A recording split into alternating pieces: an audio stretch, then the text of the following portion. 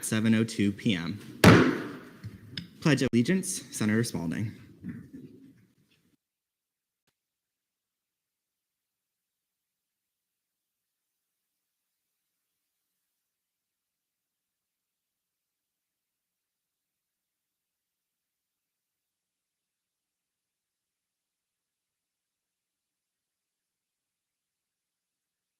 Thank you. The national anthem is unavailable.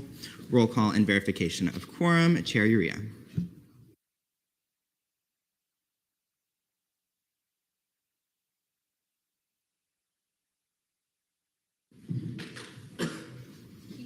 Present. Here. Present.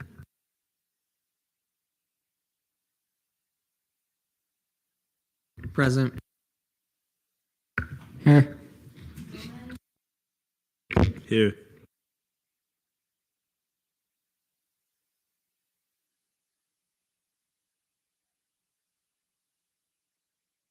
Present. Present. Present.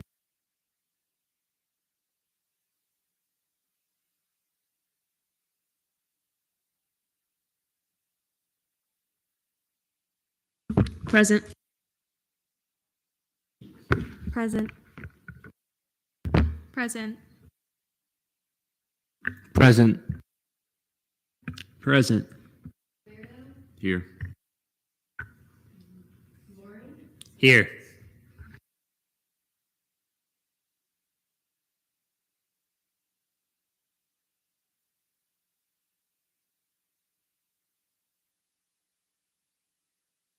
Present. Present.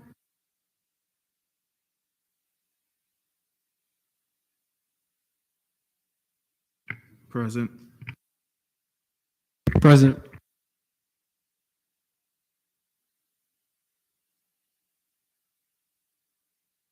Here. Present. Present. Here. Here.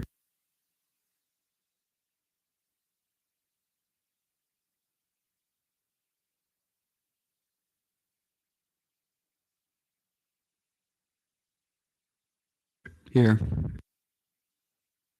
Here. Present. Present. Present. Here. Present. Present.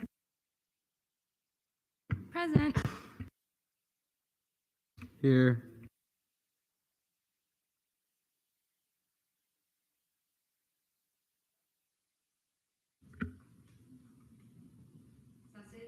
Present.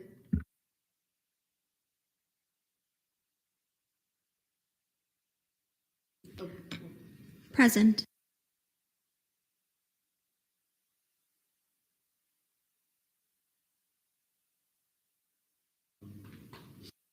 Lira Pena voting in present.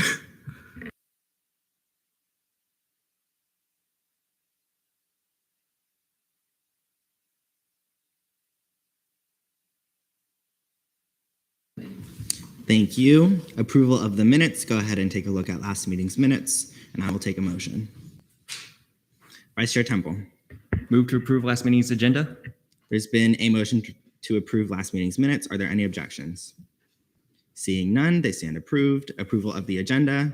Take a look at today's agenda, and I will take another motion. Senator Spalding. Move to approve today's agenda. There's been a motion to approve today's agenda. Are there any objections? Seeing none, the agenda stands approved. Open forum. Syria Lutfi.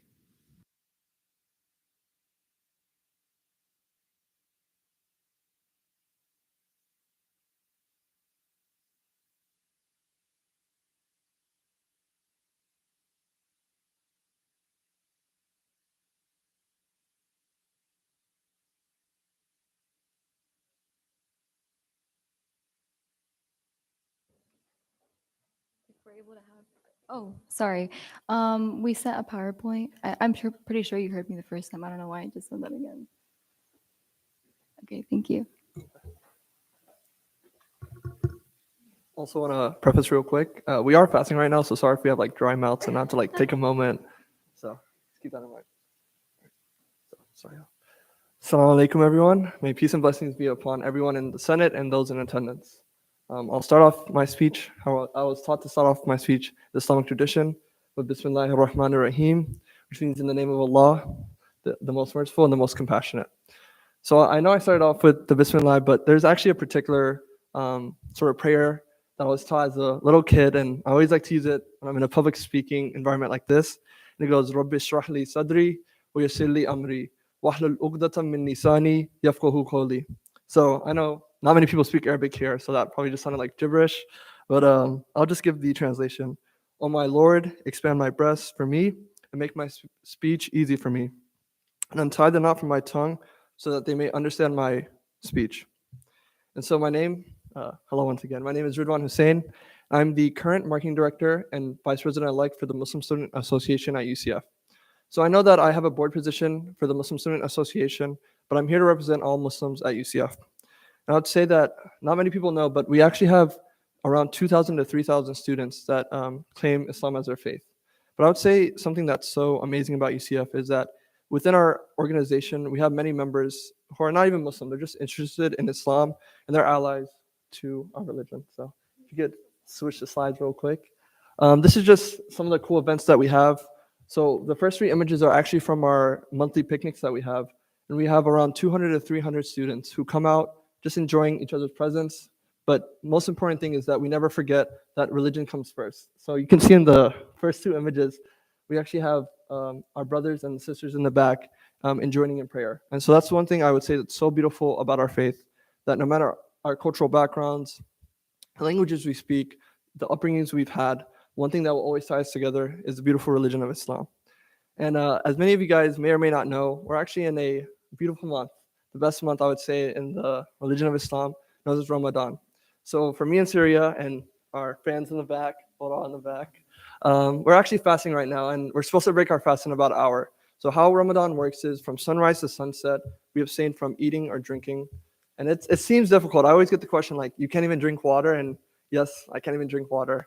But I would say even though we abstain from the most basic necessities in life, which are food and water, the biggest thing about the month of Ramadan is that it's a month of self-reflection and a month that throughout the night, for me personally, in a few hours, I'll actually be going to the mosque to engage in prayer. So I'd say with the 2,000 and 3,000 students at the University of Central Florida who are a part of the Muslim faith, the month of Ramadan and the subsequent celebration of Eid at the end of the month is something that we don't take very lightly and something that we truly hold to our heart. With that being said, I'll hand it off to Syria that will discuss some of the demands and some of the things that we would like UCF and the SG to take into consideration when it comes to this month. So yeah, thank you.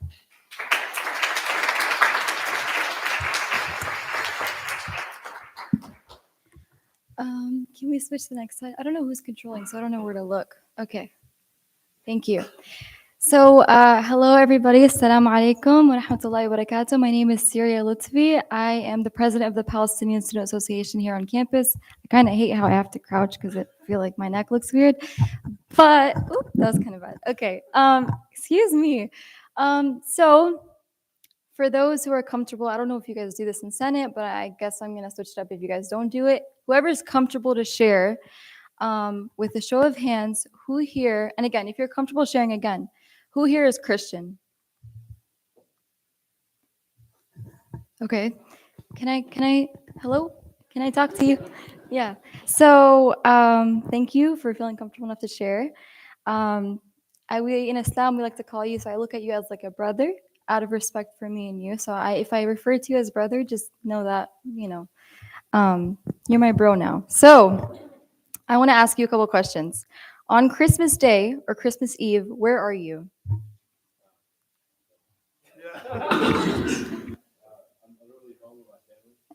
Okay. So you're with your family. That's what I'm saying. So when I ask you who are you with, you're with your family, and your loved ones and your friends, right? Okay. And where are you on Christmas Day? So like, are you in church as well, if you don't mind me asking? Engaging in worship at home?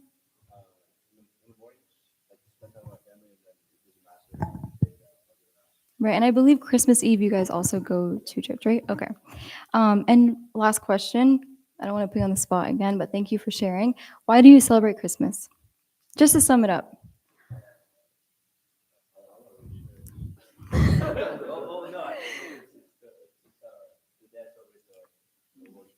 Okay, yeah. Okay, thank you for sharing. Now, thank you for feeling comfortable enough to share, brother. So anyway, very similar to what this young man just shared is what Muslims go through on Eid celebration. Eid is the most significant holy holiday within the Islamic religion. And that brings me to, oh man, can we switch it? Thank you. So what is Eid? Within the Islamic religion, Muslims have two significant holy holidays, Eid al-Fitr and Eid al-Adha. Following the month of Ramadan, where Muslims fast from sunrise to sunset, Muslims celebrate Eid al-Fitr with a large festivity and are active within congregational worship on the day of Eid al-Fitr. And just like this young man said, we're with our loved ones, our friends, our family, our community members, really just engaging in worship, festivity. Then a little bit over 2 months following Eid al-Fitr comes Eid al-Adha, which falls on the 10th day of the 12th month of the Islamic calendar, which is also one of the most significant and sacred holy holidays within the Islamic religion. So the marking point that really distinguishes other holidays from Islamic ones are the two calendars. Currently, the world relies on what we know as the Julian calendar, which is just a simply solar cycle with a simple cycle of 3 normal years and 1 leap year, which we all, I'm sure, are aware of. So that means that every single year, holidays fall on the same exact day. However, when you're looking at the Islamic calendar, we base its holidays on the lunar calendar, which is based on the monthly cycle of the moon's phases. Since each lunar cycle is approximately 29 and a half days, a lunar calendar is approximately 11 days shorter than our current standard calendar. Thus, as a result, holidays and other important dates change every single year due to these differences. So, with that in mind, Eid and Ramadan fall earlier and earlier each year. Hence why me and my friend are here today. Thank you. So, like I said, my name is Surya Lutfi, and I'm here as a Muslim American Arab woman, but I'm also here because I also sit on the Palestinian Student Association board as the president. I created a petition that, Ridwan, if you're able to bring up our numbers right now, but over 1,000 signatures were hit today. The petition was published. Thank you.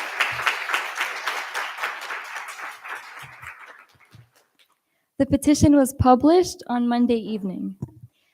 Most of those signatures are Muslim students, allies, people at UCF, alumni, people within the community.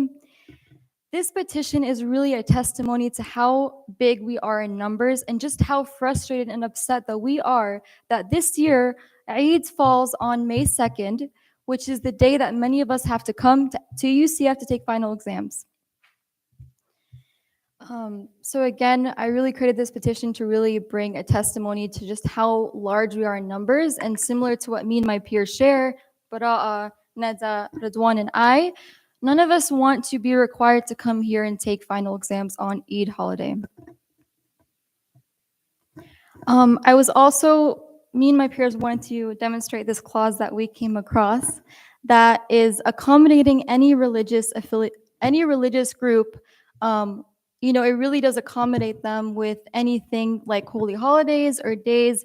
But the one thing that me and my peers want to highlight, as I underline, is that it says no later than the 10th business day of the term, which means that you have to report that. So I have to report when Eid holiday is by the 10th day of my term starting. As I said earlier, we don't know when that is. We don't know because simply our lunar calendar is not like what we follow in the West. Every single year, that holy holiday is earlier and earlier. So by the 10th day of my term, I can't go to my professor and tell him, hey, I need accommodations to that, because I'm not going to know.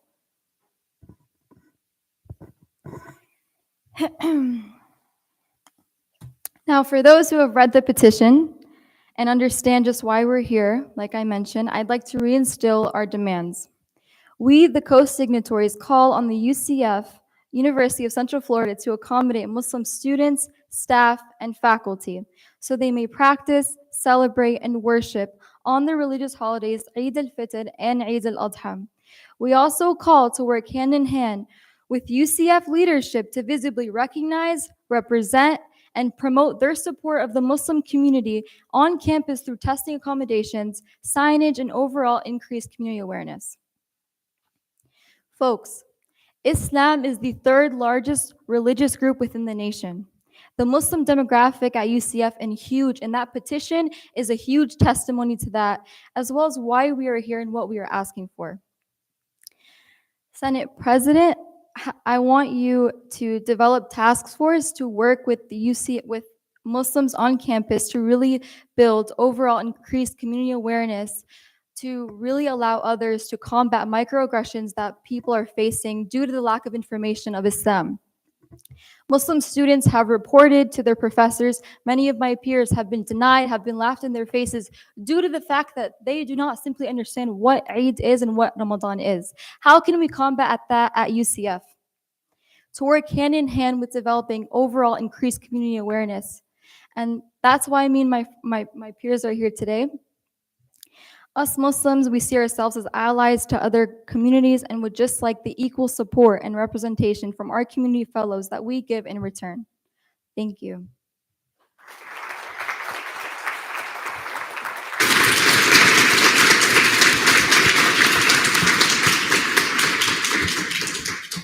Thank you. Any questions for the speakers? Senator Holmes. I'm sorry, it's not a question, but could it be like a statement? Sort of? Okay. First, I want to say thank you so much, Syria, for coming. We only spoke on the phone, so this is my first time seeing you in person. And thank you so much for coming and, testifying to these senators. I really appreciate it. You as well. And I really hope everything goes well with your petition. And if you do need anything else, please don't hesitate to contact me. You still have my email. So yes, I encourage you to please reach out to your peers, let them know, bring awareness to this situation. It's very important because they're students as well, they're people, and they deserve accommodation. So yeah, thanks again for your time. Senator Gao. Hi, Syria. Hi, Ridwan. Thank you guys for coming. I'm a big fan of you both. Thank you for presenting. I think that this is super important for us to recognize and acknowledge. I wanted to hear more from you, your experiences so far within student government, and what specifically can we do to continue to support and amplify Muslim students' voices here on campus. Thank you, Daisy. Like I said earlier, I think I don't know who the Senate President is here, so I don't know where to look exactly. Is it you? Okay. I was looking a little bit in the corner, but I was like, oh shoot, it'd be so awkward if it's not him. So, Senate President, again, the petition has over 1,000 signatures. The Muslim demographic here at UCF exceeds 2,000 individuals, faculty, and that doesn't include faculty and staff members.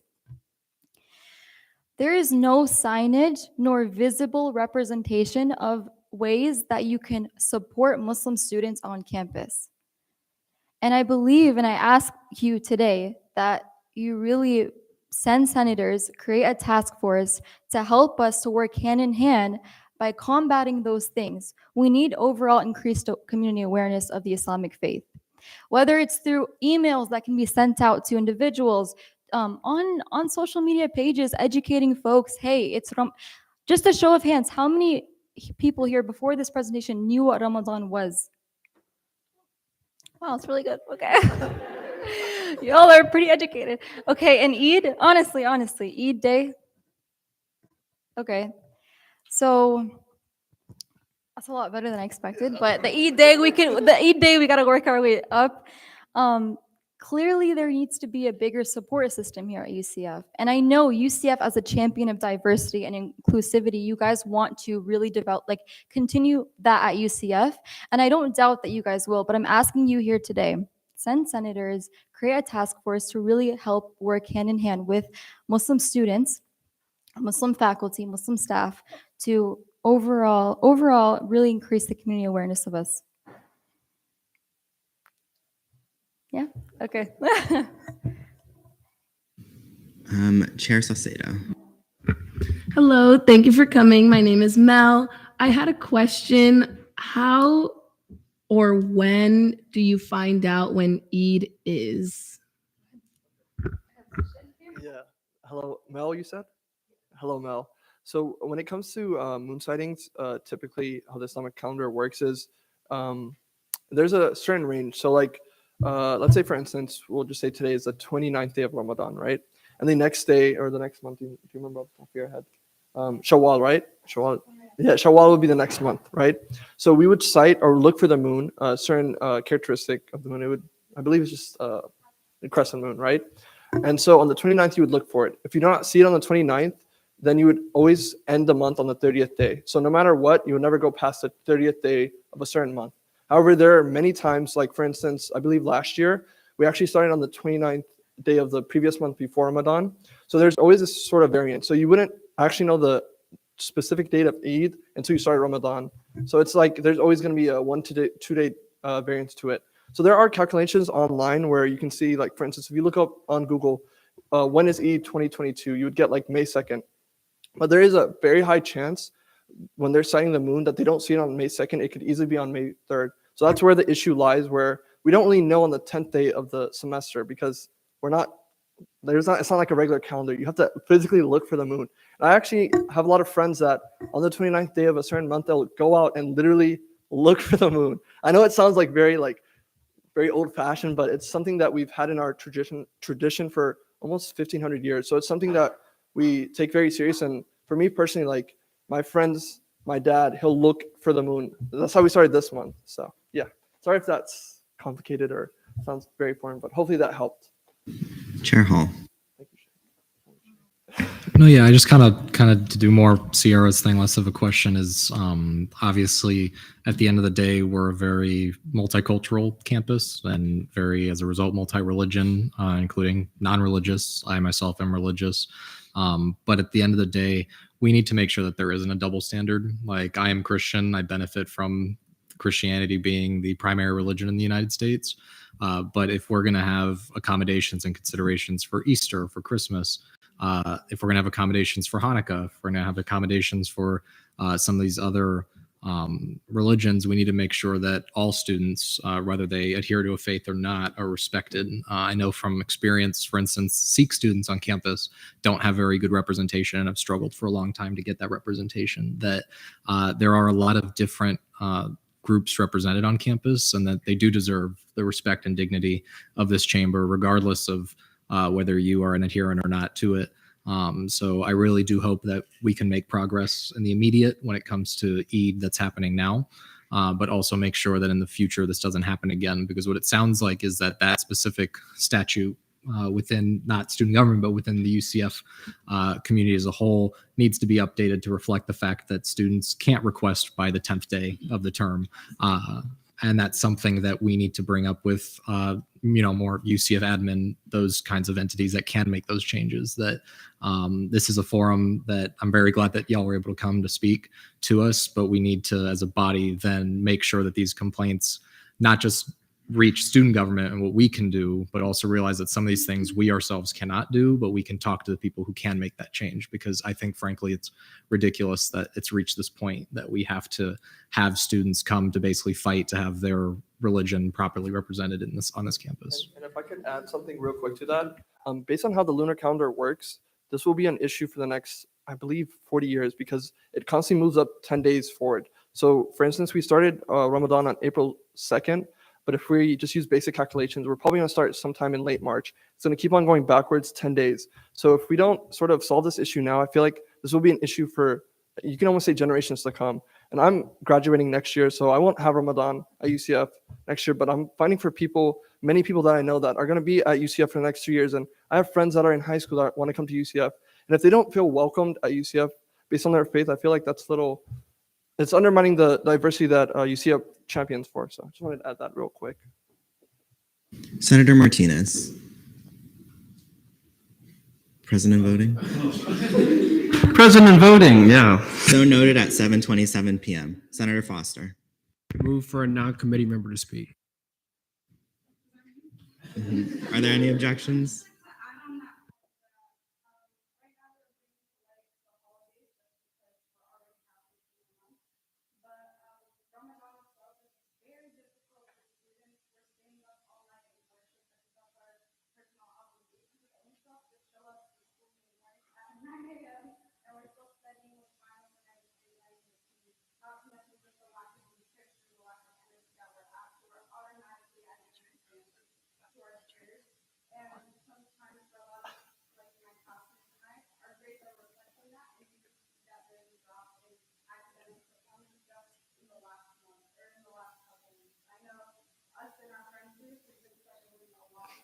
Yes, we have.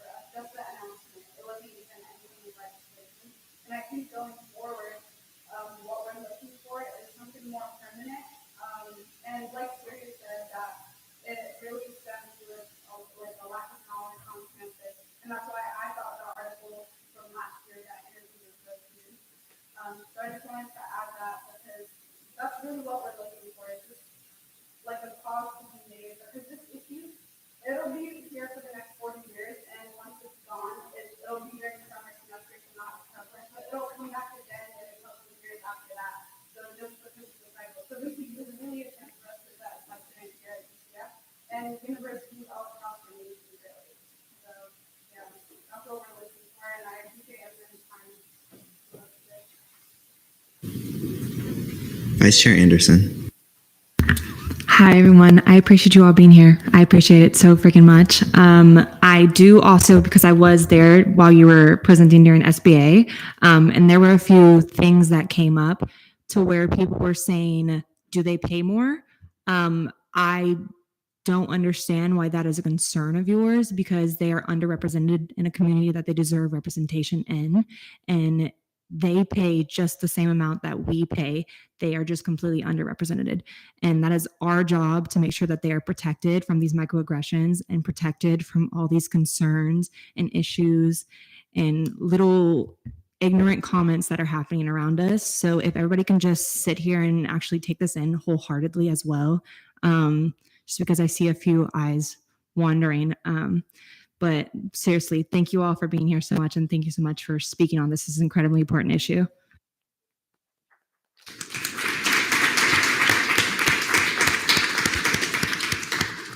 Senator Costas.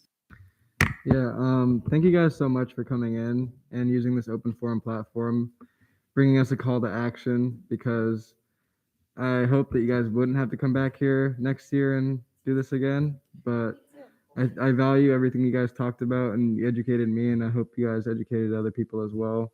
And I would love to work with you guys in any way, shape, or form to make sure we can get you guys what you need.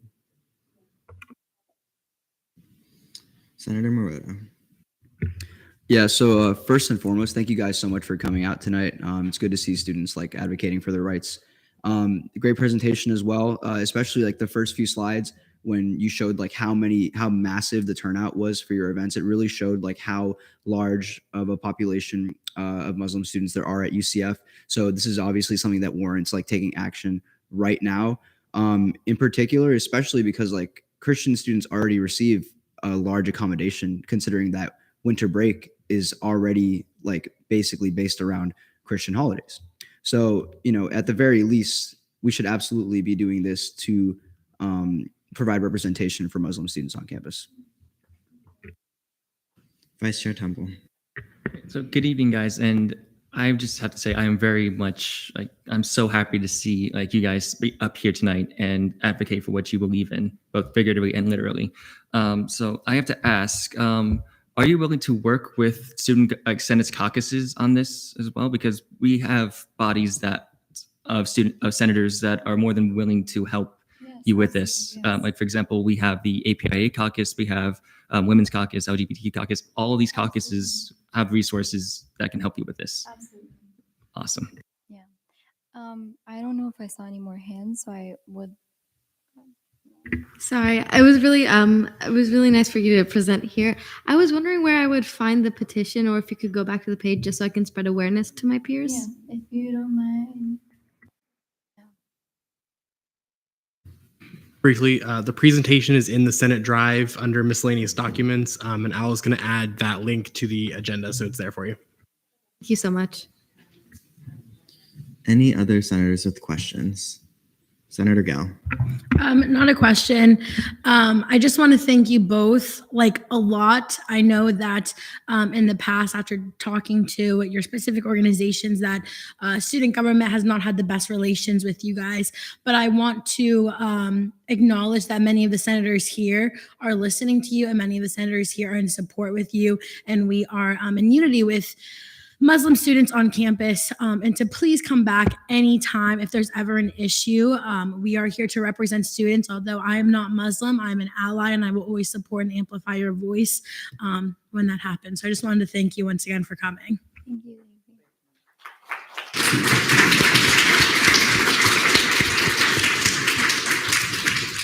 Any other senators with questions? Seeing none, thank you guys. If there's not one more question, I'm sorry to take up more space, but I do want to ask, after presenting today, and I hear you say, next steps working with the caucuses that you listed, what are you guys going to do for us? What are steps that we're going to take right now? I mean, you guys are receiving answers, which is amazing, but we also deserve to receive answers today too. Vice Chair Temple. Right. So I would be very brief with this. So we would be more than happy to see you be very present and very prevalent in our caucuses as well. And I'll be more than happy to email you guys, or heck, even give you my personal phone numbers so we can collaborate personally. I'm not sure if that's allowed, but we'll see. Chair Holmes. Hi, Syria. So I don't think you were on the phone during this part because I think you had to go back to work or something like that. So when I was speaking with Nora about the proclamations and everything, in the therefore be it resolved clause, we put that we support any accommodations being made in regards to these days in the month. So these will be sent to President Cartwright, different RSOs, things like that. So it will be sent to them in part for our advocacy on your behalf. And you can send those those proclamations, once they're signed and everything, to your professors, letting them know that the student body senate does back up getting accommodations for those specific holidays. So if you have any more questions, you have my email. You can always speak to me after Senate. If you're saying that long, it might be a little bit long, but that's what you could do with the proclamations and everything. But they'll be seen in SBA on Monday, and then we'll be seeing them on the Senate floor next Thursday. Senator Martinez. I just wanted to say that thank you for presenting. I know I was late. I was at a class, but thank you for coming. And I think that we do need to do this quickly because Eid is coming very soon. It's in the beginning of May, I'm pretty sure. So I would urge all of us, and me included, that we need to do this very quickly, because I would like to see the accommodations made before Eid this year, so we don't have to go another year misrepresenting and mistreating our fellow students. So hopefully we can get this done quickly. Vice Chair Anderson. Hi, just furthering on what Senator Holmes said over there. So yes, we will be seeing this in SBA as well. And SBA is big on accountability and big on action. So we'll be absolutely making sure that something is going to happen with this. You guys will not be left in the dark at all. And we will consistently be reaching out to you and making sure that you are getting what you deserve. So thank you so much again for being here. Thank you. Yeah. Thank you so much. Chair Solana. So noted at 7:37 p.m. Senator Costas. Amazing question. I love putting pressure on power. So I have friends in the Presidential Leadership Council, and we can also meet with the president and vice president of the student body and really talk to them directly and explain why we need this. Proclamations are amazing, but the president can easily just look at it and put it on his desk with all the other papers he has. So if you guys would like to meet up after this meeting, please let me know. And we have can to break our fast actually, but I'll hold Sorry. you to that. for Okay, sure. yeah, I'll and, definitely get in contact with you. yeah, I would love to meet with the president or have some people that we know meet with the president and really like put pressure on him. I do want to be mindful of their time because they do have to break their fast. So we'll do Senator Cox and then Chair Hall.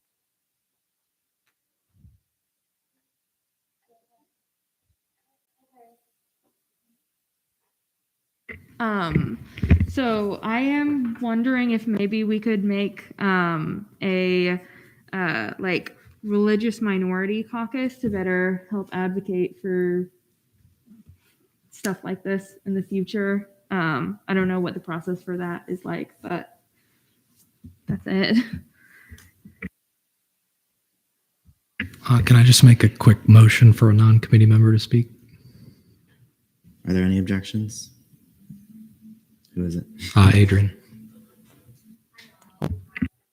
Hope everyone is having a good night. And I appreciate the question about the religious minority caucus. So in cabinet this year, we hosted the Interfaith Council, where we worked with numerous student communities and faith communities represented on campus. I would highly encourage that to maybe be reflected within Senate or continue working with the cabinet for the upcoming year.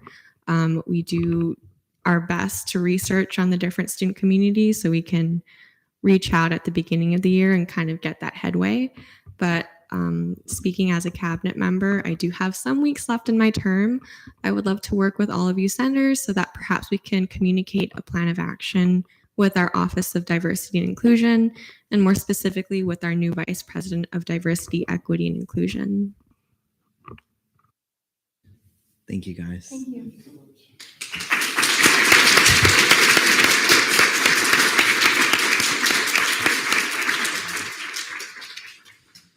Next up, Cheska Magdadara with Ethan Temple speaking on her behalf.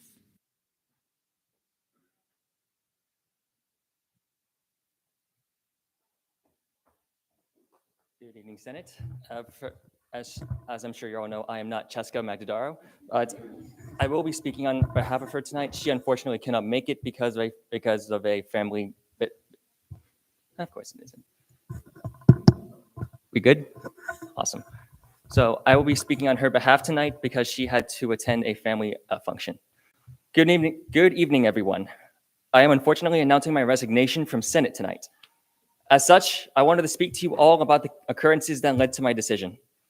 To be completely transparent, I applied for both deputy positions under the pro tempore's office, but immediately withdrew because I had wronged pro tempore Cerisi. However, I was not alone in this mistake. In fact, it was not I who initiated such a series of events. While I was still understandably upset about my loss to the election for pro tempore, I was approached by my co-candidate, Senator Jacob Bertram, who encouraged me to accompany him in approaching pro tempore Cerisi and issued her an ultimatum. We were to apply for a joint application to the pro tempore's office with the agreement that she would have to appoint either both of us or neither of us. The acts that Senator Bertram instigated and what I went along with were absolutely outrageous, unprofessional, and it exposed many negative aspects of our characters. While I cannot speak for Senator Bertram, I absolutely regret that decision, and after hearing how she thought of it, I spoke to her and apologized profusely over the matter. No one should ever have to hear that conversation and have to be put in that position.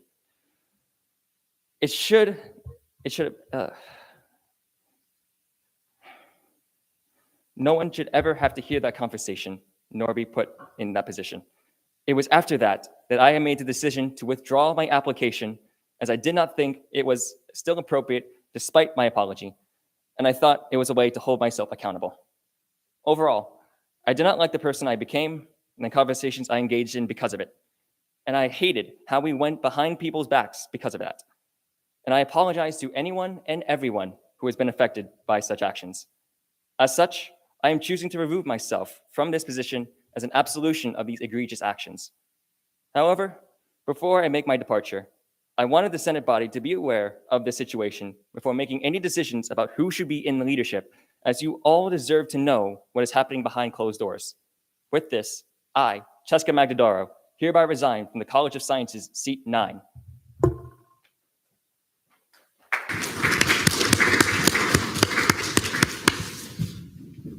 Thank you. Announcements from the student body president, Coordinator Lee.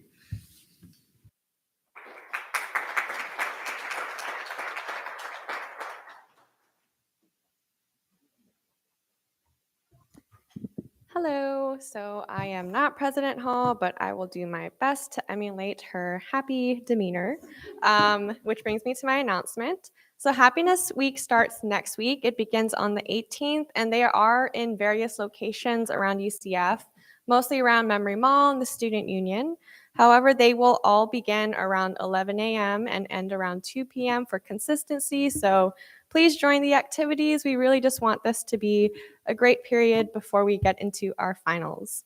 Other announcements from our cabinet include that our Universal Nights ticket distribution has ended. Online submissions are accepted until this Monday at 6 p.m.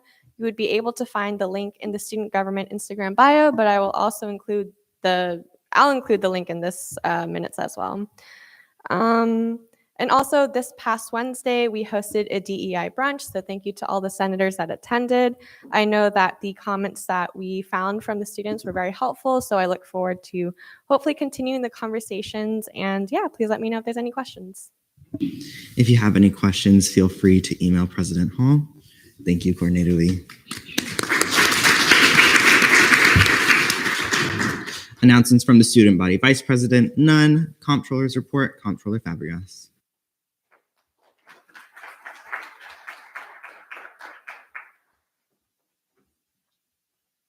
Hi, everyone.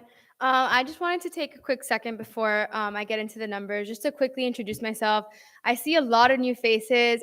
This is the first time I'm able to attend Senate this session, and I've been attending all throughout the past session, but I see so many new faces that I really thought I should introduce myself. I am the comptroller this academic year, or this past academic year, that's almost over. I have a couple weeks left, so those who are like in fiscal committees or fiscal chairs, fiscal vice chairs in those committees, if you have any questions regarding like fiscal policy as a whole, NSF policy, anything like that, feel free to reach out to me. I can kind of get you up to speed and like the whole grand picture of everything, because there's a lot of red tape you have to go through. But yeah, I just wanted to introduce myself. I'm so excited for all the work you guys are going to do this session and all the work you have done so far. Yeah, and I'm looking forward to working with you all and meeting some of you within the next couple weeks that I've left. So with that being said, CRT current account balance, $311,307.82 with a reversion rate of 16.663%. The FAO current account balance is $83,360.22 with a reversion rate of 22.935%. Thank you. Any questions for Comptroller Fabregas? Seeing none, thank you. Thank you, guys.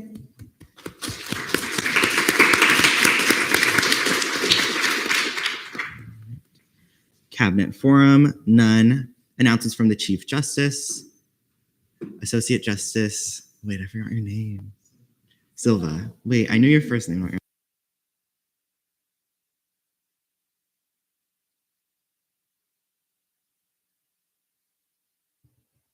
I'm obviously not Julia. Sorry I could not make it tonight. Please email me with any questions. Title IX advisor training is tomorrow morning over Zoom. Please RSVP through the calendar invite. When Julia sent the email, it was sent in like 3 invites and then 2 were canceled. So I know it's a little bit confusing, but it's there if anyone is interested. The last Judicial Council meeting is next Wednesday. Judicial applications will open on Monday the 18th at noon on Night Connect and will close on Monday 26th, just kidding, May 26th at 5 p.m. And IRC is finalizing the Judicial Council transition binders and will be voting on the JRP amendments tomorrow. Any further questions can be directed to Julia's email. I would like to echo that statement. Please email Chief Justice Gamera if you have any questions. Thank you.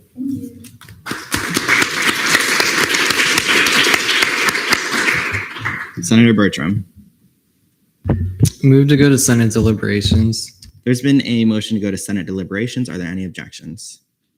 Seeing none, we are there. Yeah, so obviously I'm going to speak about Senator Magdadaro's resignation. Firstly, I sincerely apologize for the actions that occurred on that Friday that was in question. Nobody forced me to do it or made me to do it, and I genuinely feel bad for acting in that manner. It was unprofessional, and I immediately regretted it the weekend after. In fact, the Monday after the incident on Friday, I did go to Pro Tem Cerisi and I apologized to her, and I spoke with her for about 20 minutes regarding it, and I expressed my apologies, and we did have a good faith conversation about breaching trust, but also we can rebuild that and move forward. And so throughout the last 2 weeks, I have been working on rebuilding that trust with Pro Tem Cerisi. I have reached out to her multiple times. We have spoken. In fact, I met with her earlier this week and we had a good heart-to-heart conversation. And we cleared the air. I have a lot of respect and admiration for Sam. I really, really do. And I think she's going to do a fantastic job. And it was unprofessional for me to act in that manner. But I did want to push back against some of the things that Senator Magdadaro said in her resignation. I told her to apologize, and she went and did it first. I had a class on that Monday, and I immediately went afterwards and apologized. I feel the same regret. I feel the same dissatisfaction with the situation, and I just ask, perhaps the Pro Tem Cerisi wants to speak on it. We had a conversation, and we are working to rebuild that relationship, and we settled it as adults. And, I feel like then the individuals involved talked and spoke it out. I do know that there has been a lot of he said, she said over the last 2 weeks. And I just ask, before you go around saying things, talking bad behind senators' backs and things of that nature, just talk to them. Because majority of the time, it's lacking context. It's hearing it from someone that heard something that told someone else. And I really would appreciate if individuals could just come and talk to me, and I could let them know that, hey, yes, I made a mistake. I admit to it. I regret it. I have apologized, and I am taking steps and moving forward to rebuilding that relationship with Pro Tem Cerisi. So if anyone has questions, I'll be more than willing to answer. Any other senators for Senate deliberations? Pro Tem Cerisi.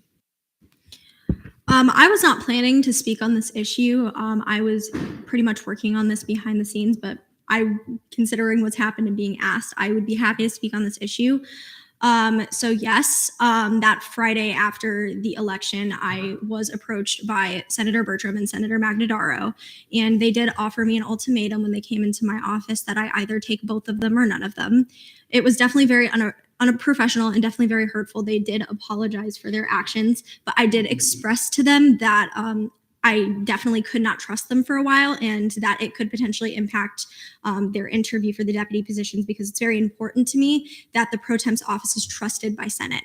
And so that is pretty much what I wanted to say on the issue, that I just was not comfortable having Senator Bertram in my pro tem's office. He did do a great interview, and I think that one day we could possibly come to trust each other. But if there was any concerns regarding that instance, I just, now that it is out there, I ask that you guys do consider this when you are electing him. Now, I do think that he has apologized and has tried to make up for it, but it is important to understand that the people that you are electing, and if you can put your faith in them for when they get elected. So just consider all of this, consider all factors, try to stay objective, but just now that it's out there, I just wanted to kind of give this to you guys. I just wanted to say thank you to Senator Pro Tempore Cerisi for standing up basically and not like giving in to the ultimatum, and just also to speak in honor of Senator Magnadaro for being honest about what happens and for showing honor and resigning the position, but also making a public apology and taking steps to make sure that, like, to make amends, basically, to make sure that she's not in a position of power again very soon. So I just wanted to say that. Senator Costa.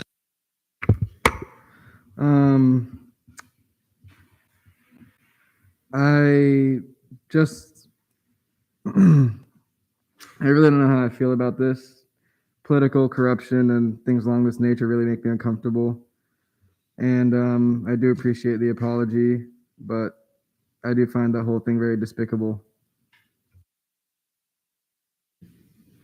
Any other senators for Senate deliberations?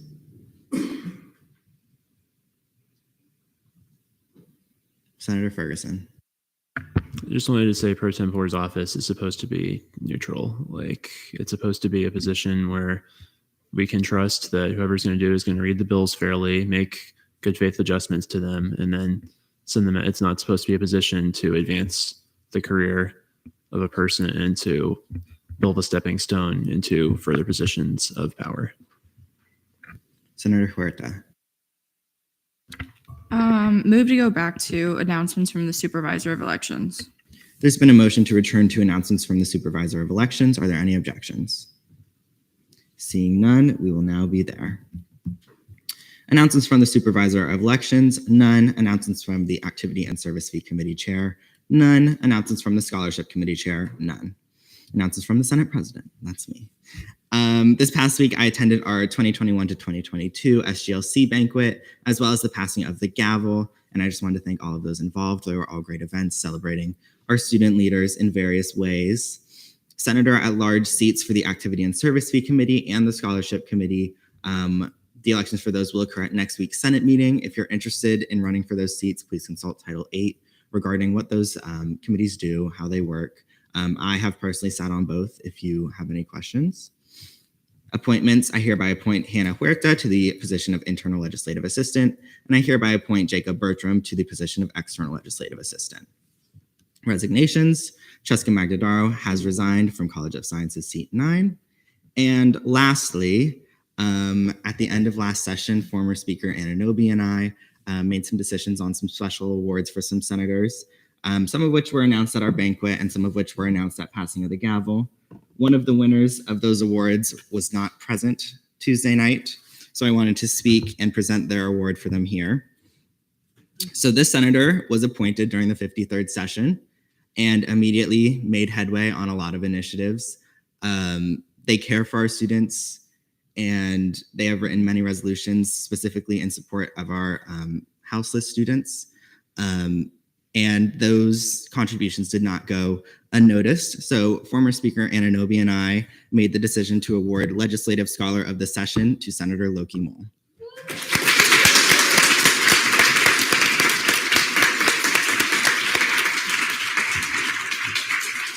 Get a nice little award. Let me put it in the box. Sorry, it's a mess. There's this leaf too. Thank you. Any questions for me? Cool. Seeing none. Internal Legislative Assistant report, none. External Legislative Assistant report, none. Senate President Pro Tempore report, Pro Temp Cerisi. Hi, everyone. Okay, so first off, sorry to inform you all of this, but 15 people did not submit me proof of their financial training and will be receiving notifications of non-compliance. In the future, try to be better about meeting deadlines. that's pretty much it for that one. I approved 5 proclamations and 1 resolution to be seen on first reading tonight as well. One-on-ones will only be available for tomorrow on Zoom. I do have a link where you can schedule those with me. I should have a schedule to you guys by next week about what schedule I have for next week, depending on how this evening goes. If you still not have yet had a new member orientation, those won't be offered until the beginning of summer session. I will send an email out at the beginning of summer to kind of notify you guys and say, hey, if you have not had an orientation yet, let me know so I can host that with you. Caucus times for next week. APA caucus is meeting Wednesday at 11 a.m., Black Caucus Wednesday at 2:30 p.m., Disability Caucus Wednesday 3:30 p.m., Hispanic Latinx Caucus Tuesday 5:30 p.m., LGBTQ+ Caucus Wednesday at 12 p.m., and Women's Caucus on Tuesday at 2:30 p.m. Please email Nathan if you need to switch committees or caucuses based off of these new times. And these times are just for next week. We'll have new times selected for summer. Sergeant at Arms will be appointed next week. And now for appointments to the deputy positions. So the 2 people I chose to fill the positions are the most qualified for the roles. They're passionate about student government and above all embody the qualities I'm looking for from the pro temp's office this session. I asked each individual applicant a total of 21 questions and then linked their answers in supporting documentation. Keep in mind, I plan to heavily train both of my deputies. They will be put through 10 trainings. Just to kind of keep that in mind. So I hereby appoint Nick Foster to Deputy Pro Tempore of Senate Relations and Katrina Wanjan to Deputy Pro Tempore of Legislative Affairs. Any questions for Pro Temp Cerisi? Senator Martinez. Yeah, if you want to submit the proof, should we just send you a screenshot or something to your email, or is it just too late? I mean, I was not aware that I had to send that. Yes. So technically that was due to me by 7 p.m. And I did put that in Senate updates. You can still send that to me if you would like to. When did you complete the training? During my class that I just had.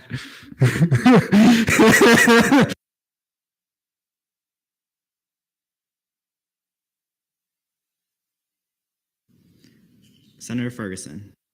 If I sent the screenshot over GroupMe, is that okay? Thanks.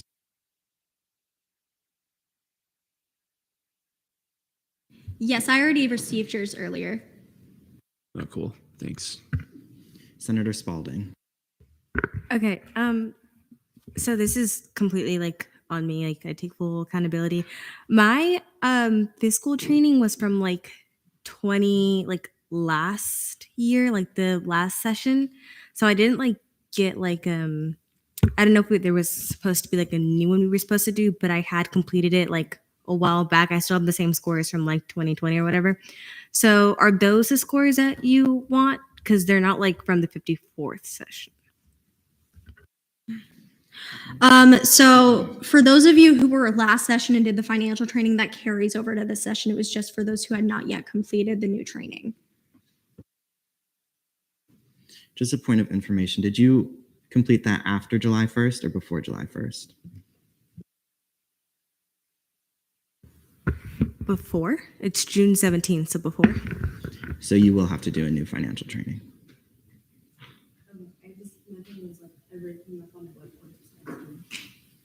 I believe Brody sent emails regarding financial training. That is one that you have to go to the link and sign up for it. I'm sorry. But yeah, it's pretty much the same course, so it shouldn't take very long, but yeah.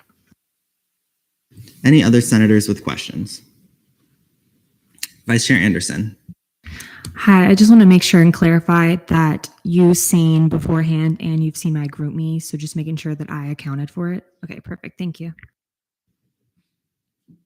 Seeing no hands. Deputy Pro Tempore of Legislative Affairs report, none. Deputy Pro Tempore of Senate Relations report, none. Caucus reports, Asian Pacific Islander American Caucus, Chair Patel. Hi guys, glad to be your new API chair. We'll be hosting vice chair elections next week, and APAC will be hosting the Hidden Lotus Awards on the 22nd in the Pegasus Ballroom from 6 to 9 p.m. I encourage you all to attend. Any questions for Chair Patel? Seeing none, Black Caucus, Chair Holmes. Hi, everyone. Thank you to my caucus members for voting me in yesterday. I appreciate you all. Our next meeting will be next week on Wednesday at 2:30 p.m., as well as it's looking like our meeting with Rick Falco regarding the Natural Hair Initiative will be during our caucus meeting next week. And to my other caucus leadership, if you are interested in attending this meeting, because natural hair does not just pertain to the Black community, so if you would like to come to that meeting as well, please let me know. And that is all from me. Thank you. Any questions for Chair Holmes? Senator Gell. Hi, Chair Holmes. I was just wondering if you invited Naturally Textured, which is an organization of primarily Black students that are dedicated to the wellness of the Black UCF students here on campus.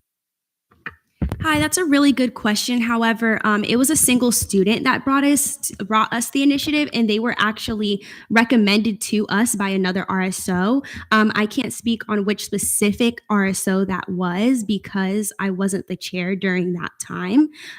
So no, I haven't spoken with them, mostly because this is between a student and the Black Caucus, and they're probably part of that RSO, but I'm not completely sure.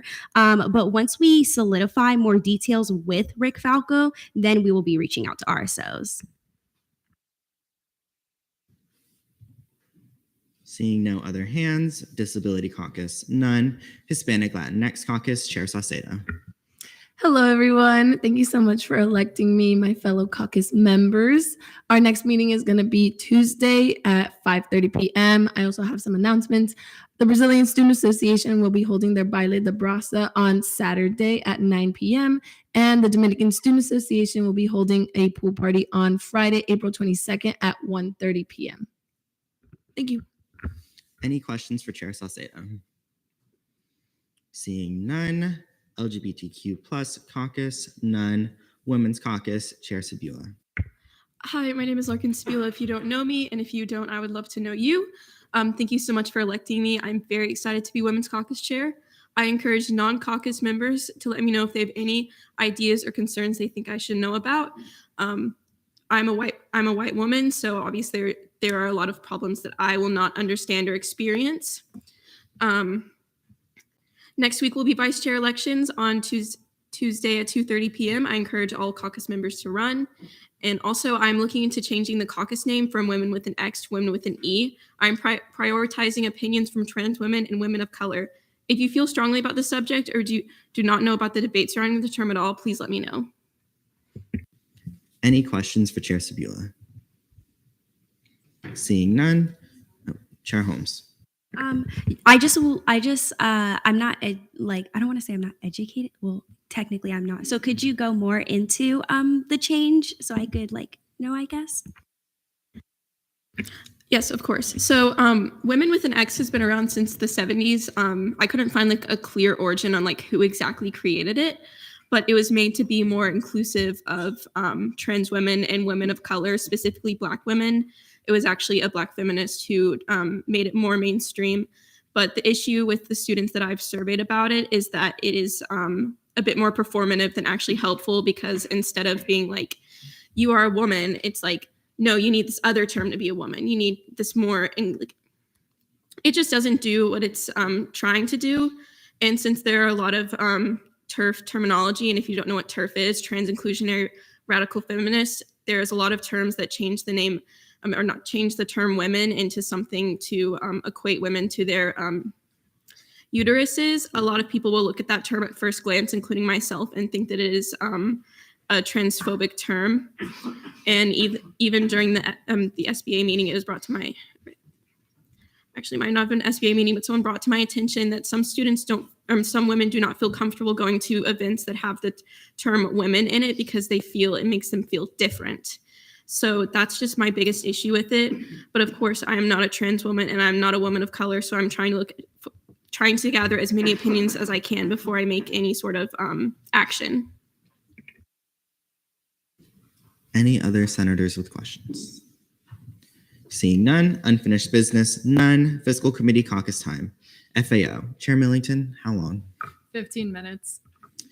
I hereby recess the Senate at 8:07 p.m.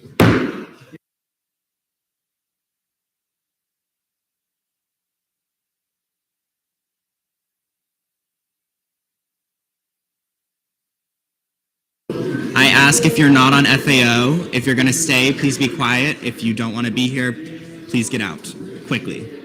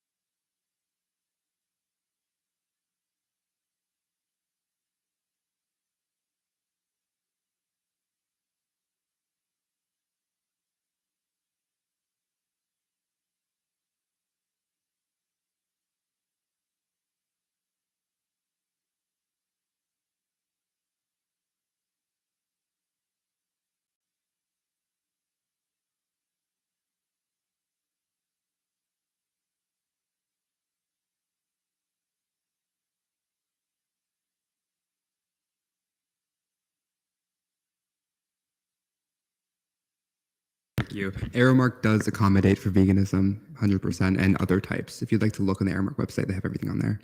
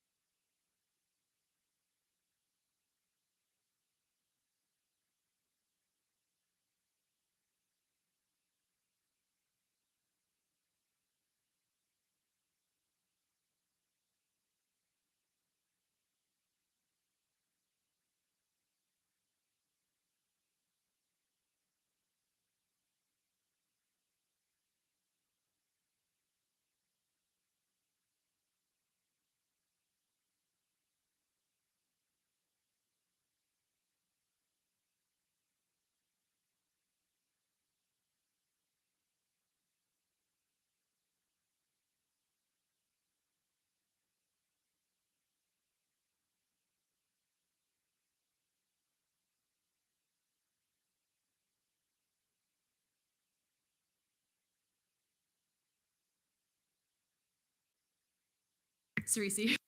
May I retain? I'm interested to see what Senate has to say about this. Move to vote. There's been a motion to vote on internal bill 54XX. Are there any objections? Seeing none, we'll now be in voting procedure. We're using hands, right? All of those in favor?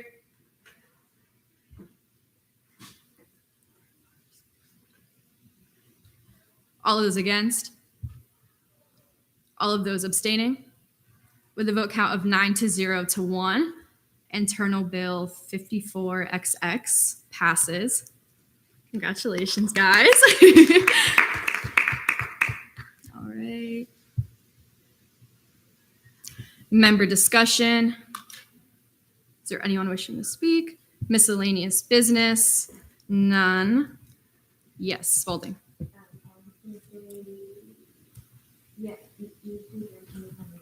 There's been a motion to adjourn pending final roll call. Are there any objections? Seeing none, we'll now be in final roll call.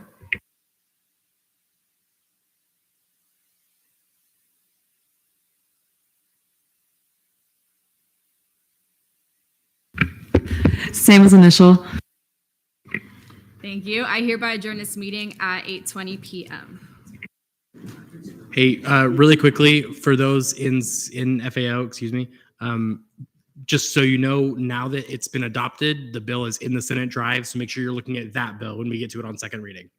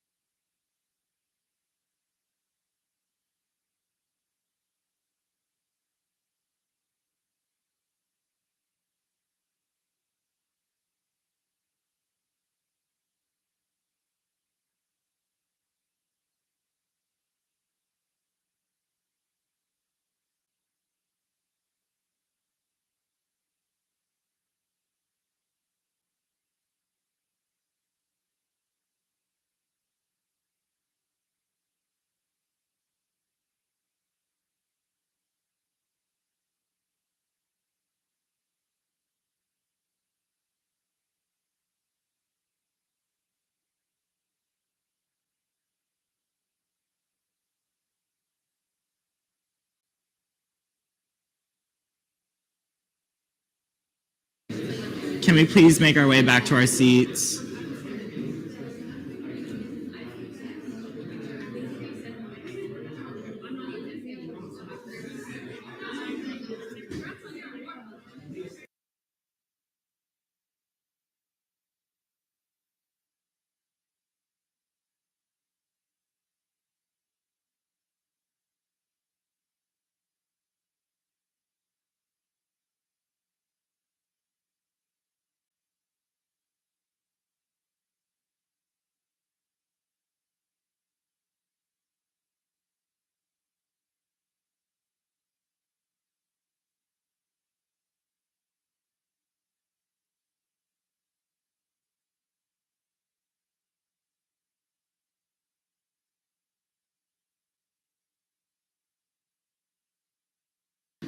Everybody, please make your way back to your seats so we can get back into it.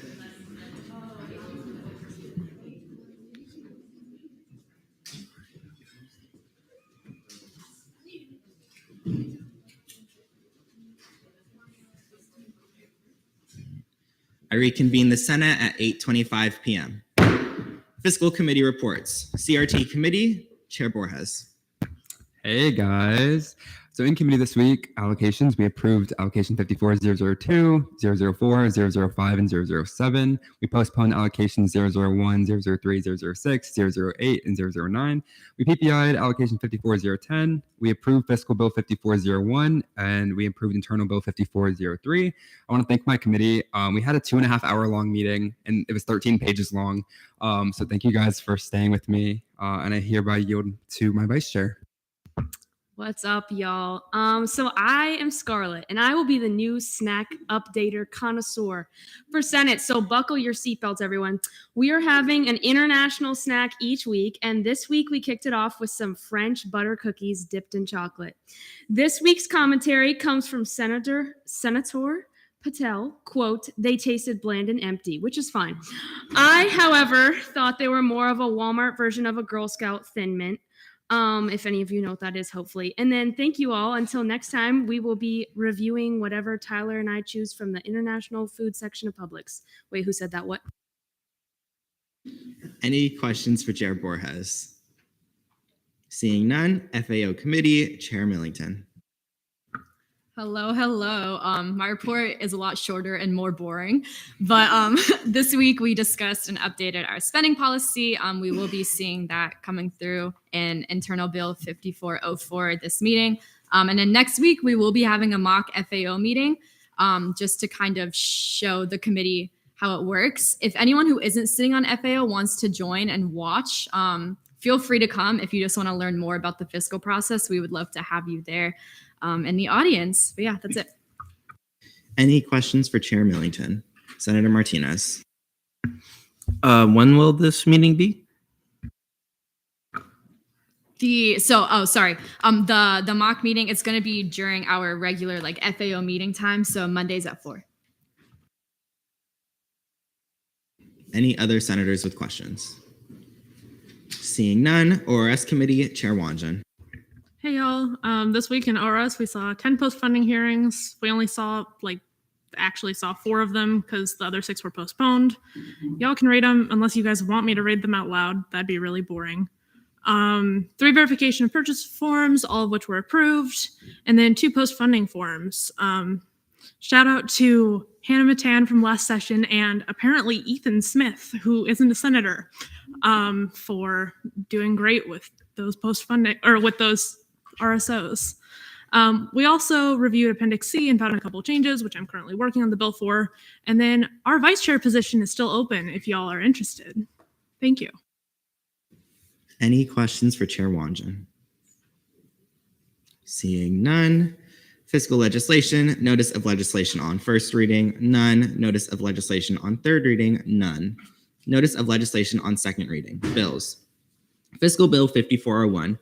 Funding for 2 members of aerospace engineers for research and outreach to travel to the 28th International Colloquium on the Dynamics of Explosions and Reactive Systems in Naples, Italy from June 18, 2022 to June 26, 2022, introduced by Chair Borges.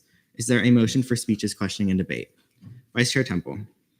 Move for 3-minute speeches, unlimited questioning, unlimited debate. There's been a motion for 3-minute speeches, unlimited questioning, and unlimited debate. Are there any objections? Seeing none, Chair Bohr has 3 minutes whenever you're ready. Oh, you have a speaker? All right, you can come join us at the front podium.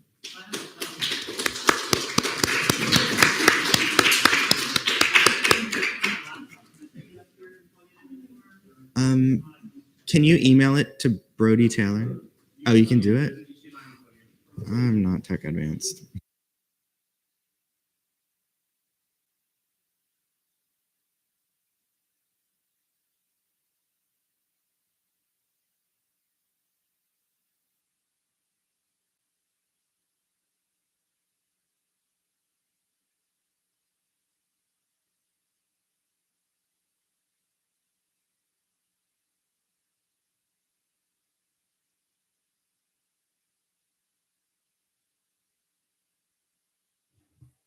All right, hope everyone can hear me from this.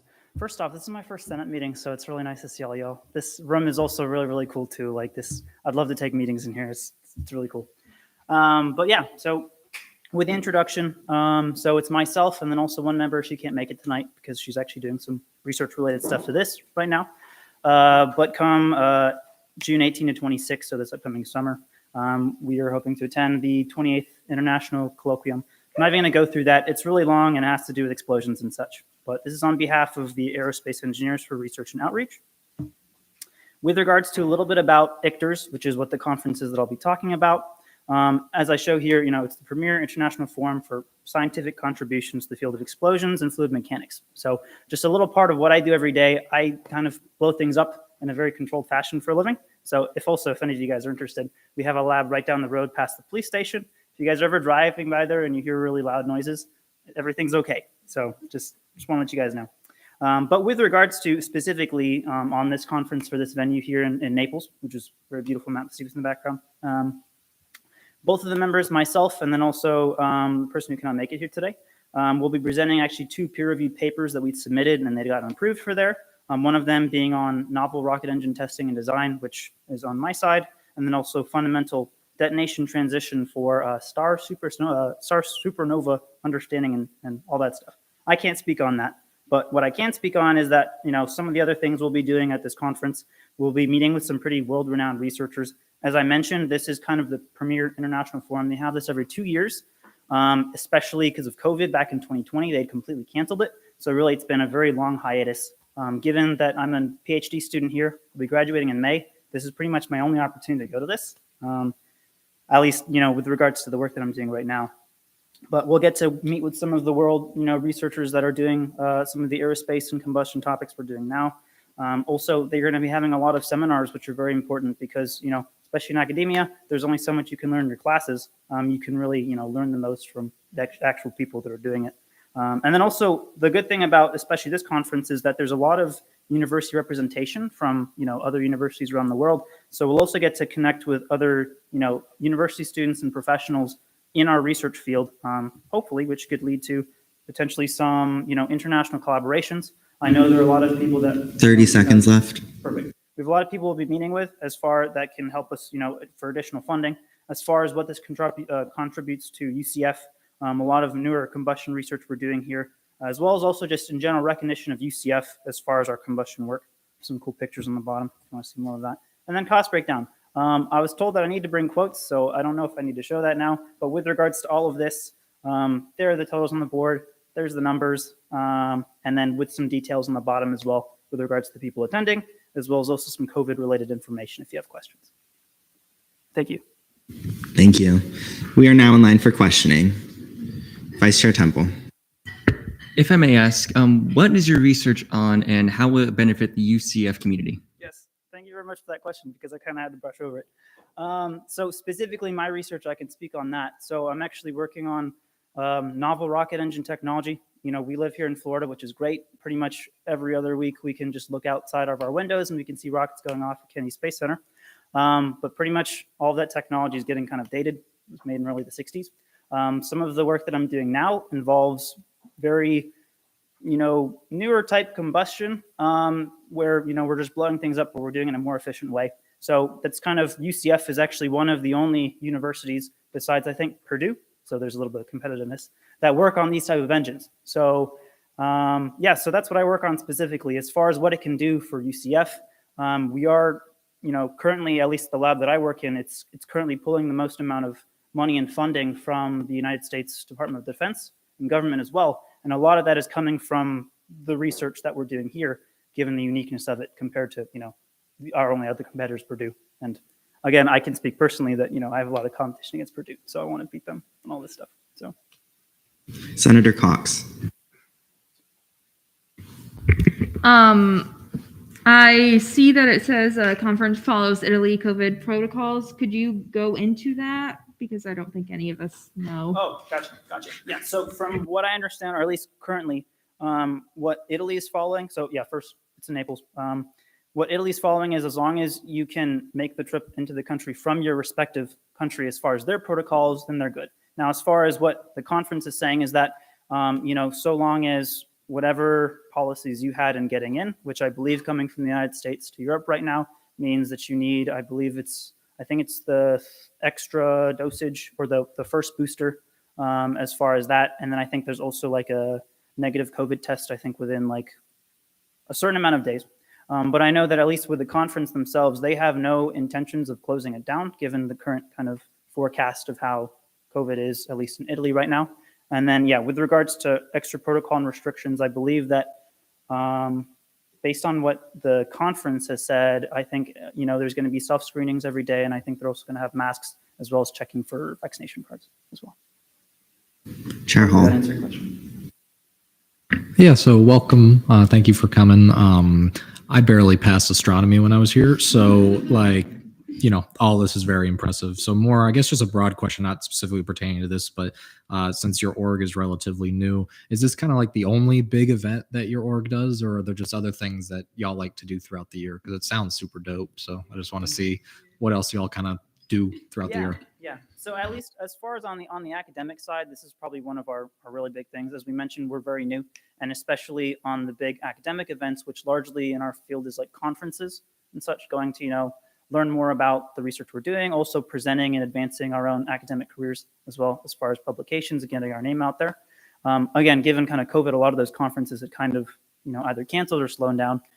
So this is kind of our first big event, at least on this scene. As far as other events, I mean, we do have, some fun extracurricular stuff like Claire, but I mean, who on UCF doesn't really do that kind of stuff too? But this is kind of our first main event here. Vice Chair Almanar.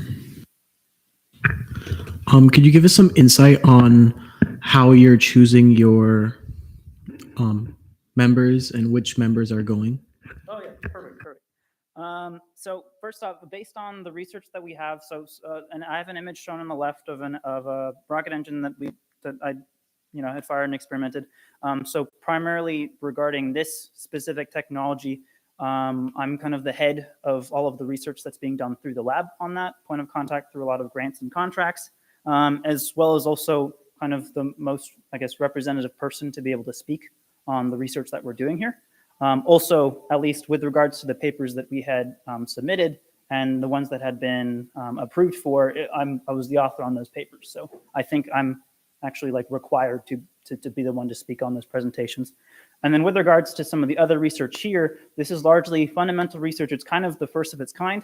She's actually doing a lot of work with, I think there's one other university here, and then I think a university out in like Japan or something. And it's kind of an international effort. It's kind of, this is one of the first opportunities where some of that information and research is actually going to be kind of, given to the world. And she knows everything about that, so she'll be able to talk on that. Chair Salerno. Hi, I'd like to express a sentiments. Thank you for being here. We really appreciate the presentation, the pictures. My question is, how do you plan to account for the remainder cost of this event?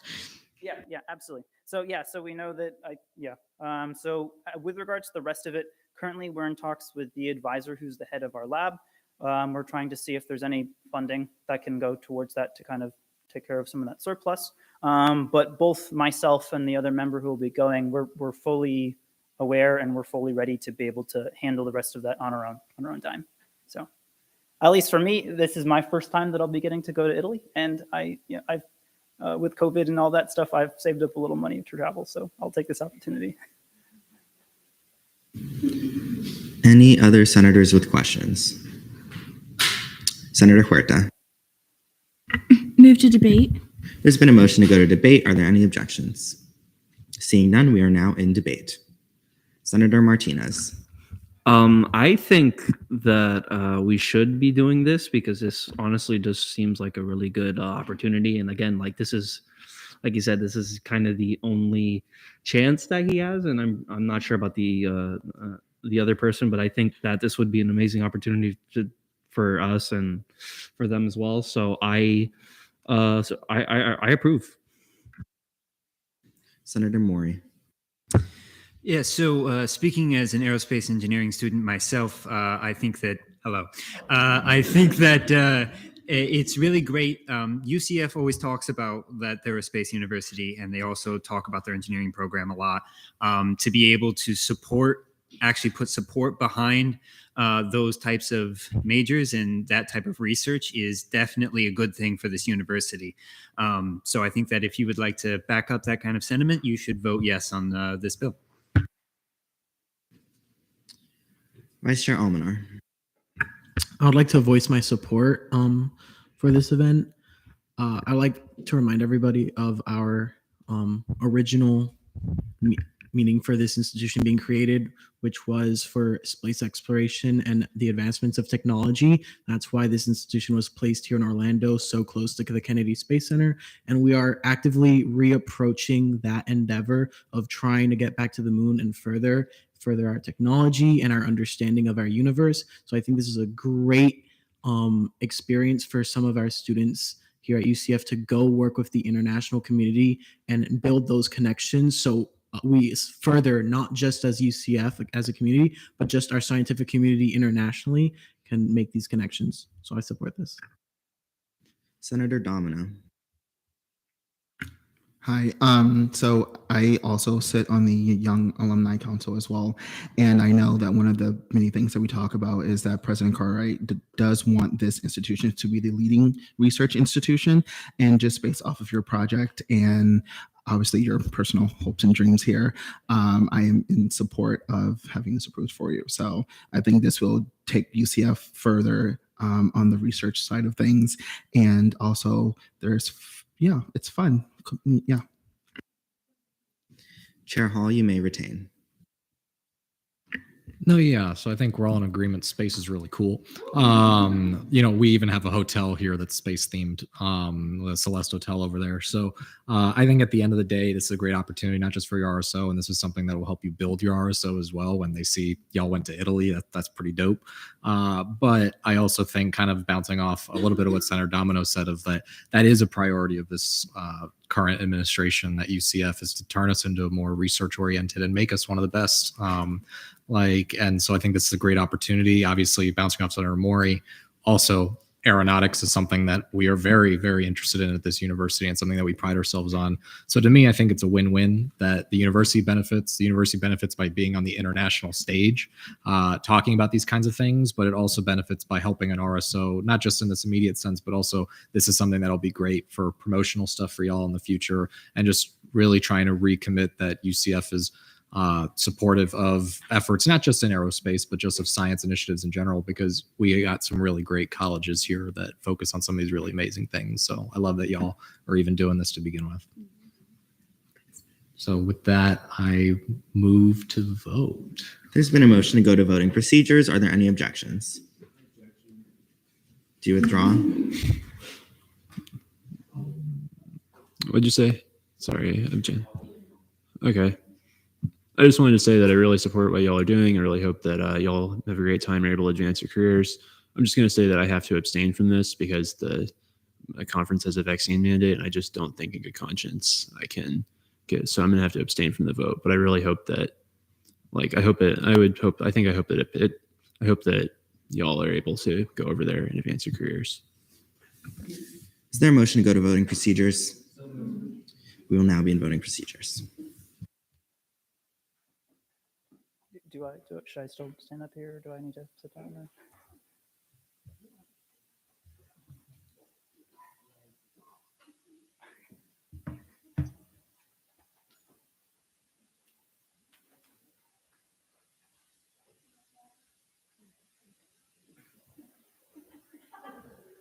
Please be quiet during voting. With a vote count of 39 to 0 to 1, Fiscal Bill 5401 passes second reading.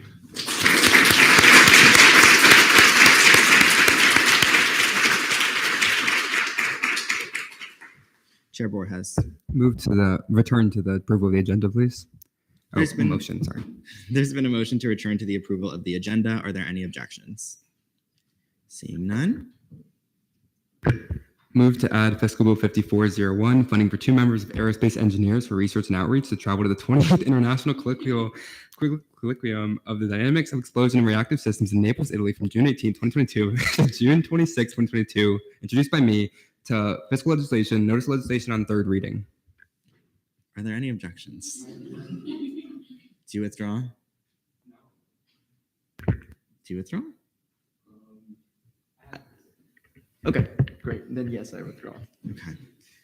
Are there any other objections? All right, seeing none. Chair Millington.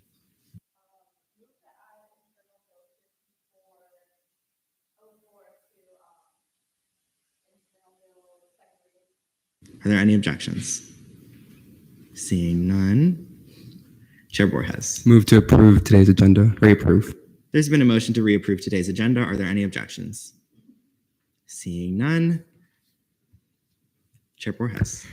Move to go to fiscal legislation, notice of legislation on third reading, Fiscal Bill 5401. I'm not reading the whole thing again, I'm sorry. There's been a motion to return to fiscal legislation, notice of legislation on third reading, Fiscal Bill 5401, funding for 2 members of aerospace engineers for research and outreach to travel to the 28th International Colloquium of the Dynamics of Explosions and Reactive Systems in Naples, Italy from June 18th, 2022 to June 26th, 2022, introduced by Chair Borges. Are there any objections?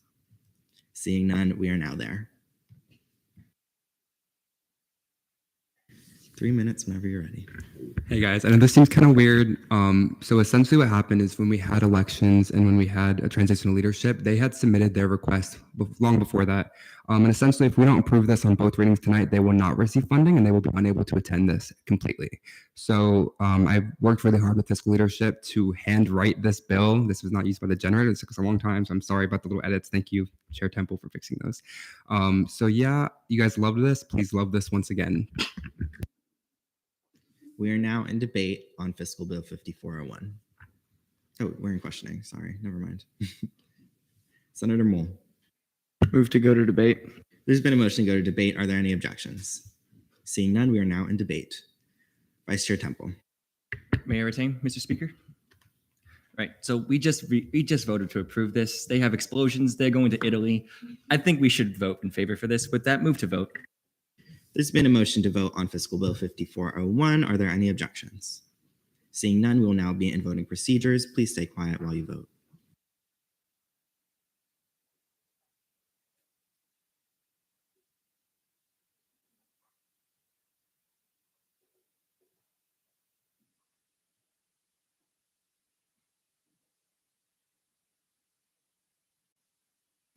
With a vote count of 42 to 0 to 1, Fiscal Bill 5401 passes third reading.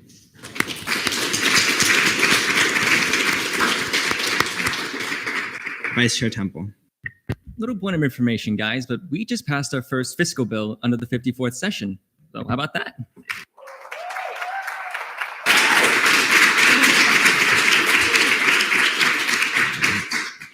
Moving on through third reading, resolutions none, special acts none, notice of legislation on second reading, we already did that. Resolutions none, special acts none. Internal committee caucus time, ENA 20 minutes. I hereby recess the Senate at 8:48 p.m.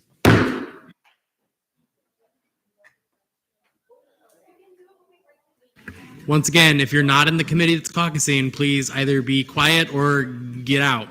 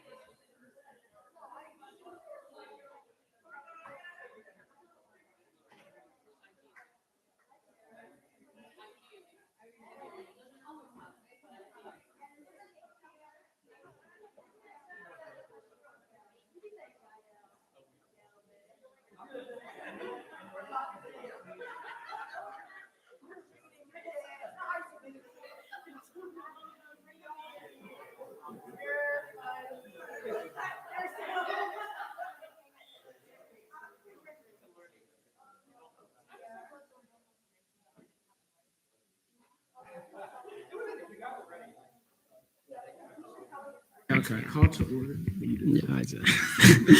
Call this meeting to order at 8:51 p.m. A roll call and verification of quorum. Vice Chair Almanar.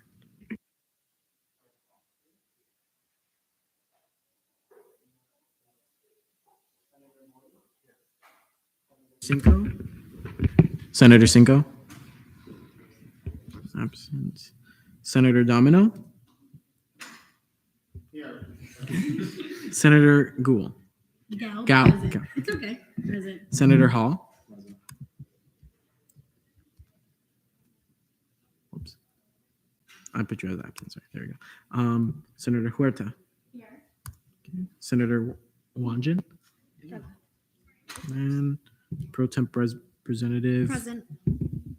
And then LJR Representative vacant, right? Okay. Roll call verification of quorum is 1, 2, 3, 4, 5, 6, 7, 8. 8 out of 10? 9 out of 10? Quorum is verified. Quorum is verified. And then present and voting? Okay. So noted at 8:52 p.m.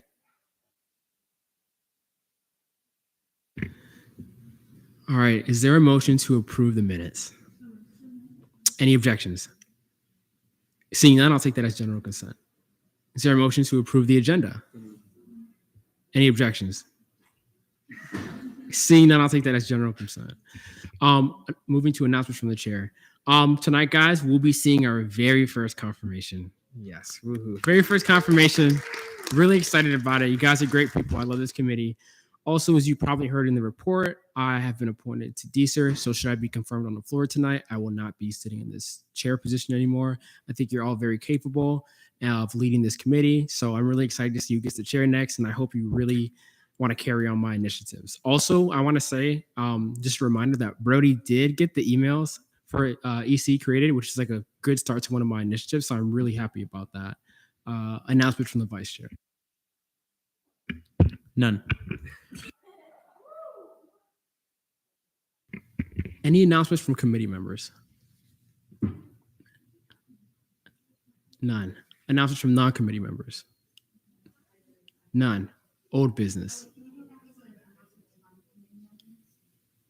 There's a motion to move back to announcements from committee members. We're now there. Announcements from non-committee members. None. Old business. None. New business. Confirmations. Emma Custis, College of Graduate Studies, seat 4.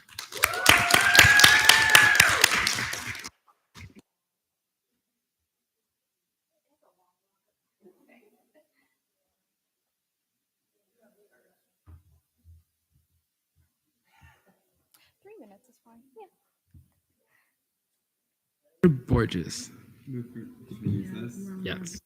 For 3-minute speeches and limited questioning, limited debate. There's been a motion for 3-minute speeches, unlimited questions, and unlimited debate. Any objections? Seeing none. Emma, you have 3 minutes whenever you're ready. Thank you, Chair Foster. Good evening to everyone on ENA. First, I'd like to thank you all for being accommodating with my schedule and caucusing so that I could be seen through committee. I have the pleasure of knowing some of you, but for those who I don't know, allow me to introduce myself. My name is Emma Custis, and I earned my bachelor's degree from here at UCF last year with a double major in both history and anthropology. I'm now currently working to obtain my Master of Science in Management with a focus on integrated business. While in undergrad, I was involved in several different organizations. I was in her campus as a staff writer and copy editor.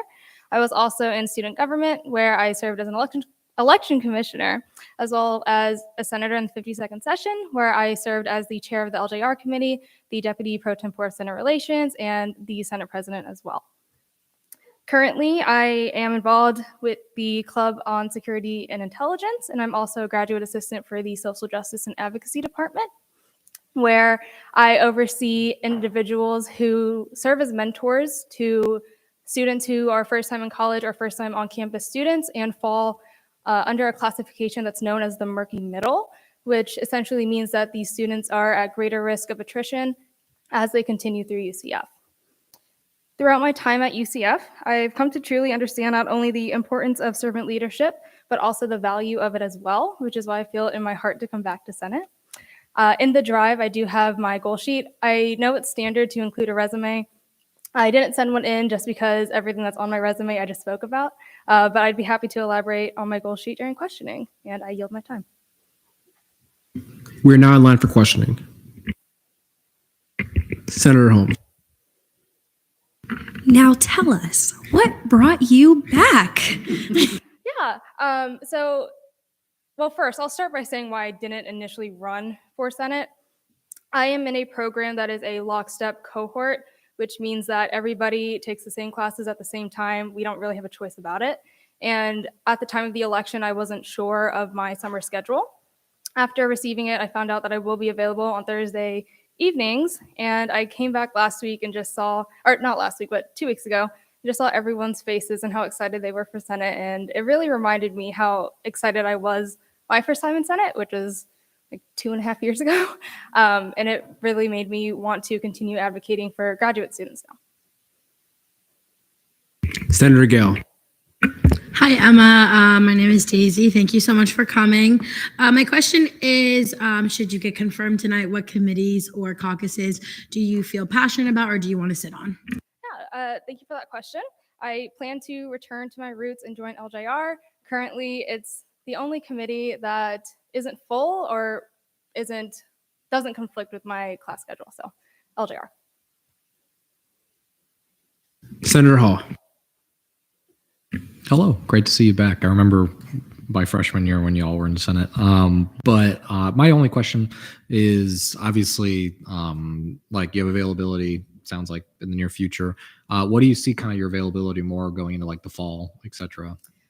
So I will be blatantly honest. I graduate in August. I know it's not a long time to be in Senate. I do also feel that it's not necessarily about the time a senator is in Senate, but what they're able to accomplish. I think I have a good track record of getting initiatives done effectively and efficiently. And I do have a plan on what I'm going to do and who I'm going to speak to for my initiative. So I do feel that I will be able to get everything that I want to do done in the time that I'll be in Senate. Senator Domino. Hi, sorry. I am also a fellow MS student, so I feel you with the struggle there. So to answer, to kind of piggyback off of Senator Hall's question, what do you plan to do this session that you didn't get a chance to in the 52nd or didn't get a chance to accomplish, or things of, my question around that? Yeah, so one thing that's I guess pretty apparent is that I won't be focusing on initiatives for the College of Arts and Humanities per se, but more so for the College of Graduate Studies. I will say that there was one initiative that I worked on during the 52nd that I was able to get some work done, but wasn't able to accomplish, and that would be working with a department to provide date rape drug testing strips to students at no cost. Essentially, I was told that not as necessary right now, but what we could do was provide bystander intervention training to local restaurant and bar staff. So that's something that's been worked on with Green Dot by a coordinator named Laura Valle. Good progress, but it's not really what I want to see. So that's something I do want to get done. But in terms of graduate goals, I have 3 main areas. The first is assistantships, then research, and then outreach. In regards to assistantships, I do want to provide a little bit of context or statistics for the College of Graduate Studies. As of fall 2021, there were 9,847 students, with 2,893 being online. And there were 1,669 graduate assistants, 841 of them being full-time. Now, as of fall 2016, the minimum stipend levels for graduate students at the master's level who are full-time for fall and spring is $10,000. That may seem like a large number once, but when you break it down, that's about $520 every other week. And the average age of a graduate student is 31. Many of them have children. And $521 every other week is not simply enough to get by. So I do want to work to increase the amount for stipends for assistantships. I also want to increase the number of platforms that assistantships are advertised. I did mention that I am a graduate assistant, and I'm grateful to be a graduate assistant, but I didn't apply for that position. I was asked to be in it. And there are probably many assistantships that are available to students, but graduate students don't know about them. If you go on the assistantship website, it just says to speak to your program coordinator or to go to career services and see what's available. And that's not enough. There are many students who could benefit from assistantships, and I think they need to be discussed not only once students are accepted, but also advertised during information sessions for different programs that we have on campus. My next area, my goal area is that of research. On January 18th of this year, President Cartwright explained that Dean Klonoff, who is the Dean of the College of Graduate Studies, would be continuing to serve in that role, but would be no longer serving as the Vice President of Research. Now, we are classified as a high research activity by the Carnegie Foundation. And in that statement that was released, President Cartwright stated that they would start searching in the spring. And so far, nothing has been released about that. We don't know who the executive search firm is going to be. We don't know any candidates. And quite frankly, the spring semester is ending in about 2 weeks. So I think it's time to hold UCF leadership accountable, especially because research affects so many graduate students. My last goal area is that of outreach. I would like to bridge the gap between student government and the Graduate Student Association. In the past few years, we have had decent contact with the Graduate Student Association, but that was mainly because of the fact that there were some senators who were in the association. And it shouldn't take a senator being within an RSO for that RSO to really be contacted and to be represented. So I would like to kind of bridge that gap and reinstill communication with the Graduate Student Association. Sorry, that was a very long response, but. Pro Tem Cerisi. Been a motion to go to debate. Any objections? Seeing none, we are now in debate. Senator Borges. So I've actually watched the old Senate recordings, and seeing her as speaker was amazing. She is incredible. She's extremely knowledgeable and well-spoken. I'd be so glad to have her as a senator here. Her initiatives are amazing. She's amazing. I will be voting yes. Senator Horza. You may.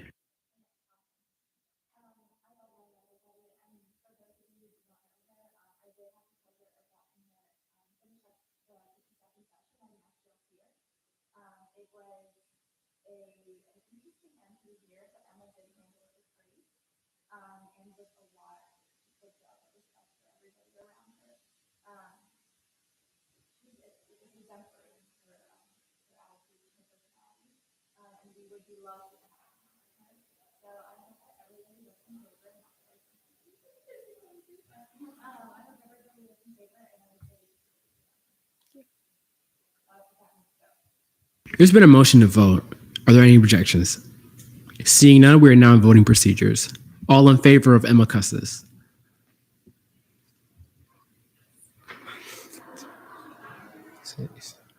All against? All abstaining? With a vote count of 8-0 to 1, Emma Custis is confirmed. Thank you, guys.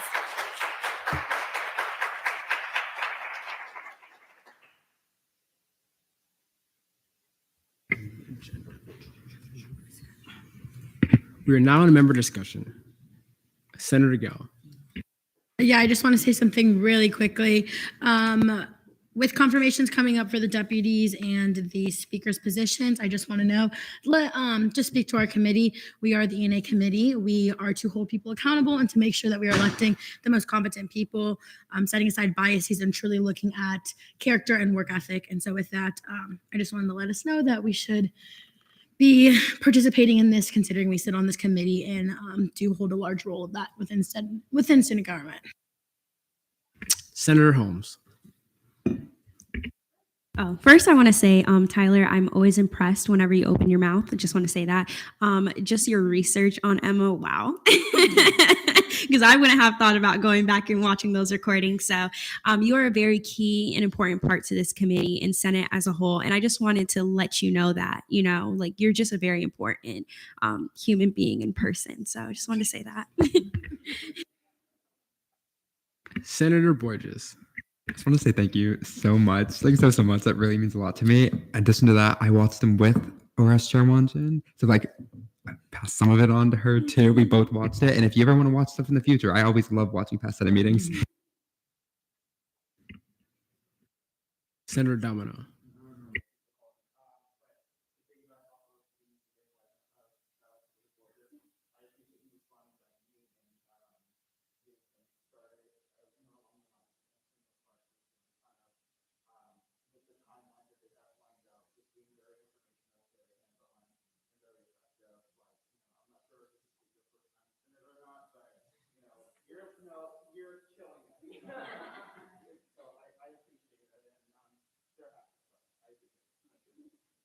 Senator Gale.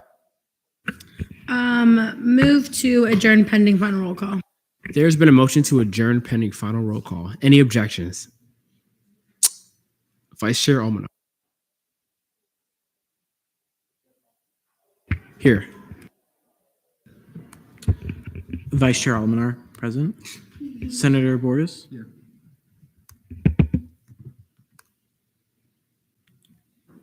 Sorry. Senator Cinco. Senator Domino. Here. Senator Gale. Present. Senator Hall. Present. Senator Holmes. Here. Senator Huerta. Here. Senator Wanjin. Present. Pro Temp Representative. Here. LGR Representative vacant. So 9 out of 10. Yeah, it's 10 out of 10 now. I hereby adjourn this meeting at 9:08 p.m.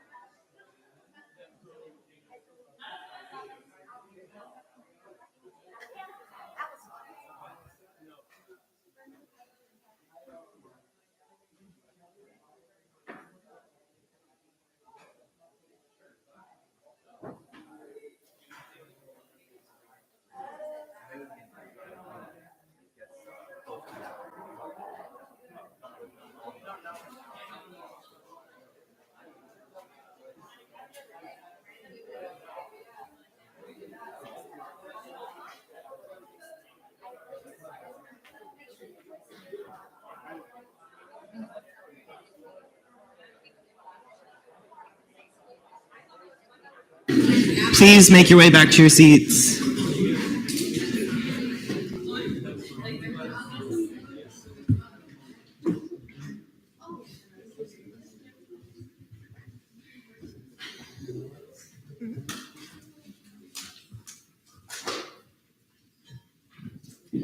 I reconvene the Senate at 9:09 p.m. Internal committee reports. E&A Committee, Chair Foster. Hey guys, so this week we elected a very capable and amazing vice chair and Vice Chair Omanar. I'm very excited to see where he takes the committee. We're also really excited to work with more with EC this session. Brody was actually able to get the election commissioner's emails, which is a great start to one of my initiatives. So shout out to Brody.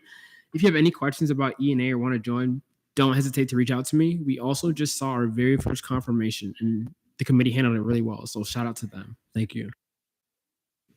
Any questions for Chair Foster? Oh. Senator Taché. Present and voting. So noted at 9:10 p.m. Any questions for Chair Foster? Senator Moll. Yeah, I know that several committees like to run through statutes a couple times throughout the session.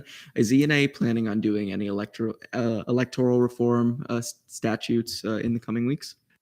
Yes, we're actually planning to review Title VI because we want to change a lot of it, but we can't really change it without understanding it. So anybody can come sit on this. If you have a problem with Title VI, I really encourage you to. We'll be going over the statutes and also having the newly elected election commissioners eventually come in and look at it together. So yeah, good question. Thank you. Seeing no other hands, GAP Committee, Chair Hall. Alrighty, hey y'all. So great to be here with everybody today. We elected a new vice chair, Vice Chair Temple, at our previous meeting. So I'm very excited to be working with him throughout the year. GAP is excited to really get to work on government advocacy and politics. Two major goals we have right now are kind of being more policy focused as a committee and really trying to emphasize the policy aspect, as well as something that's happening in the immediate is trying to create a master contact sheet for political and governmental people.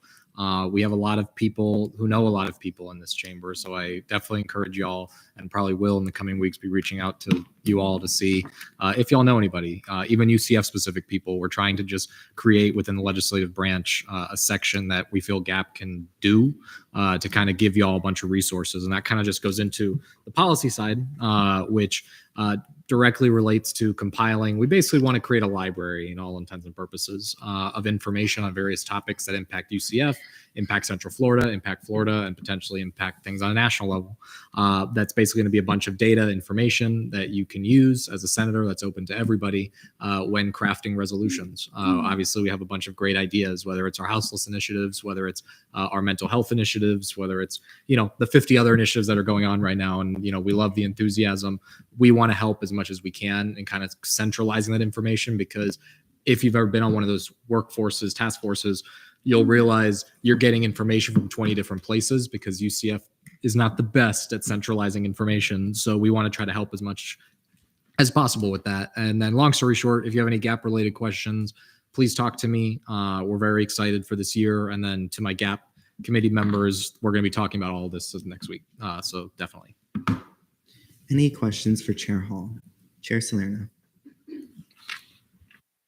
Do you plan on using resources such as, say, the Student Advocacy Committee for this, the compiling of the resources, or any student-run organizations? Yeah, so basically that's where this is going to be a huge undertaking of the committee. I look at it from a whole government approach, that we're looking at literally anything that can remotely help. So that includes both RSOs, other committees. So expect me to be badgering all the other committee chairs. We're going to try to do everything we can to get as much relevant and important information on all these different topics. And then obviously for a lot of these topics, there is an impact on specific RSOs that are affected by it. So we want to make sure that they're included, as well as whatever equivalent UCF service is attached to it. And then just in general, really trying to utilize everything we have at our disposal to be as effective as possible. Chair Holmes.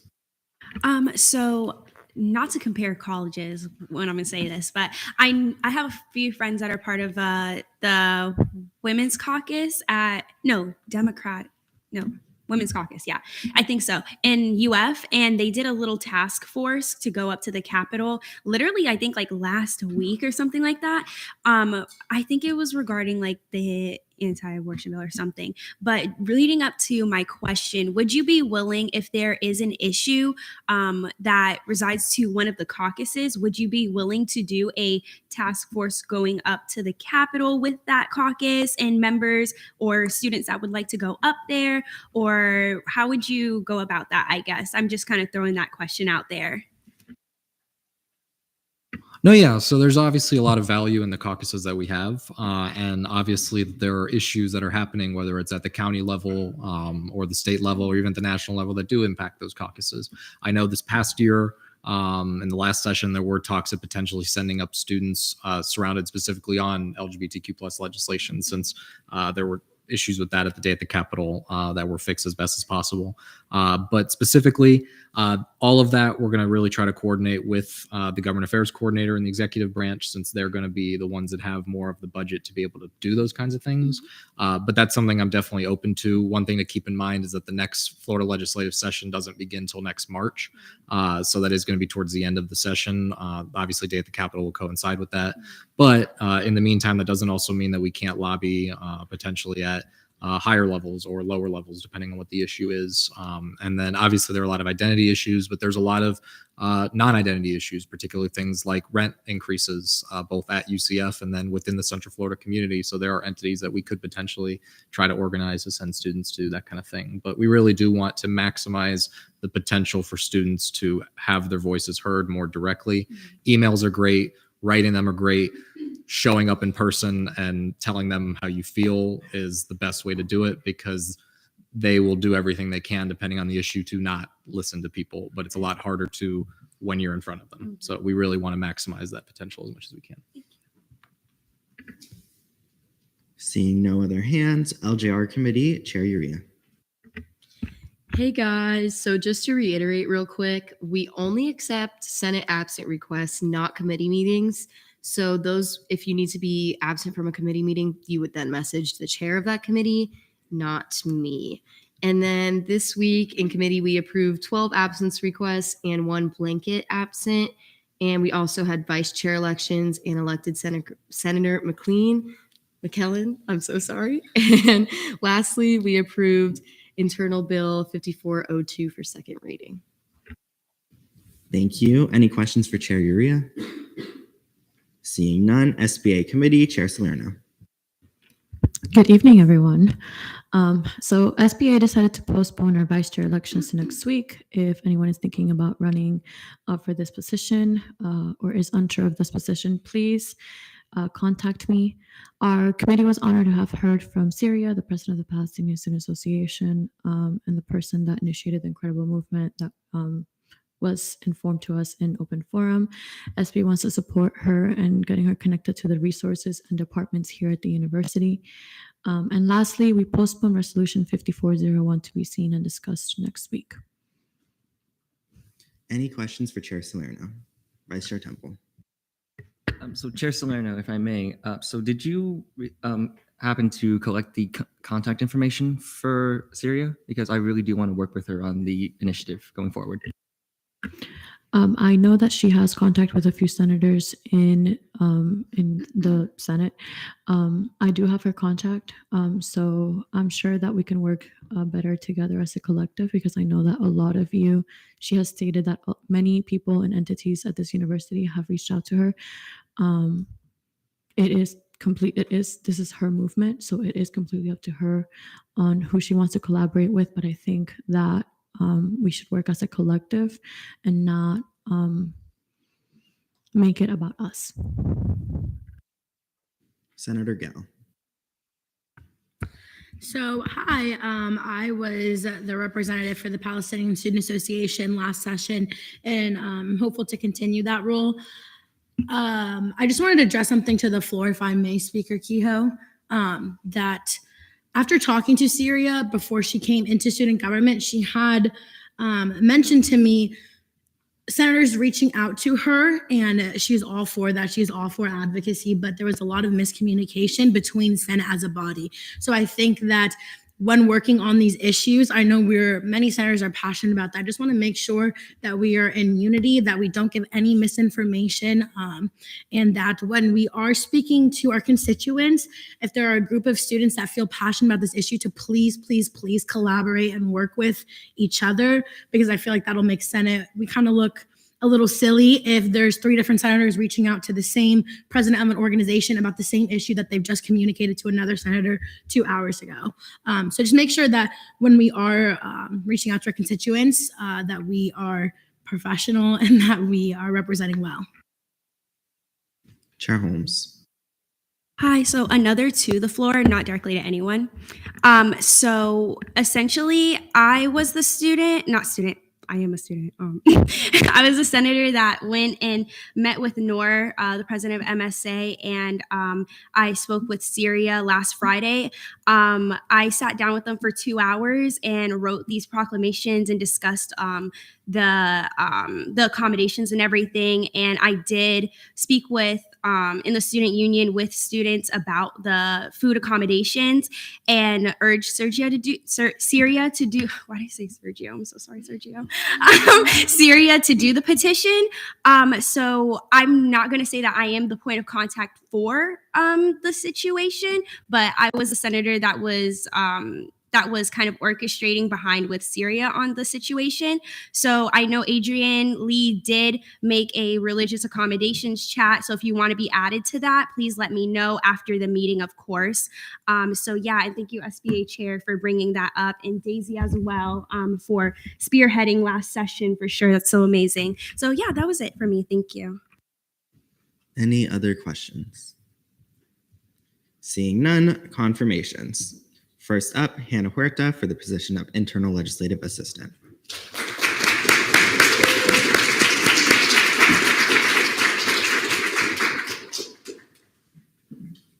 Is there a motion for speeches, questioning, and debate? Chair Borges. Move for 7-minute speeches, unlimited questioning, unlimited debate. There's been a motion for 7-minute speeches, unlimited questioning, and unlimited debate. Are there any objections? Seeing none, 7 minutes whenever you're ready. Okay. I'm so nervous. Okay. All right. Good evening, everybody. It is a pleasure to come up here again in front of you all, and I am so honored to have been appointed to the position of the Internal Legislative Assistant this evening. To begin, as most of you know, my name is Hannah Huerta, and I am a second-year student here at the University of Central Florida, studying political science and human communications, with intentions to go to law school in the near future. My journey in student government began in the fall of 2020 when I got to join the Student Government Leadership Council. I remember the excitement and nervousness I felt on the day I got accepted to the program. There was so much work that I wanted to accomplish during my time here, and I could not wait to get started. During my time in SGLC, I got to learn and engage with the 3 different branches, which allowed me to find where my calling was on campus, and I found my home here in the legislative branch.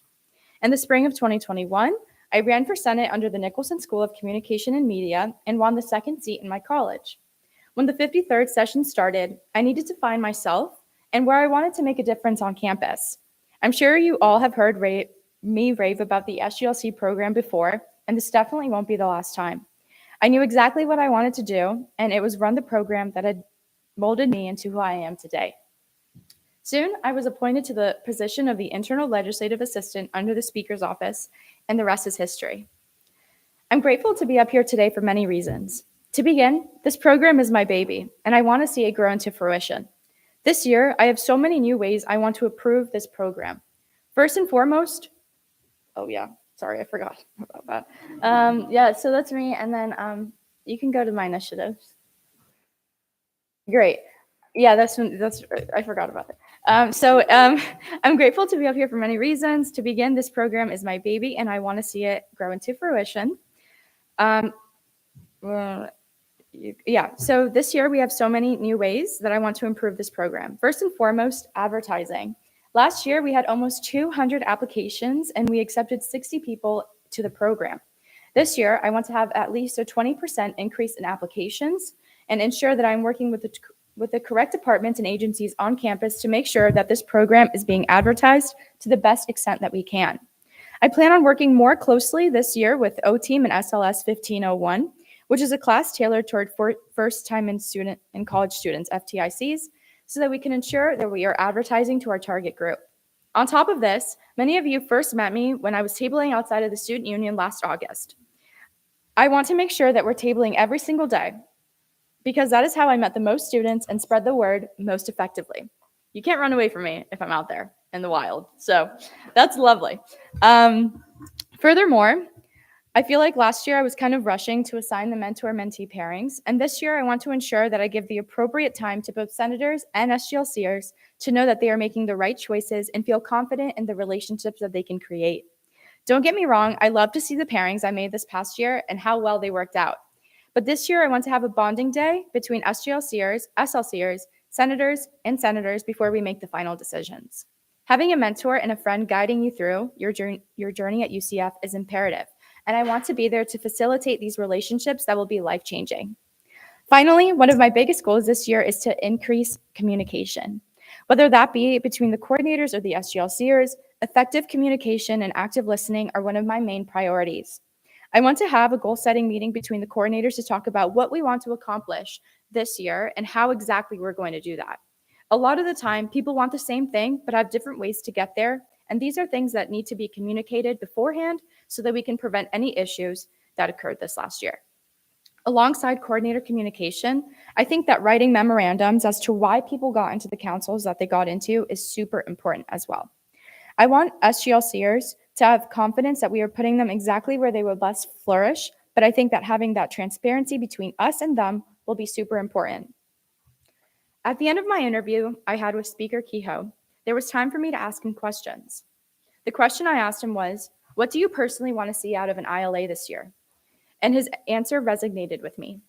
He said that he wants someone who will help the SGLCers reach their fullest potential and someone who will help them find their way on campus, even if it's not in student government.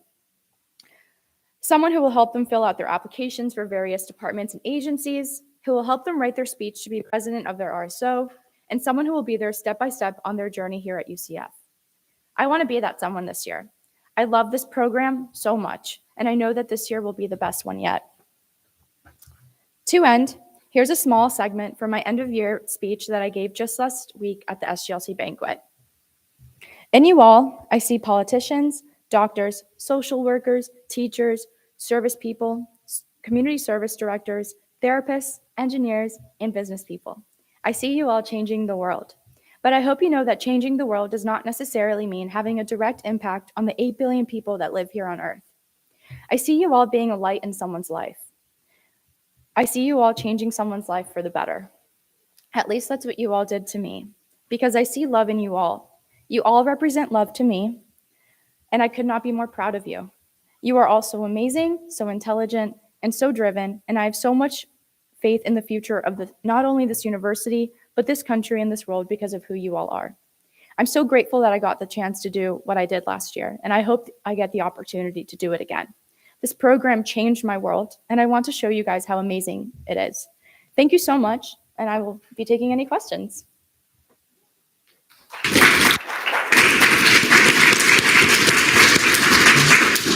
We are now in line for questioning. Senator Ferguson. Hi, Hannah. Thanks for, Senator Herta, thanks for speaking. Can you tell us about like the stuff that you did as an internal legislative assistant last year? Yeah, so what's funny is statutorily in Title III, I have 2 statutory requirements, and it is to help Speaker Kehoe, and to run the Student Government Leadership Council. So those were my 2 main biggest things. We had speaker's office meetings every week in which I helped the prior speaker with any initiatives that she had. I also ran this amazing program, and that was like one of my main focuses, is to make sure that this program was the best that that could be. But I also worked with, committees and caucuses and the executive branch and the judicial branch. And basically I'm just really nosy and I want to be everywhere. So that's my answer to that. Chair Sabula. Hi, thank you. Sorry. Hi, thank you for speaking. I don't know if this is perhaps a stupid question or not, but I don't really know much about SGLC. So who are the mentors in it? Yeah, that's a really good question. That's not a stupid question. So SGLC is, I literally have this engraved in my brain. It will be on my grave. SGLC is a mentorship/developmental program for freshmen, sophomores, and transfer juniors who want to get involved in student government. Literally robotic. It comes out of me when I'm sleeping. Okay, so that's what it is.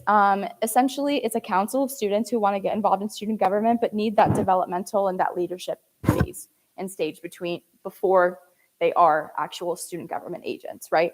And the mentorship program that I was speaking about is in SLC, well, in SGLC, but more specifically in SLC. That's the council that I'll be running, the Senate Leadership Council. You get paired with a mentor. And like I said, this year was a little rushed, but that mentor is kind of like literally like your best friend in Senate. I know that Scarlett and Daisy had an amazing relationship this past year. Sam and Serena, they kind of serve as like your friend, someone who's there for you on top of me, because I'm always there for them too, but someone else who's there for you and someone else that you can refer to. So that's what I mean by the mentorship program. Yeah. Chair Foster. Is there anything new that you're looking forward to this year? Like, should you be appointed to ILA that you didn't do last year? Yeah, so a lot of things, but I really, really want to have a retreat for SLC specifically. We didn't get to do one this year because I was like so scared regarding the time. I thought that, Senate was going to end early March. I was like, oh my goodness. So I want to have a retreat. I know that ELC did a ropes course and it was like the best day of their life. So we're going to do a ropes course and it's going to be the best day of our lives, hopefully. So that's one thing. And then the coordinator thing is like the biggest thing. Just increasing communication between us, I think will make the program a lot better. Because sometimes like we had to not wing it, but wing it.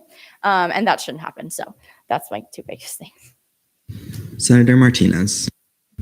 Yeah, I was just going to ask, how will you, let me see again if I can articulate this. How will you kind of start to advertise this, the SGLC to new students? Because, I mean, honestly, I never found out about it. And if I did find out about it, I might have been interested. So I want to hear if you have any ideas on how to get the word out about it. Yeah, that's a really good question. And that's one of my main priorities. So tabling is one of my biggest things, and I will be tabling. I know that many of you know, but I was literally tabling from 9 a.m. to 5 p.m. for like 3 weeks straight. In August and September, I had a wonderful sunburn and then it turned into a tan and it was awesome. I loved it. But I got to talk to so many students like that because you just sit there and you have like these flyers and you have student government promotional items and you get to talk to so many students, which I think was so important. And this year, one of my priorities or one of my goals was to really work more closely with O-Team and SLS 1501. So orientation team, obviously, they speak to first-time in college students, and they introduce you to the university and what we have to offer. This year, I came up with that idea like way too late, and it was actually one of the questions that Speaker Kehoe asked me during our interview. What's the first thing that I would do? First thing I would do is reach out to O-Team to make sure that I know that student government has a place in O-Team and orientation, but that SGLC specifically has a place there. And then showing up to SLS 1501 classes will be super important as well, and just giving a presentation, giving you my spiel. So, Chair Salerno. Hi. How will you ensure that transfer students obtain the same resources as first year and second year? I myself am a transfer student, and the only reason I knew about SGLC and student government was because I was lucky enough to have a best friend that was in Senate.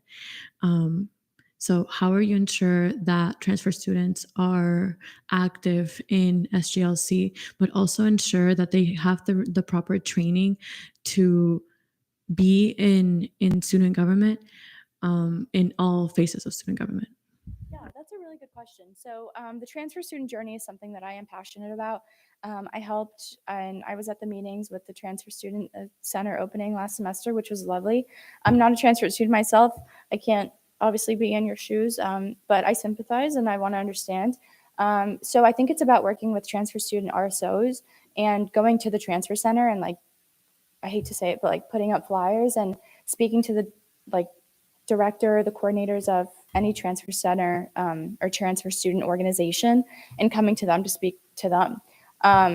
And then also orientation team, obviously as a transfer student, you still need to go through that. So I think we'll get to you there as well. Senator Castellan. First, thank you for your efforts for the SGLC program. For the past year, I was an SGLC baby myself. I just wanted to ask, what are you planning to be open to any suggestions for the program from any senators, or even I don't know, collecting feedback from like prior SGLC students, just to and further advance the potential of the program for the following year? Yeah, that's a really good question. Absolutely.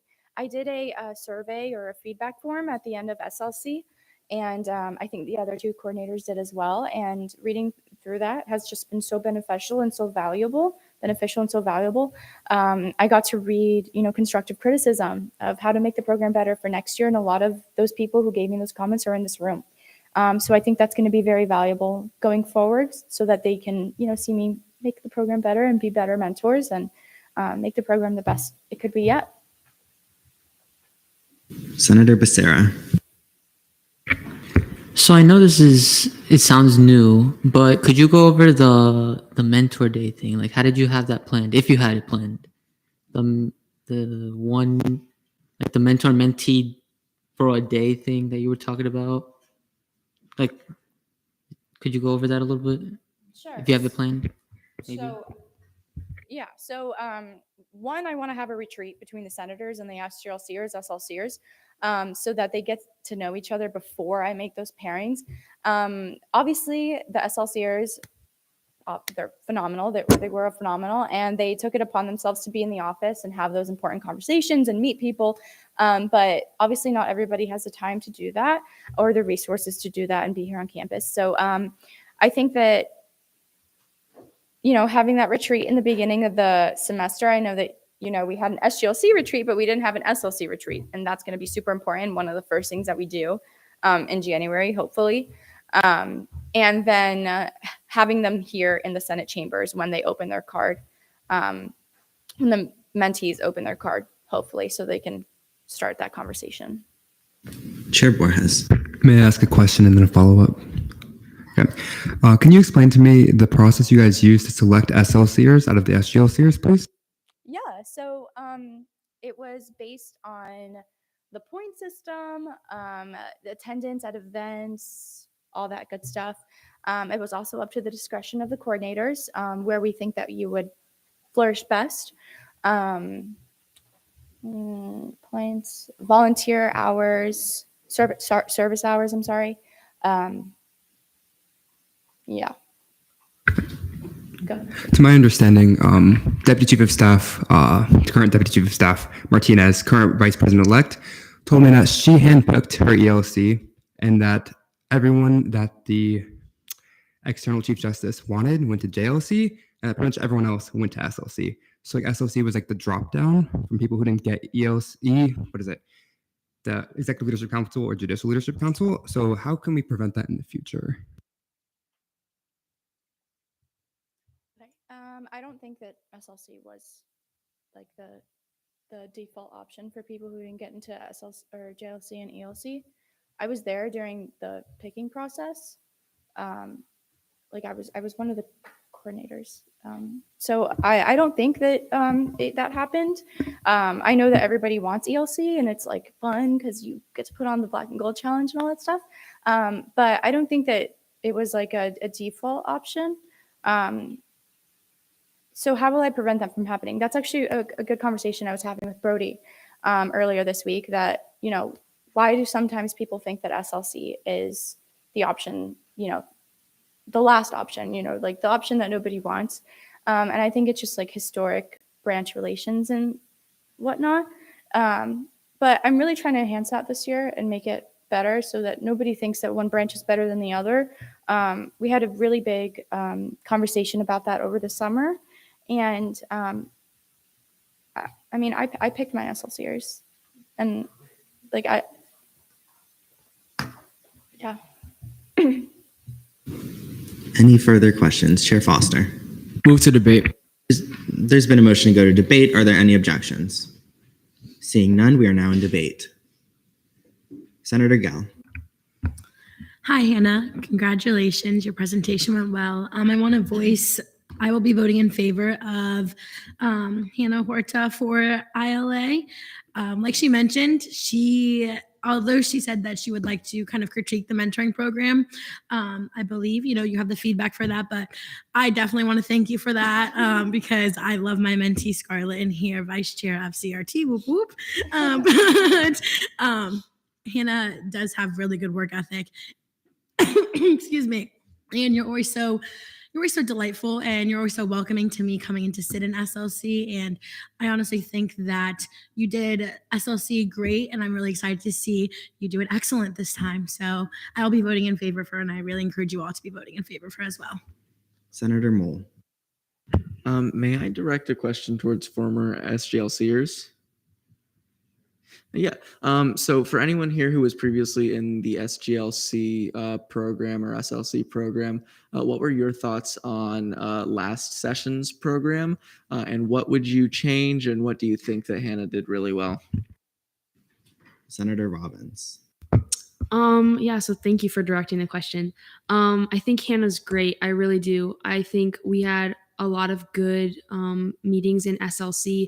I personally enjoyed it. I was one of the people who SLC was actually my third choice.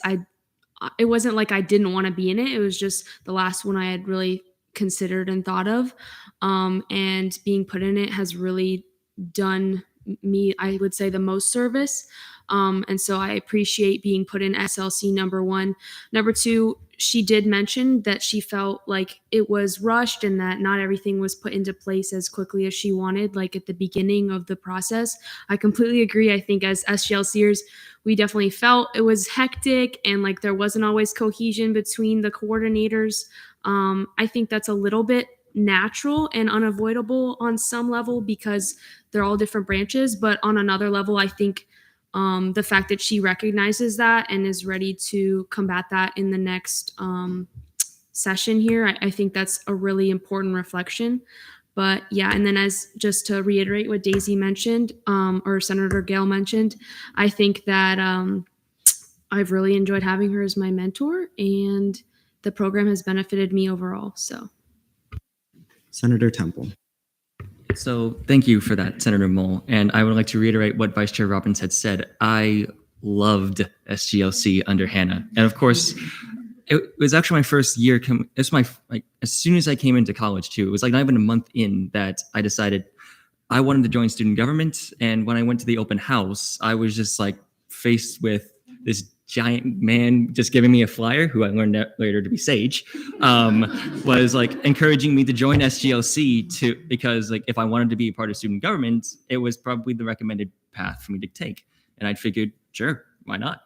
And then like as soon as I was put into the program as well, I absolutely loved it. Of course, there are flaws. There are always flaws in something. There can never be such a thing as a perfect system, especially considering all the tribulations and trials that Hannah and the rest of the coordinators had to face, especially seeing as we were just coming out of a COVID year. I would like to remind the floor that we are still transitioning out of COVID. So all the systems that we once think of prior to March of 2020 is still kind of screwy, for lack of better terms. So, but Hannah, I should say, Senator Huerta, Deputy Chief of Staff Martinez, and the external judicial assistant, CARE, did their best in trying to make SGLC a fulfilling program. And to me, it most certainly did. Because if it wasn't for the SGLC program, I would not know nearly as much about student government than I would have if I just dove in nose first. And although I would like to mention that I was placed into ELC, which was my second option. I wanted to be an SLC, but considering certain circumstances, i.e., me being appointed to Senate already, the coordinators found it prudent for me to be put into executive. And I learned so much from the executive side because through SGLC, I just learned all about Senate. Like SGLC, as Keenan can attest, I attended 30 meetings, and that's not just. And I think that's just committee meetings alone. I think I attended 10 plus Senate meetings from as my time in SGLC. but needs to say, I'm a Senate fiend, and I think everybody knows that at this point. But to round out my point, the fact that Senator Huerta knows about the issues that we faced, and she was willing to, and is actually very eager to rectify them, just makes me want to vote for her all the more so than I already wanted to. Senator Wanjin. Yeah, so I already said most of this in debate at the first meeting, but I think of Hannah as my first mentor. She is the reason I'm here today. She jump-started my progress in student gov. I came into the school year without being even sure if I was going to try because I hadn't done it at all in high school. I don't really think I can thank anybody more than her because she was the person I immediately spoke to because I knew Senate was going to be the option that I was most interested in. I wasn't super interested in judicial or exec. I did get put in ELC as well, but I do think that was a little bit because I had attended about the same number of Senate meetings as Ethan. But yeah, I will be voting in favor. I can't think of anyone better to do this position. Senator Becerra. Yeah, I'm gonna jump on with Senator Temple and Senator Wanjin's points. You know, I was in SGLC as well. I had no idea what student government was, never did in high school. And so I jumped on, I wanted to get into UCF student government, but I didn't know absolutely what to do. Saw the flyer, got myself into the program, and I'm here now. Like, I think she did an amazing job, and that's why I'll be voting in favor for her. By the way, SLC was my first pick because I wanted to be in Senate. So here I am now. So she definitely taught me a lot. I agree with that. And every program has flaws, but I'm sure she's definitely going to be able to fix that. So I'll be voting in favor. Vice Chair Anderson, you may retain. Hi. So, for Senator Huerta, I think she is incredibly qualified. I think she is incredibly driven. And from what I've heard from a lot of people that were in this program, she is willing to put her head out to make sure that concerns and issues that have been presented today or in the previous program will be corrected. And I really do believe that she would be able to hold this position highly and do well by it. So thank you. Your motion? Move to vote. There's been a motion to go to voting procedures. Are there any objections? Seeing none, we will now be in voting procedures. Objections have to be spoken. Do you withdraw? Yes, I withdraw. Senator Borges. Okay, I just had some important debate. I know you guys just saw my question. You guys are probably concerned. So I've worked with Senator Huerta heavily this past year as chair of the SGLC Events Committee, in which she was my direct coordinator. And then, of course, as one of her students in the Senate Leadership Council. Throughout my time, we had a lot of issues, including issues I had with how SGLC and SLC were run. We really did not have a great relationship. And at one point, some of the things that happened made me cry. However, I know all of that sounded horrible, but I actually want to say how much I support her for ILA. Despite every issue we had, Senator Huerta worked really hard to ensure she and I got along after all those issues arose. She became a mentor and honestly proved to me that she was capable of growth, professionalism, and leadership that I feel are necessary to be ILA. I can't imagine anyone else in this position, so I urge you all to vote for her. Is there a motion to go to voting procedures? Any objections? Seeing none, we will now be in voting procedures.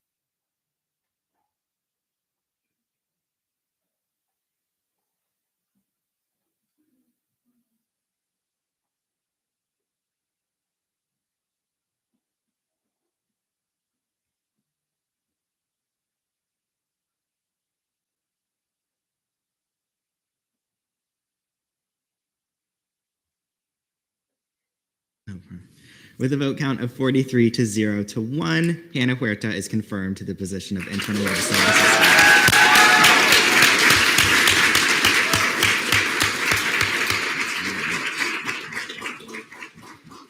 Senator Cinco, present in voting.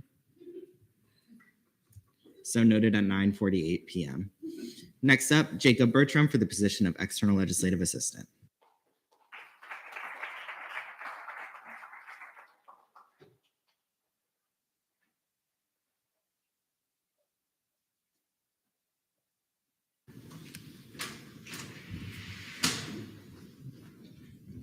You have 7 minutes whenever you're ready. presentation ready.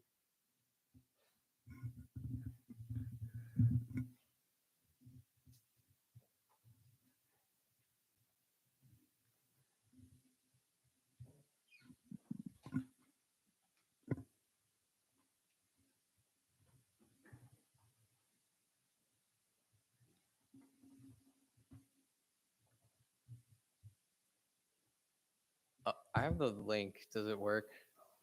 You're good. Okay.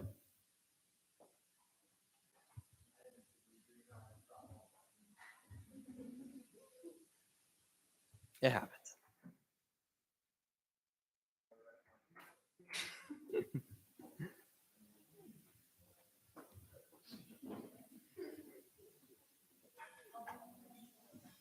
No snooping.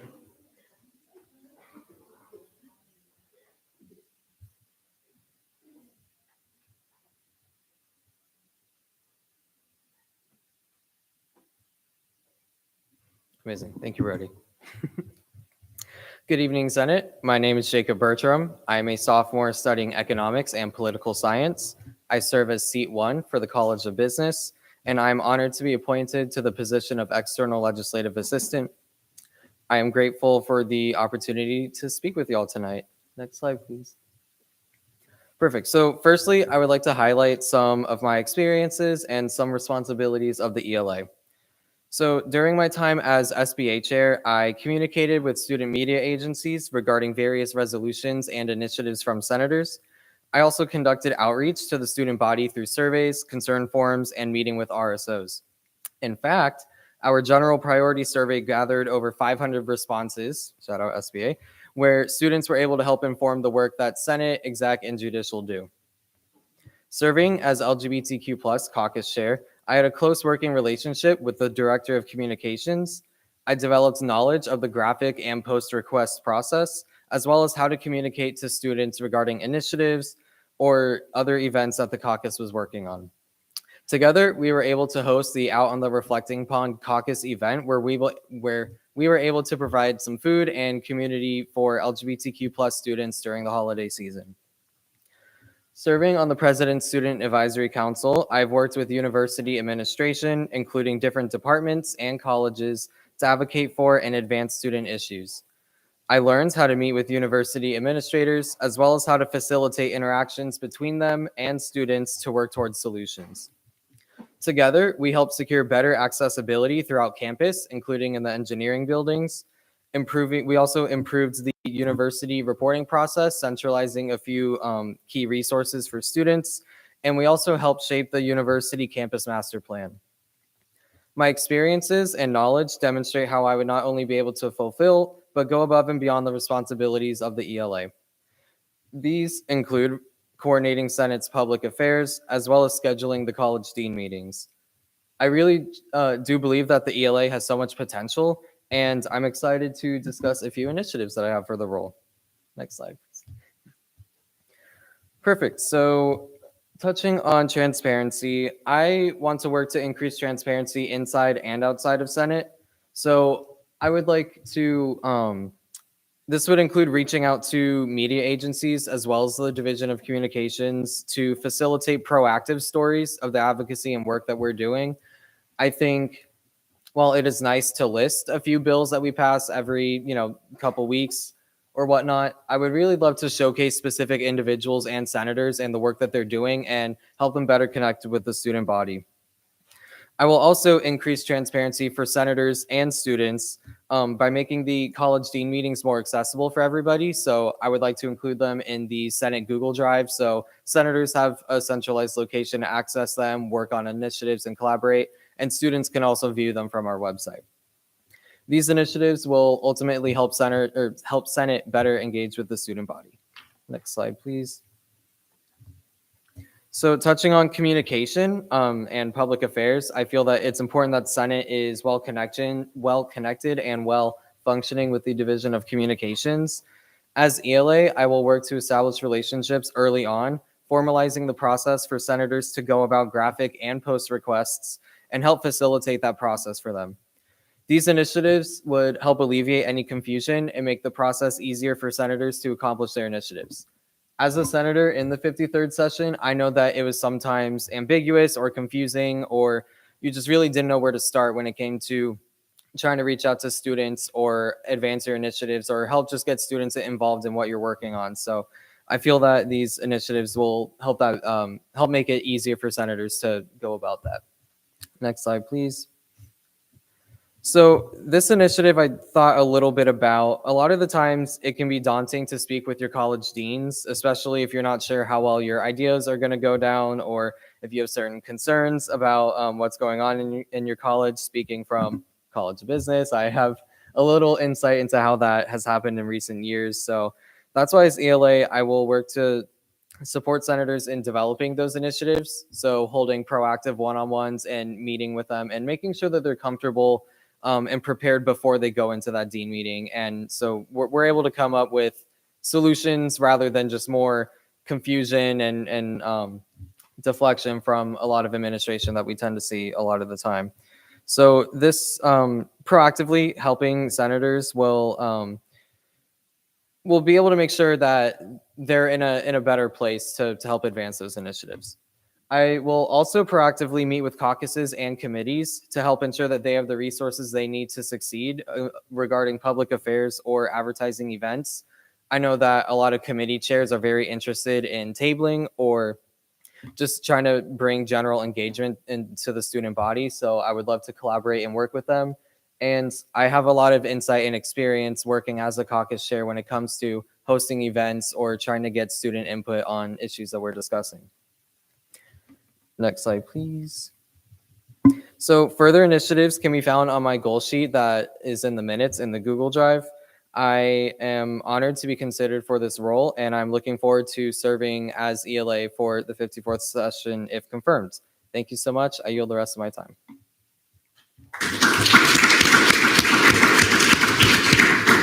We are now in line for questioning. Chair Borges. Can I direct a question to you? Were you aware of the ultimatum he gave Pro Tem Cerisi? I was aware. I was aware that both of them apologized. I was aware that one apology was accepted more than the other.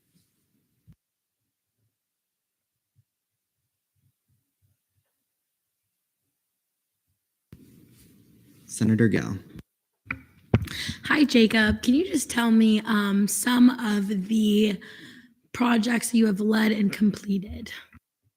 Yeah, so one project that I helped lead through SBA that I'm sure you're very well familiar of was launching the general priorities survey. So I felt that coming into the role as chair for that committee that we needed a bit more direction, not only for ourselves, but also for Senate and student government as a whole. So I helped collaborate with the executive branch and the Division of Communications to come up with a bit of an incentive system. Hey, y'all fill out this survey, you'll get some promo, come pick it up at the office type of thing. So I took input from the committee. We ranked our different priorities, and then we formalized it in the survey, and we received over 500, I believe close to 600 responses of the survey. And I was able to share the results with exec, with Senate, with judicial, and it kind of helps inform a lot of the work that we ended up doing for the rest of the session. I know that mental health was the top issue on the survey, and then student government did respond by at least Senate-wise putting out a few resolutions, proclamations, voicing our support for CAPS and the need for more funding to face the mental health crisis that students are facing right now. So I hope that answers your question. Senator Ferguson. I have 3 follow-up questions. Is that okay? Well, there'll be quick ones. They'll be quick. Okay, so you have transparency as a part of your thing, right? How long was it after the stuff that was mentioned earlier with Senator Magnodaro before this came to the attention of the Senate? Like, how long was it between the incident and between when it came to the Senate's attention? Okay, yeah. So as far as speaking on the floor, I believe Pro Tempore Cerisi and I both agree that this was a matter that was solved personally between the parties involved.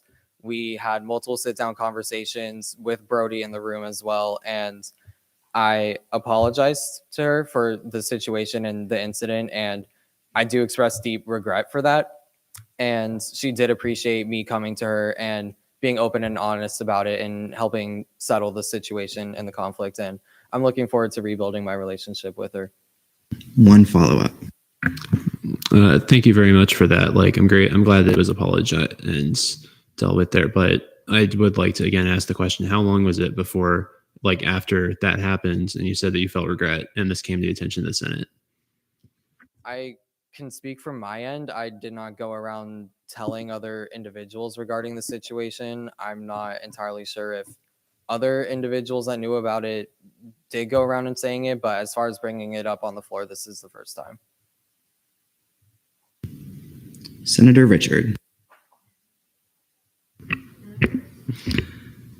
Hello.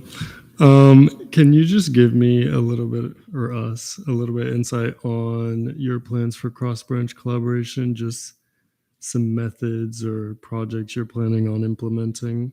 Yeah, so that's something that I'm actually really excited about. As SBA chair and a caucus chair, I was able to partake in a lot of that collaboration in the 53rd. That was something that the Megan Austin administration was very big on, was that cross-branch collaboration. So a couple of the things that I did was working with judicial and attending the Know Your Rights Justice Fair. I also worked with the Division of Communications to host a few events as well. So looking forward as ELA, I would love to see all three branches plus the election commission, because they matter and they do count. As far as student government wide town halls, I think that we all focus on different needs, different areas, but I feel that more interaction with the student body can only be a net positive. So that would be one thing that I would like to look into. And furthermore, regarding caucuses specifically, because I think there is a lot of potential there, making sure that we have members from Senate, but we also have members from exec, from judicial, from EC. And if we're able to foster that collaboration within caucuses, we can host town halls with those caucuses and really speak to the needs of different demographics of the student body and really be able to help them out and hear their concerns. Chair Salerno. Thank you. Can you tell me a little bit more about how you would ensure that us as senators are actually meeting with the deans, and these meetings are taken in a professional manner as well as a serious matter? Yeah, so I believe it starts at the top. I think setting expectations, both on my end and on senators' end, would be the most important thing.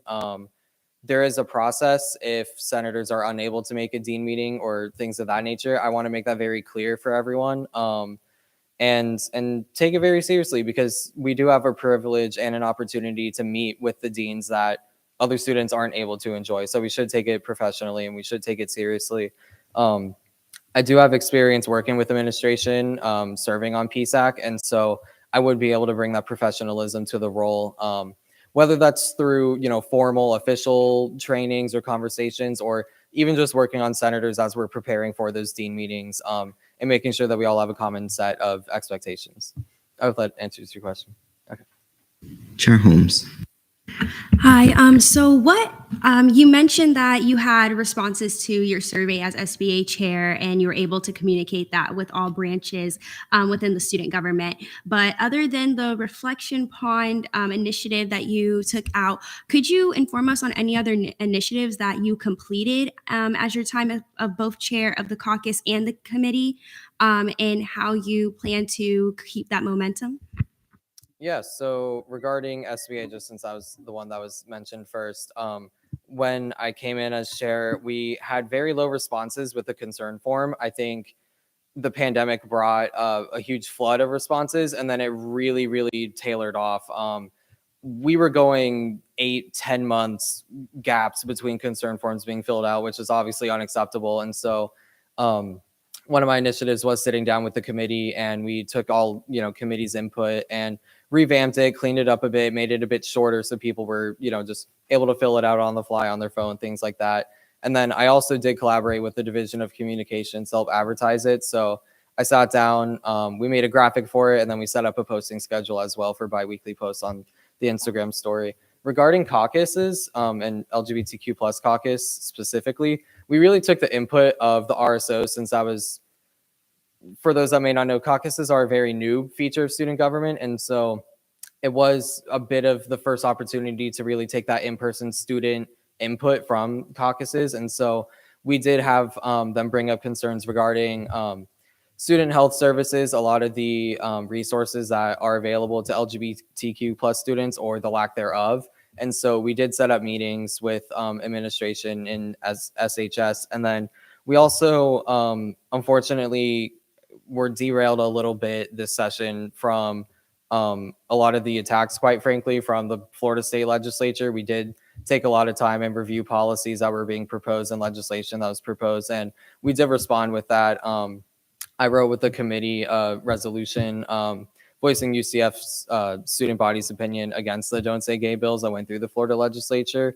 And we did send that to both the House and the Senate. And there were, I'm not taking credit for it, but there were representatives that we sent that email to that ended up voting against the bill. So I hope that answers your question. Chair Hall.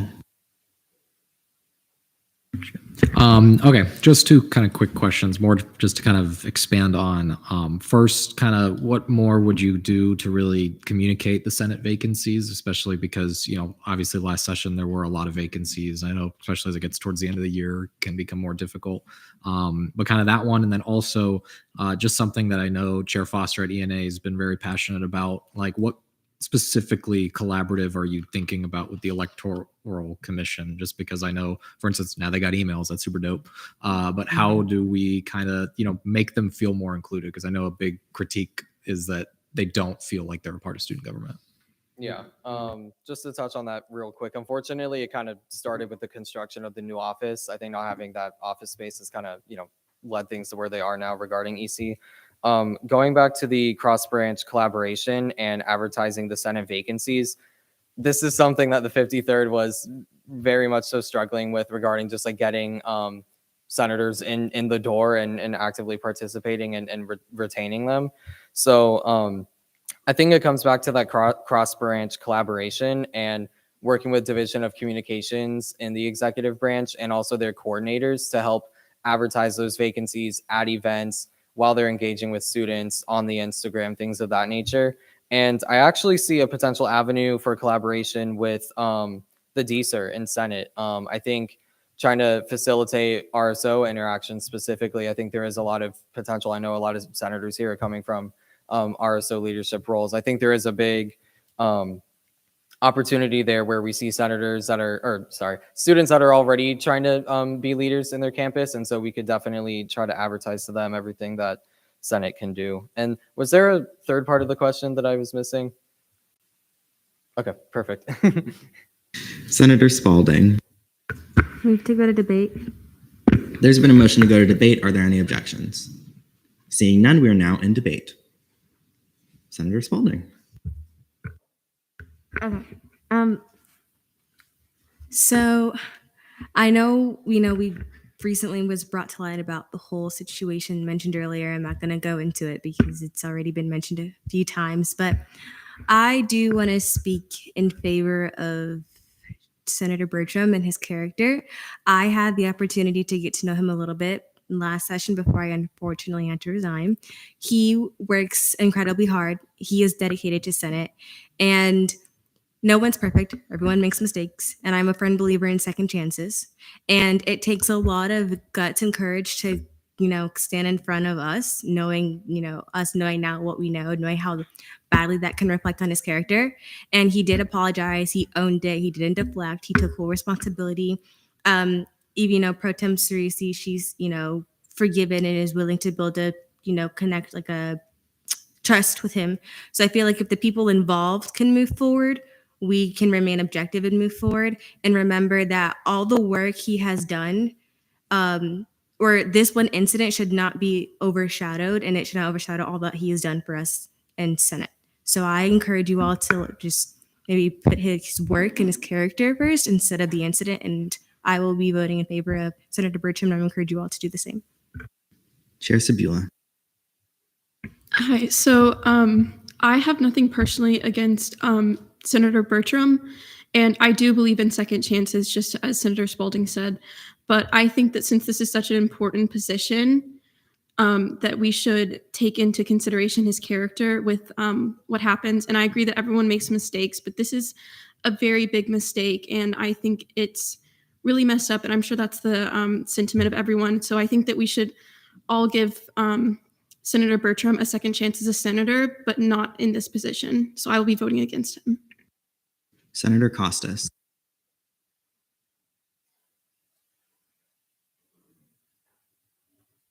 Okay. I wish I did not have to speak on this, but I have to express my discomfort with Bertram potentially receiving the position of ELA. It feels like we discussed some very serious and immoral actions, then brushed it over as if nothing happened, and we're ready to keep going as if nothing happened. A senator and colleague who gave me my first introduction in the Senate resigned because of these events, and I am appalled and disgusted that this position was still appointed to Bertram after the speech given by Senator Magdadaro with knowledge of these events by Speaker Kehoe. If Senator Magdadaro never gave her speech, would any of us, representatives of the student body, have known about these events? Don't we deserve to? What if Cerisi did feel pressured and give Bertram and Magdadaro the positions? Would we have known about these events? I want you all to seriously think about this as we consider this candidate.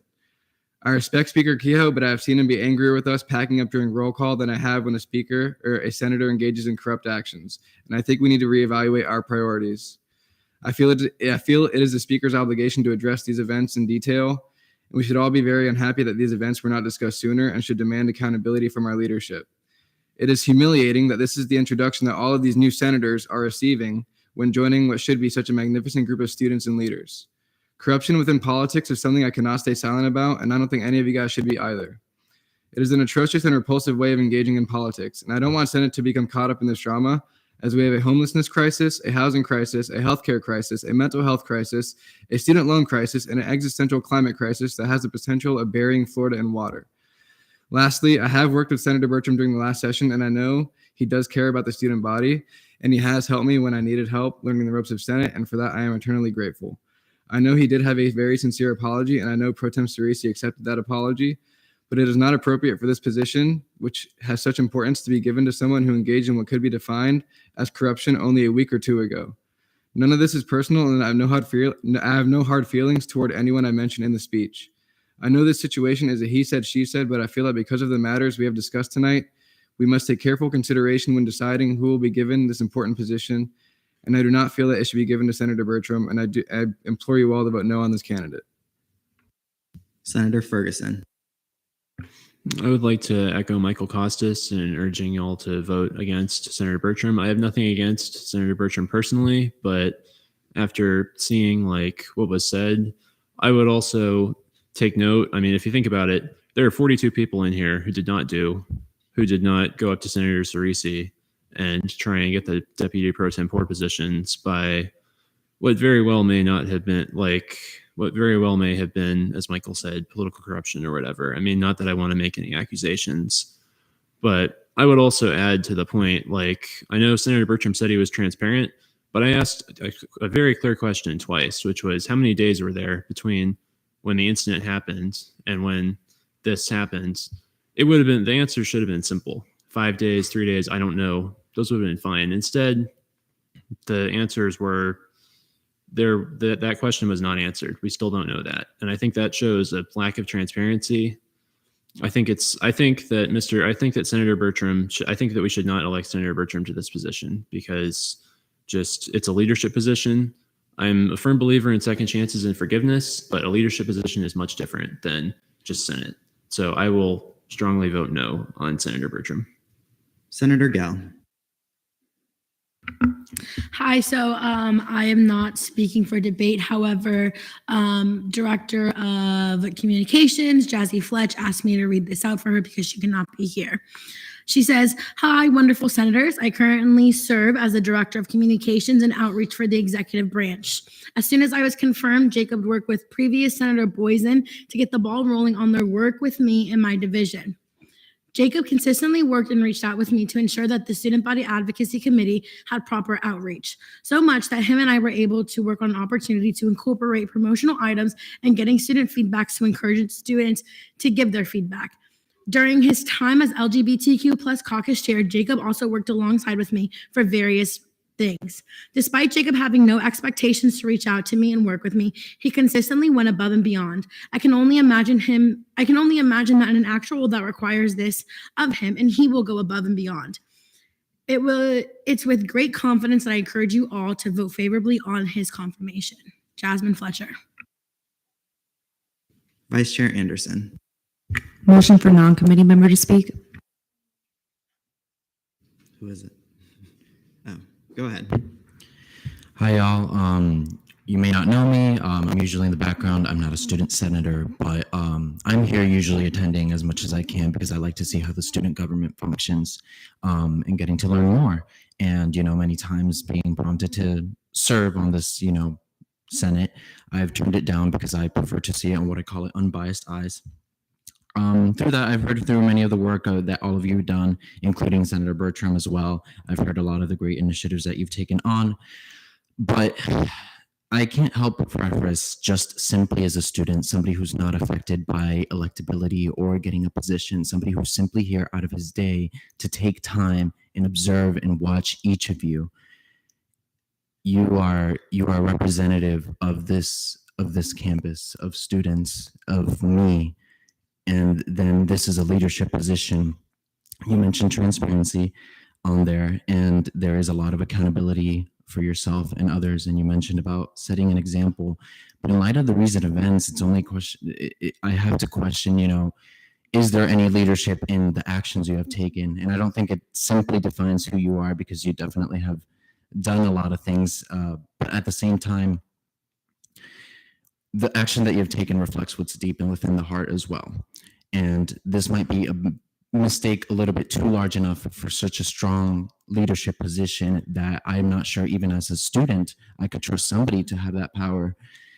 With that being said, everybody here is a representative. This not goes only to Senator Bertram, but it goes to everybody here. Ask yourselves this: why have you taken this position? Why have you asked? Why have you put yourself to be here every single day to fight for students, to work for them? Is it about a position? Is it about any means to get it? Or do you believe in yourself that you can do it the same way as everybody does, fairly, justly, without cornering anybody, and to accurately represent people? So as a student, again, I'm a little bit disappointed, and I would be very hesitant to have somebody in a leadership position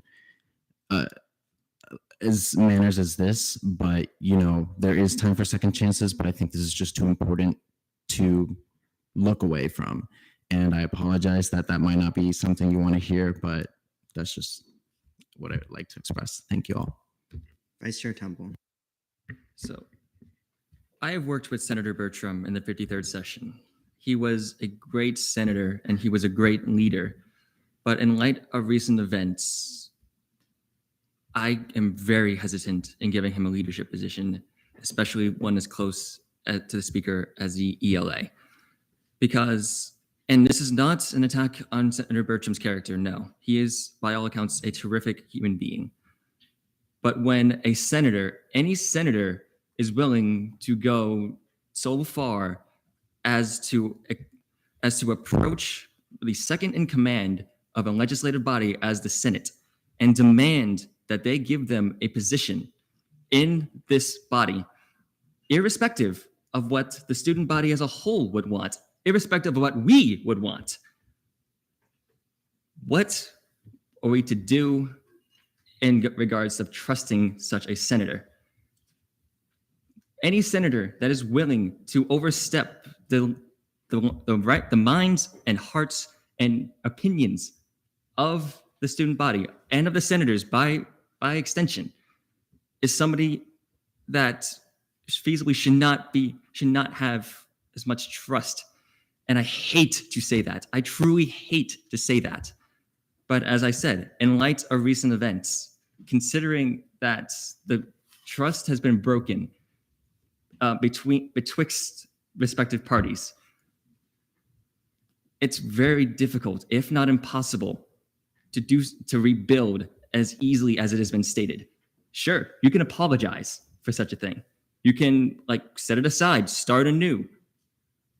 But in regards to governmental bodies, that is something that it takes far, far more work than simply just putting a piece of tape over it. That is like placing a bandage on and a full eviscerated arm. It is, I understand that that sounds very melodramatic, but it's true. History has shown that if one person were to game the system and corrupt it for personal gain, the system shall not hold. A key example, the Roman Republic. Gaius Julius Caesar did what he did. We all know the stories. And it wasn't just Caesar either. Scipio Africanus. Oh my God. Scipio. Got Titus Quintus Flamininus. So many different Romans. I don't want to bore you all with a history lesson, trust me. But you get my point. They all undermined the republican system of government that Rome held so dear to it. And it was up until Caesar that that decided the killing blow by consolidating all those actions, all those ideas into his marching on Rome in 49 BCE. We as a body cannot, under any circumstance, condone such an action. We cannot condone somebody who is willing to go so far as to threaten the president pro tempore of this body, and ask for a position and issue such an ultimatum. Therefore, I will be voting no against Senator Bertram on this position, and I encourage you all to do the same. Chair Hall. May I speak on that?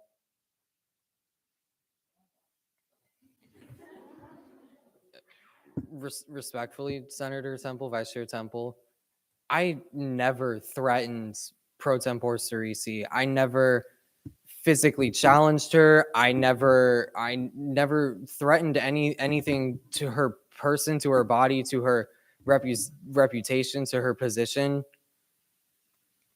She can speak if she would like, but I'm saying where I am coming from. I am not maliciously attacking somebody. I made a mistake and I regretted it. I spoke with the individuals involved. I sought counsel of our student government advisor, and we handled it person to person. Senators can do with that information what they will, but I'm asking you to look at the content of over a year-long experience and service to the student body and to Senate. And to say that I'm threatening somebody that I admire and respect on the Senate floor, I'm not going to stand here for that. Pro tempore Cerisi. I do want to just state that I was not threatened by Senator Bertram.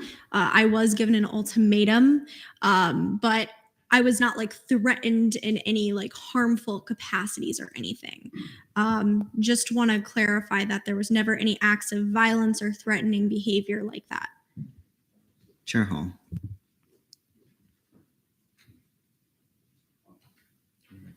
Oh, I'm so sorry. Yeah, so obviously this is a very uncomfortable situation, I think, that we are all in. I think to preface all this, I don't think that there is anyone questioning Senator Bertram's commitment. Obviously, the things that he has worked on throughout the year, I think that there hasn't been anybody saying anything about that.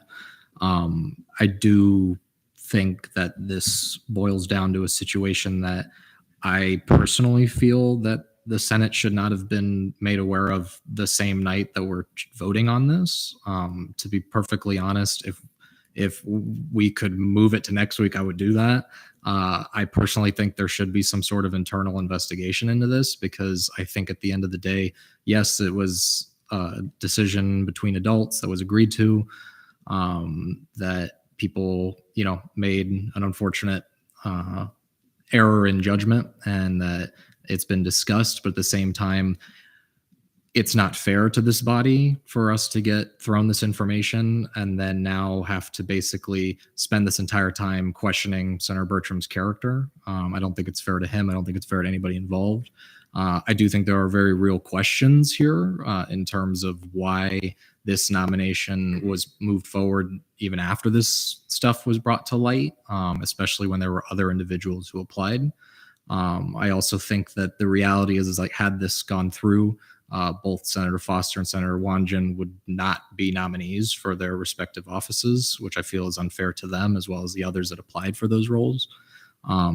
I'm disappointed in what's happened. I think at the end of the day, I don't think it's an indictment on Senator Bertram's character.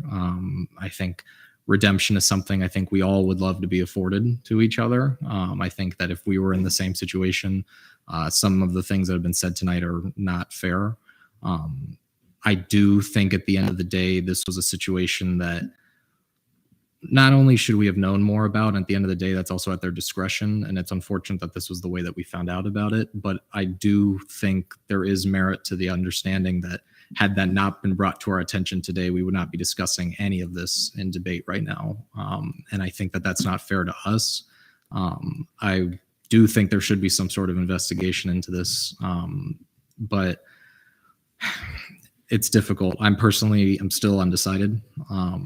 And I do, again, just recommend to everybody as we continue to talk about this that I think that Jacob is somebody that is of character. And I think that anything that we talk about in the context of the situation is not an indictment on him as a human being. I think we've all done things that we regret. I think this situation in particular, in terms of the leadership position that we're talking about, does have serious merits of this conversation. But I think that we need to avoid going into the historicalness of this or the, turning this into more than what it is. At the end of the day, we're all adults and this was dealt with. But I think that we deserve to have more information. And I think that especially people who applied deserve to have more information about the decision-making process. Something I do think Pro Tem Cerisi did a good job with in the resume, collections materials is the fact that we actually have the interviews for both of the nominees that were chosen for pro temp. And I think something like that would have definitely been necessary in this case. And I think there's a lot of questions, but I think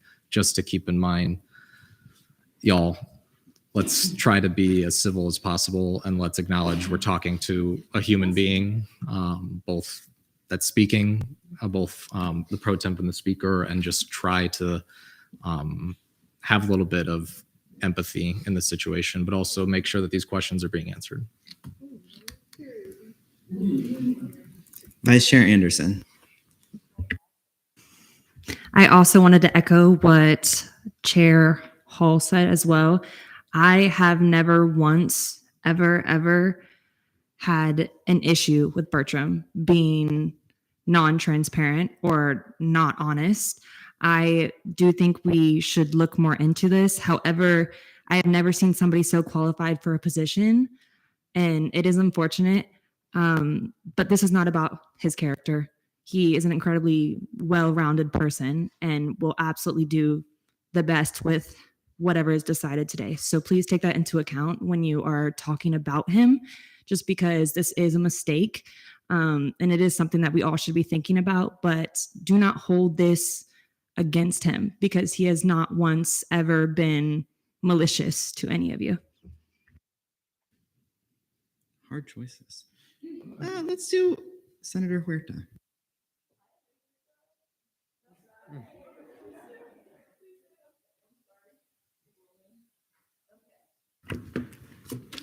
Okay, so hi everybody. We've heard a lot of contentious debate and comments tonight, and I want everyone to try to remain respectful to each other. We're all senators, students, and most of all humans, and kindness is very important, and we all make mistakes. I want to speak in favor of Senator Bertram for the position of the external legislative assistant. I've worked with Senator Jacob Bertram for over a year now, and it has been nothing but a pleasure. I've seen Jacob come in as SBA vice chair first, then SBA chair when our beloved Bach Tran departed, then LGBTQ plus chair, and has just been a wonderful ride. Seeing him come from a shy, reserved individual to someone who can spearhead several events has taken so much initiative to make others around him feel welcome, and has just one of the biggest hearts that I know. I know that many of you do not know him, and obviously many of you will listen to what you hear initially, and that is unfortunate, and I understand why. However, I want to tell you that from working with him from this past year, Jacob has shown the utmost respect for so many people and has worked hard to create an environment that will allow for people to amplify their voices and to be an ally to all. As humans, we make mistakes and we do things that we can take back. We wish that we could take back. I know that after I lost the speaker election, I made a lot of mistakes, I ate a tub of ice cream on top of several visits to Twisty Treats. I sang and I cried a lot in the shower, and I ate way too many French fries for anyone's liking. It sucks to lose an election, and you do things that you regret, but you come out stronger and you come out better than ever.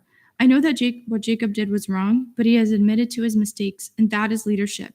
He has apologized, and that's what I think, and what I think is most important is working to regain the trust and rebuild relationships that were broken. I think that's what a good leader is. No one is perfect, and who are we to judge someone for one mistake? I've made so many mistakes this past year, and if I was not given that grace, I would not be here today, and I have run a program so successfully. I hope that we can all show some grace and some forgiveness and some love. Additionally, as someone who has known Nathan for almost 2 years now, Nathan is a tough love leader. He's also extremely unbiased and focused, which is why he makes a great speaker. I have complete and utter faith and trust in Nathan, and that is something that I said during questioning during the speaker election. I know that Nathan chose who he thought would best execute the position, as all of the candidates were more than well qualified for the job. If we come to see things that we don't like, then that is when Senate can take action. We can take the appropriate steps in any direction. I hope that you can all put trust and faith in my word, Nathan's word, and Jacob's word.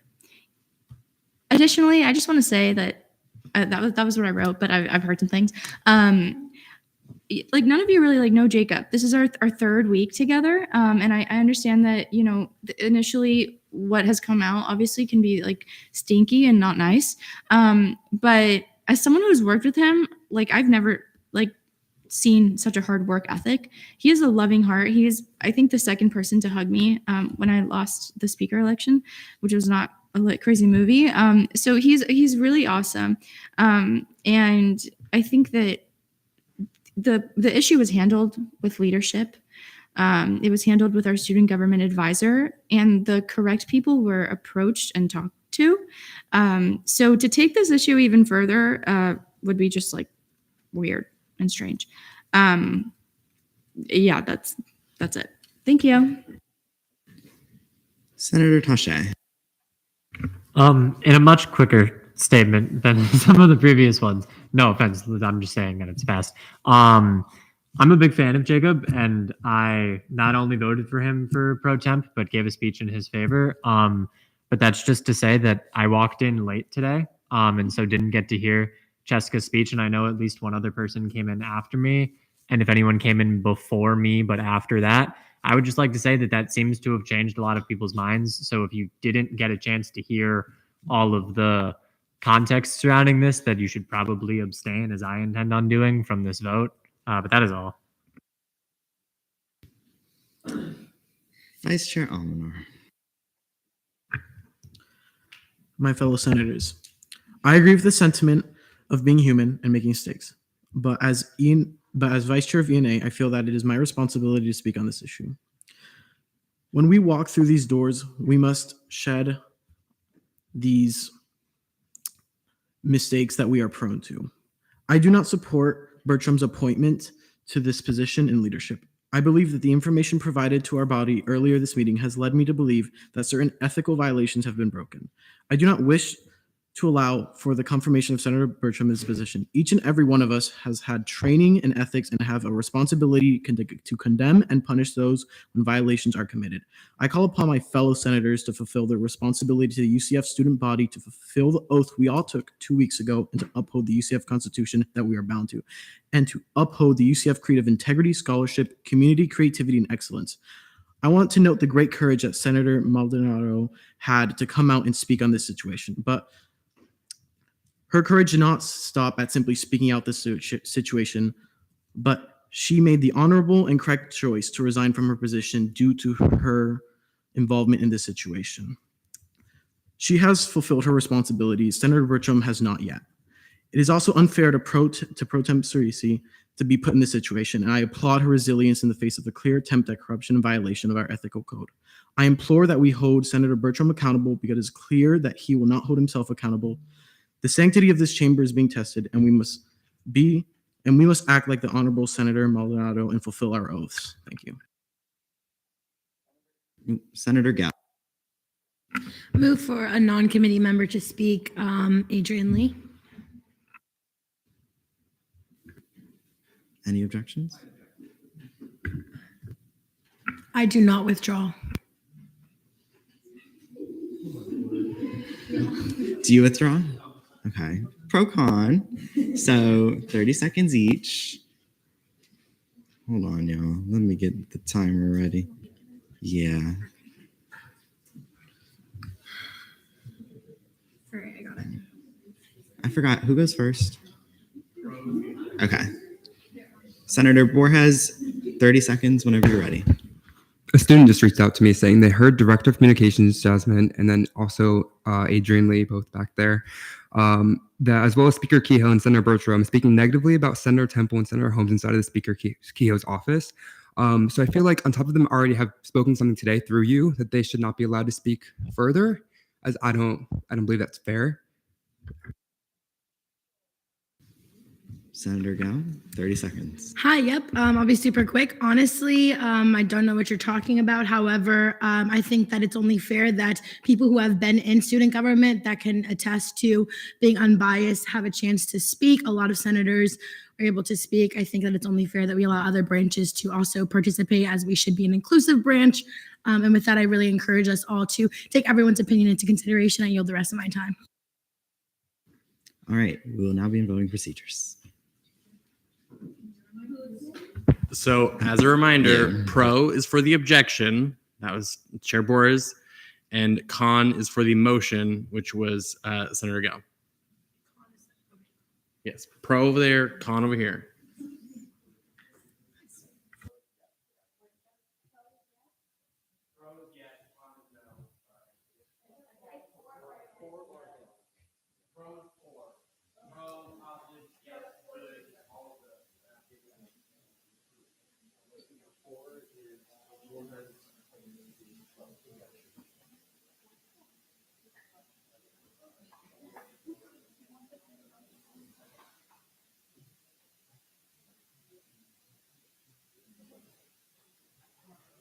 With a vote count of 24-16, the pros have it. Chair Borges. May I direct a question to you? Sure. What is your prior relationship with Senator Bertram? We are friends. We met through Senate probably about May of last year. We've worked together both professionally and we have a great social relationship as well. We've published a lot of resolutions, proclamations together. We work very well together. But I can promise that my personal relationship with him played no part in the interview process. He knew none of the questions beforehand. He did not know what the interview would look like. I am surprisingly very good at keeping secrets. I knew that he had applied. I knew he was going to get an interview. Everybody got an interview. And so with that, I requested that Brody sit in on the interview because I knew should he be appointed, which he was, there were obviously going to be questions about that. And so I wanted to make sure that somebody could attest that nothing happened in that interview. Senator Gomez. Okay, so I'm going to be keeping this very brief as I feel like we've all basically heard the same thing over and over. Today I will be speaking in favor of Senator Bertram. Although I don't agree with what he did, he has apologized, and I feel like over time we will simply learn to trust him again. He's shown the senators that were here for previous sessions that he's hardworking, and if they have faith in them, I have faith in them as well. He's always been kind to me and very welcoming ever since I became a senator. It's only been like 3 weeks, but yeah, I mean, I've never seen any malicious side of him. I mean, I've barely known him, but I haven't seen anything like that. And just simply because how qualified he is and how hardworking I've seen just from these past 2 weeks, I will be voting in favor of him. Thank you. Chair Holmes. Hi, everyone. So I will not be voting in favor of Jacob Bertram. And first, I want to thank Tyler Borges for that pro-con, because it has been brought to my attention that there have been many whispers about myself by people who I have been working with closely that I thought I could trust, and continue to lie to my face about what has been said about me behind closed doors. I do want to preface that I did apply for this position, and I have been told that the person that was interviewing for this position, they were never going to appoint me despite my interview. And because of the dislike that people share with me that has not been brought to my attention. And I was not going to mention this on the floor because I want to be as professional as possible. But in all honesty, I really do believe that this deserves an investigation, and all the materials for every single interview need to be released to the Senate body. Again, I will not be voting in favor of this candidate, and I encourage you all not to as well. Please do not approach me about the situation after the Senate meeting. Thank you. I'll just take a quick survey. Do you want to see my interview notes? Cool. I can link them right now. And can you link the materials of all the goal sheets, the presentations, and all of the materials that the people submitted, not just your notes? I can do that. It will take a minute. Can I move for a recess? One at a time. Senator Gall. Considering everyone is very emotional, which is warranted, I would like to just make a 10-minute motion for Speaker Kehoe to link all the materials. I would not like what is happening on the floor to be discussed. I think that is sunshine law. Make sure that we're not doing that. But I think this will be a good time for us to all just chill out for a minute and take a breather. Please, sunshine law, do not talk about this outside of the chambers, but I think we should all take a minute to just chill and come back to this. Were you going to make a motion? Move to recess Senate for 10 minutes. There's been a motion for a 10-minute recess. Are there any objections? Seeing none, I hereby recess the Senate at 10:41 p.m.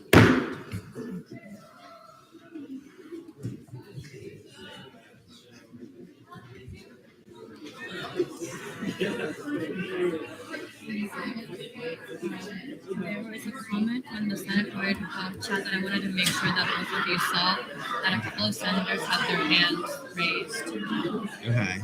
And they Yeah, everybody had their hand raised. I know. But a couple of senators spoke a couple of times. I know that it's out of turn because it's not my job. Yeah, I just wanted no. to let you know. Somebody else put it in the chat as well.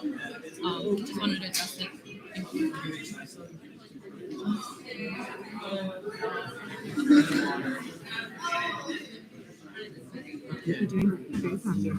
This is so stupid.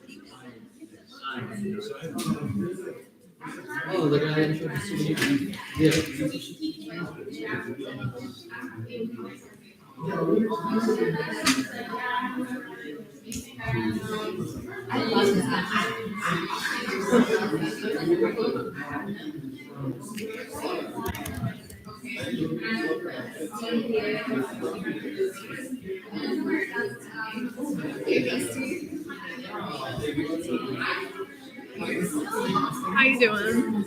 I don't want to be here. What? I don't want to be here. I understand.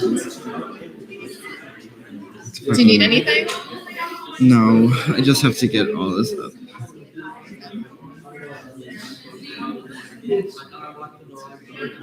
Were you watching Sarah? She was not.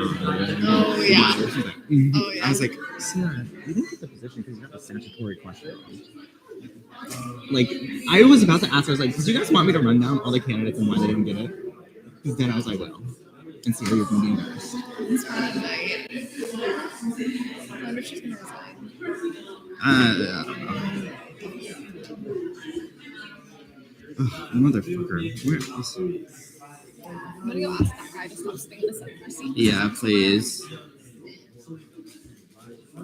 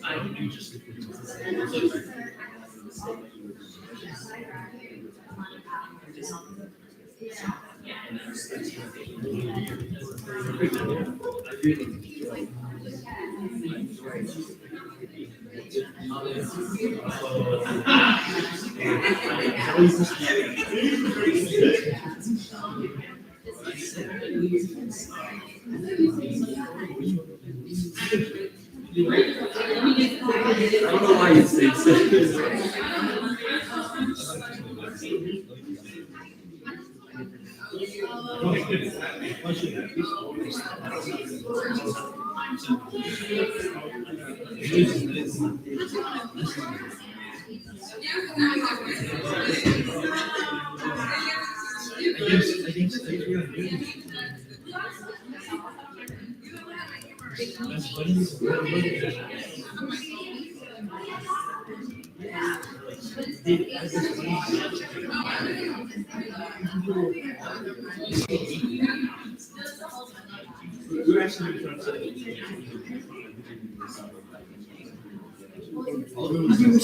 From behind. You should have.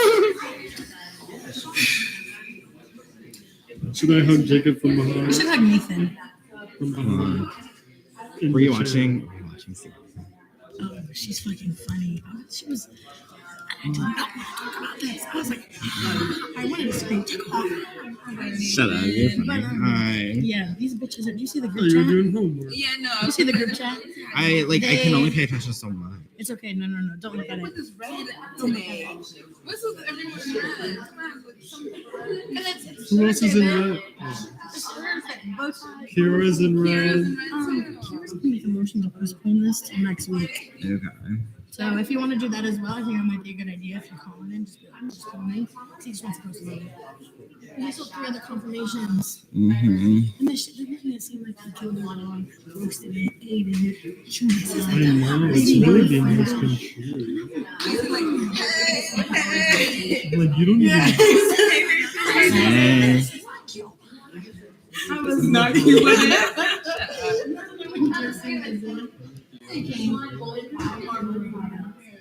I told Jason to leave for my house.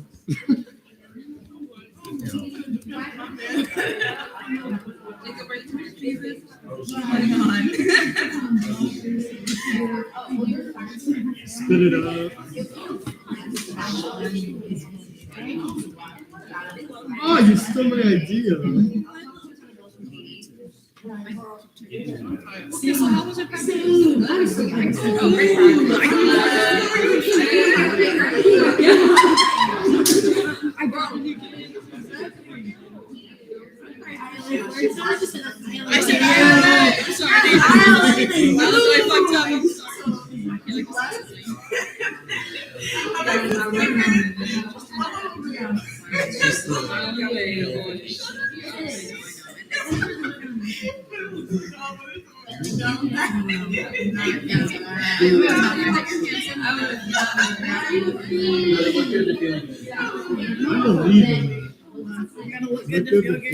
Like a nice little haircut, new suit, something. Well, you look good. You do. If nothing else. You are good.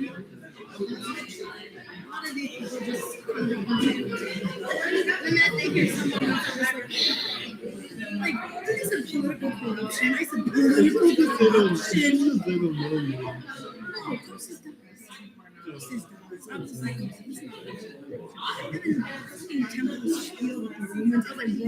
Well, no, I wasn't really listening, and then I'm hearing Romans. Oh my god.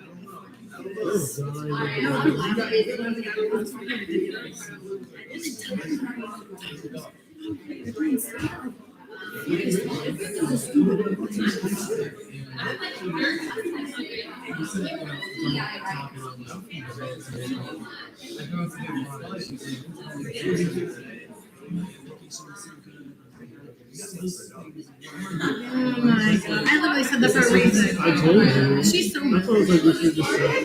Yeah. I should have been able to leave the chambers. Yeah. I was gonna say no. Yeah. But I didn't want to go into a court call. Yeah, well, I already did. I wasn't. That's why I was like, not worth it. He said, I'm afraid she's not gonna win. Yeah. Well, I have an essay being like a trainer. I know, I can't wait. It's so funny. I am an essay written. This confirmation better be juicier than yours. Are you leaving? No.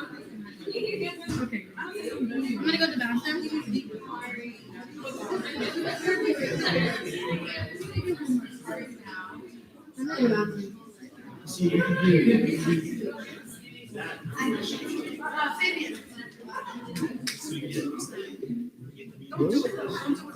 What is it?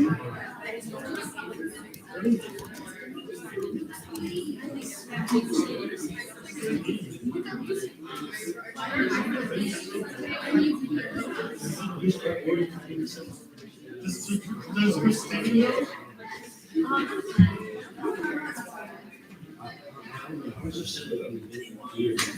When did you submit your proof? Well, I thought by completing it, that was proof. No, I needed a screenshot. Oh, okay. If you send it to Okay. Is it through Thank you so much.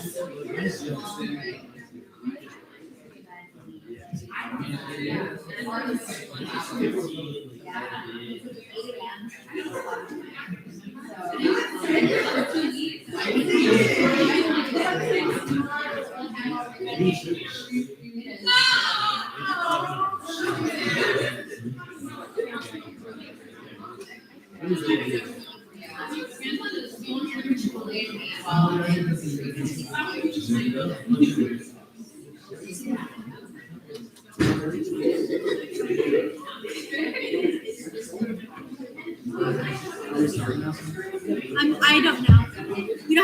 speaker here yet, so.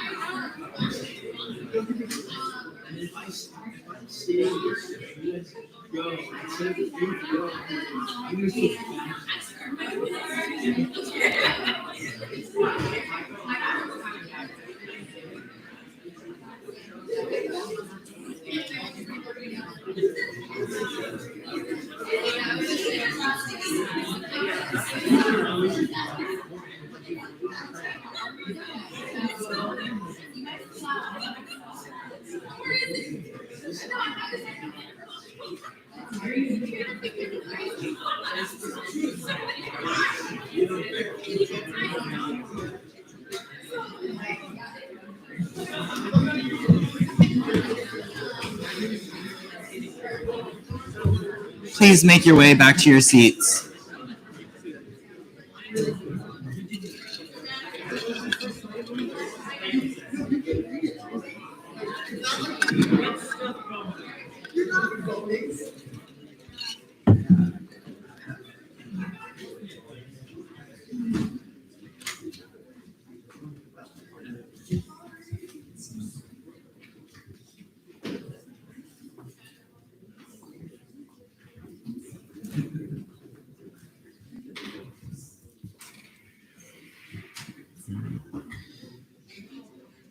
I hereby reconvene the Senate at 10:55 p.m.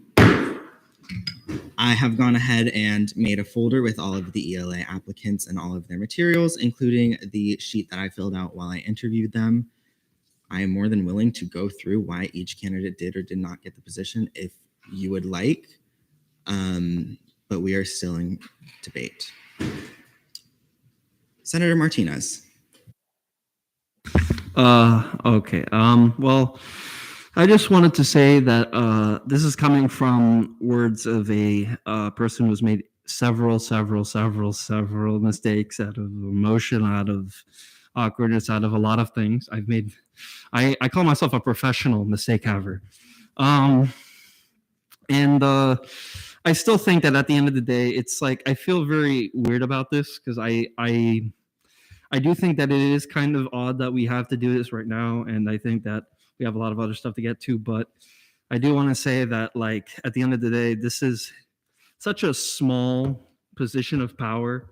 You know, this is really I think student senate has the ability to do great things, but I still think that, like, we're still just student senators. We're students. We don't have like this crazy official power, and I think that it is such a small amount of power. And for that such small amount of power to go to someone's head, it is very disheartening. And I really like Jacob. Jacob has taught me a lot, and Jacob has been here to help me. He taught me a lot about the running for LGBT caucus chair. And I respect Jacob, but I really am really sad to see this happen. And I probably will not be voting for him for legislative assistant, and but I still do believe that he should probably be a senator. It's just I think that this is such a small amount of power to go to someone's head, and I think it would be better for him to make up his words, for his apology to go through his actions. Thank you. Senator Maury. So in the interest of full transparency, I was also one of the people who applied for the ELA position. However, that colors your perspective of what I'm about to say. That's up to you. I would say I think that that the Senate has it is my personal opinion that the Senate should have the ability to know all context around how its leadership is being selected and elected. So I would have liked to have heard about this before the day that we were voting. Second, I would say that Senator Bertram has been extremely kind to me personally. As a new member of this body, he's helped me with a couple of different issues. I've really appreciated that. I would say, though, that the thing we can't allow, in my opinion, when someone offers an ultimatum, that individual to be rewarded with any position of power, especially so close to that instance of happening. So I will be voting against Senator Bertram. Like I said, this is not an attack on his character. I think he's very deeply committed, and I respect him as an individual. But I will be voting no. Chair Salerno.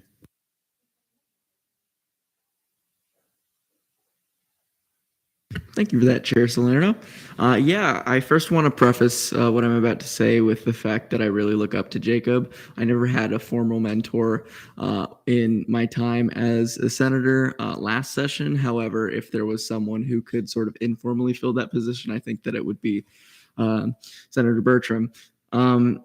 With that being said, something that Senator Costas said really spoke to me, and that's that there are so many issues that are facing this campus, facing this country, facing this world right now.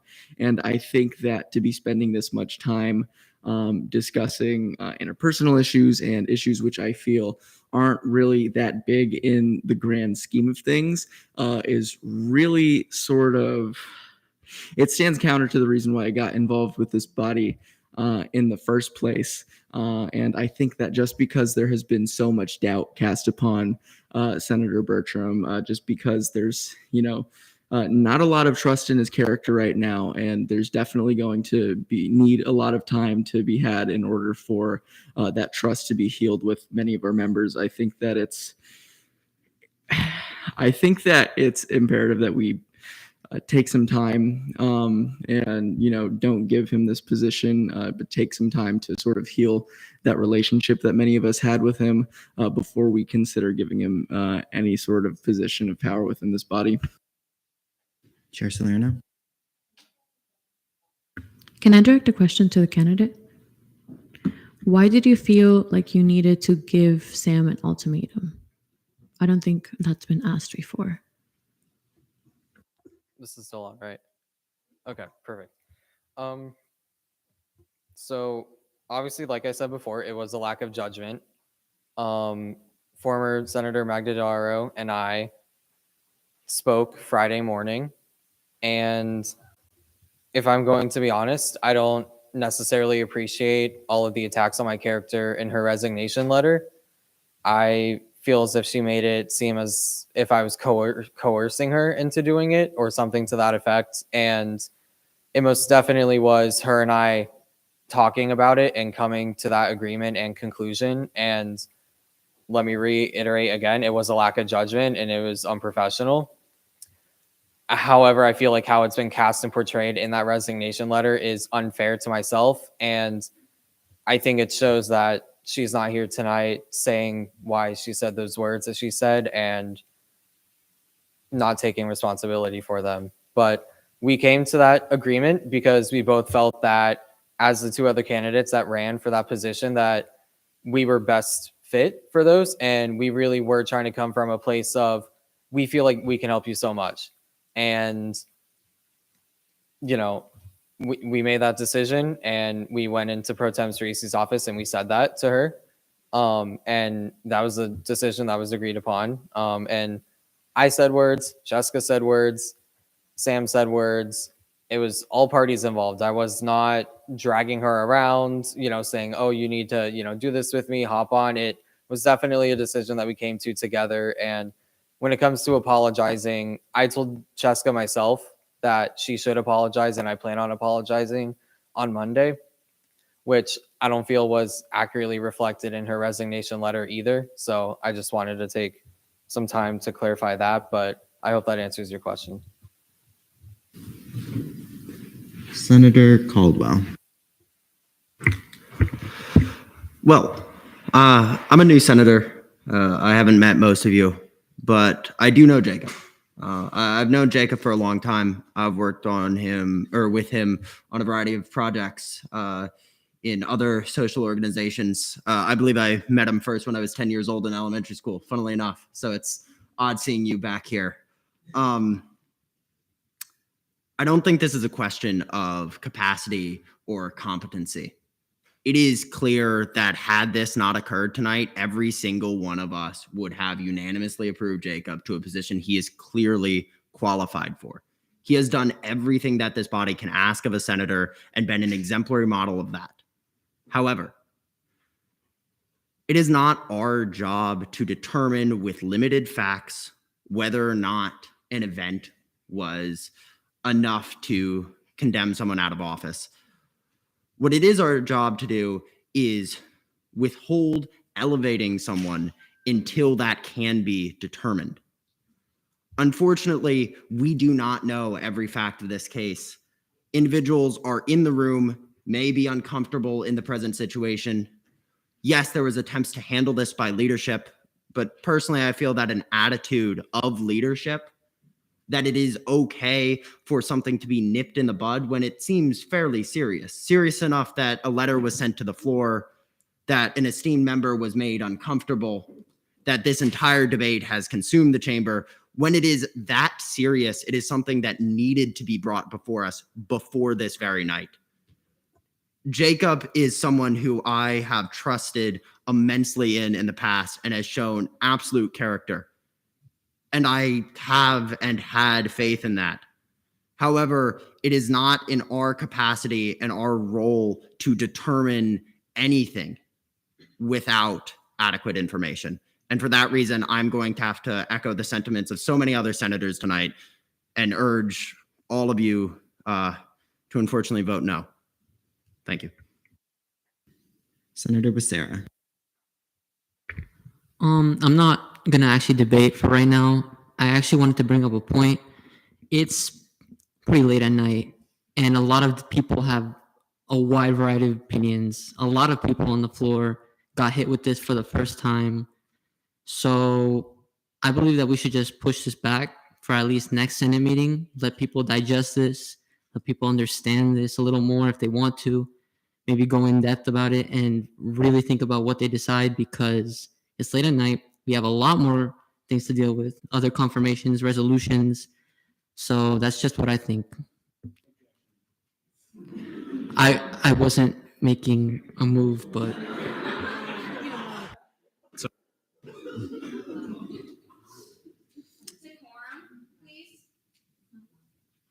My apologies. Sorry, I wasn't trying to. I'll make sure that doesn't happen again. Senator Cox. So I've been doing some research into the legality of ultimatums while we had this discussion. And obviously I'm not a lawyer, but the New York City Bar Association, well, it's not the Florida bar, it is relevant for the sake of precedent. The NYC Bar's formal opinion on the matter of threats versus ultimatums, according to the ethics and professionalism portion of their website, is that a threat includes an ultimatum requiring compliance with a particular demand. As Title 11, the Code of Ethics specifically says no student government agent shall engage in threats. I will be voting no.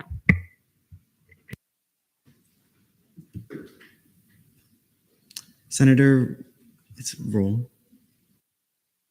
Hi, everyone. I'm a new senator here, and I've been listening to all of you debate. I'm here to represent my constituents, and I believe this appointment is not the best for the UCF community, and we can do better as senators overall.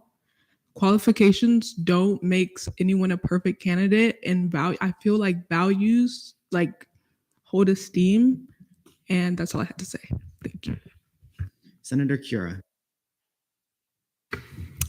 I motion to postpone this vote until next meeting. There's been a motion. Sorry. I'll wait.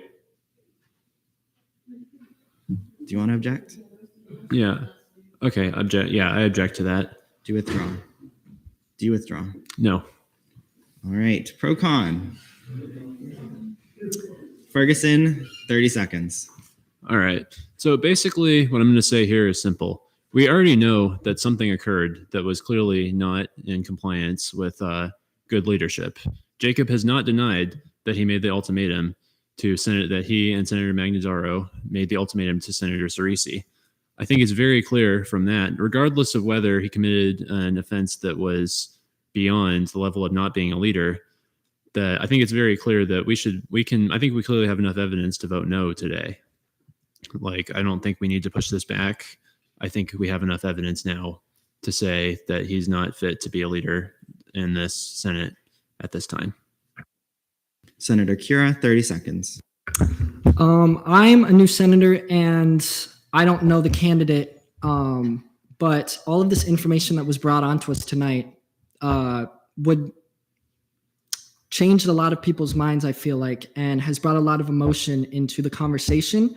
And considering a lot of senators on the floor asked Speaker Kehoe for this information to look at and to review, I think that it is clear that it does require more review and should be postponed until the next, okay, yeah. We will now be in voting procedures. Once again, for is pro the objection, against is the motion. So pro is Ferguson, against is Cura.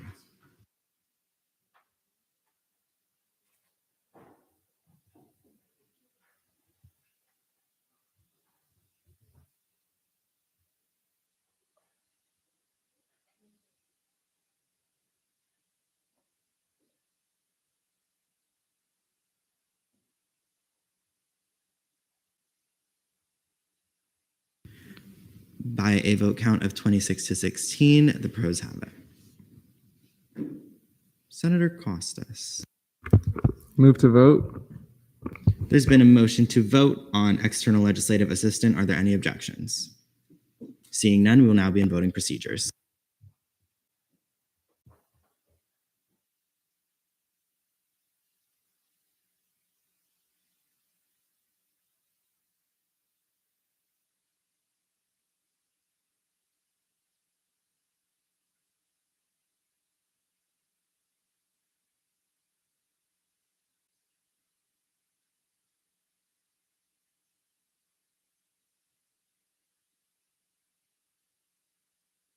With a vote count of 7 to 28 to 8, this confirmation does not pass. Thank you for considering me. Nick.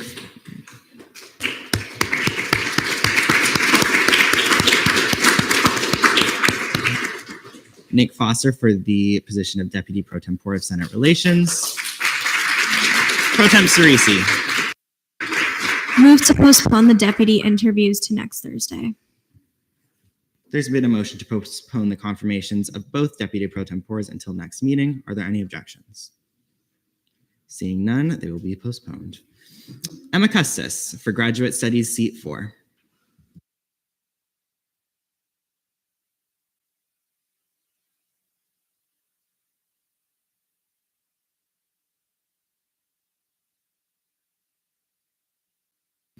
Senator Cox.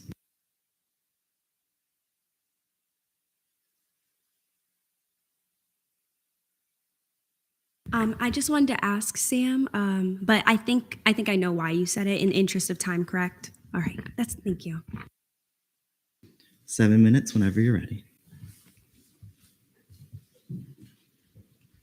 Good evening to everyone.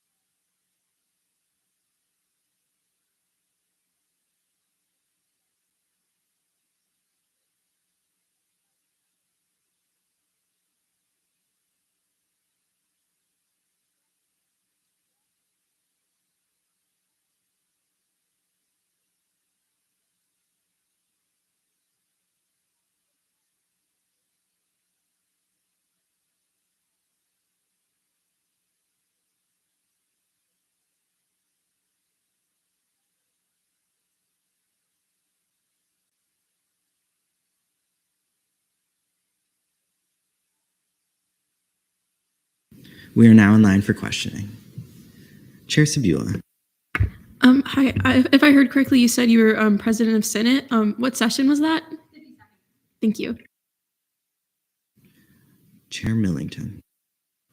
Hello, Emma. Thank you for presenting to us tonight. Could you go more into depth on your initiatives, both college specific and Senate as a whole?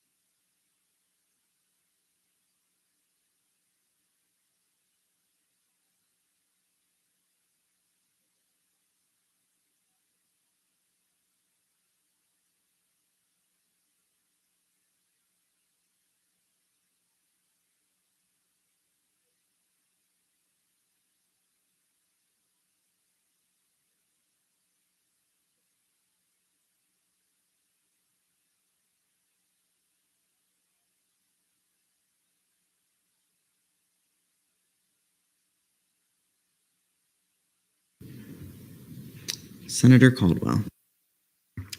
It seems like one of your primary focuses is on advocating for graduate students given the systemic mistreatment and low pay that they often undergo. Would you, in your capacity as a senator, be willing and in support of facilitating the creation of a union or collective bargaining unit as we see at other campuses across the country to organize grad students? I'd be happy to look into it. I can't say that I can give a definitive answer just because I don't know much about it, but I'd be happy to do some research. And if you do know any other universities that I can reference, I'd be happy to look into that and work with other graduate senators on that as well. Senator Spalding. Move to go to debate. There's been a motion to go to debate. Are there any objections? Seeing none, we are now in debate. Chair Holmes. I think this candidate is very qualified, especially speaking out for grad students. As you can see, we don't have a lot of those. But I just think your initiative surrounding, grad students is very important, and highlighting the disparities between age especially is very important. And I think you would be an amazing addition to the Senate, have you already had been. So I encourage you all to vote in favor of this candidate. Thank you so much for your time. Senator Maury. All right, so as a new senator, I bet a lot of you probably don't know that I am very pro-labor, pro-union, because this, thank you, because this senator, the Senate candidate has shown support for possibly starting a union here. I will be voting to confirm her. Vice Chair Temple. So, seen as, well, first and foremost, I would the candidate Custis here has plenty of experience coming to Senate, seeing as she was the prior speaker, and if I can recall, the prior LJR chair in DSER. So that's plenty of experience right there. But I also am very fascinated to see how you would like to advocate for the graduate students here, because that is a very underrepresented cohort of our student body. And even though I am myself am an undergrad student, I'll be more than happy to be of any assistance to you. And with that, I would like to encourage my fellow senators to vote highly in favor of this candidate. Senator Costas, you may retain. Thank you. Not only do you have a last name that's so similar to mine that I feel like I have to vote for you, you have a lot of valuable experience, which I think will be of great benefit to this body. And you're interested in forming a union. So I would love to help you with that and whatever other initiatives you might have. And with that, I move to vote. There's been a motion to vote. Are there any objections? Seeing none, we will now be in voting procedures.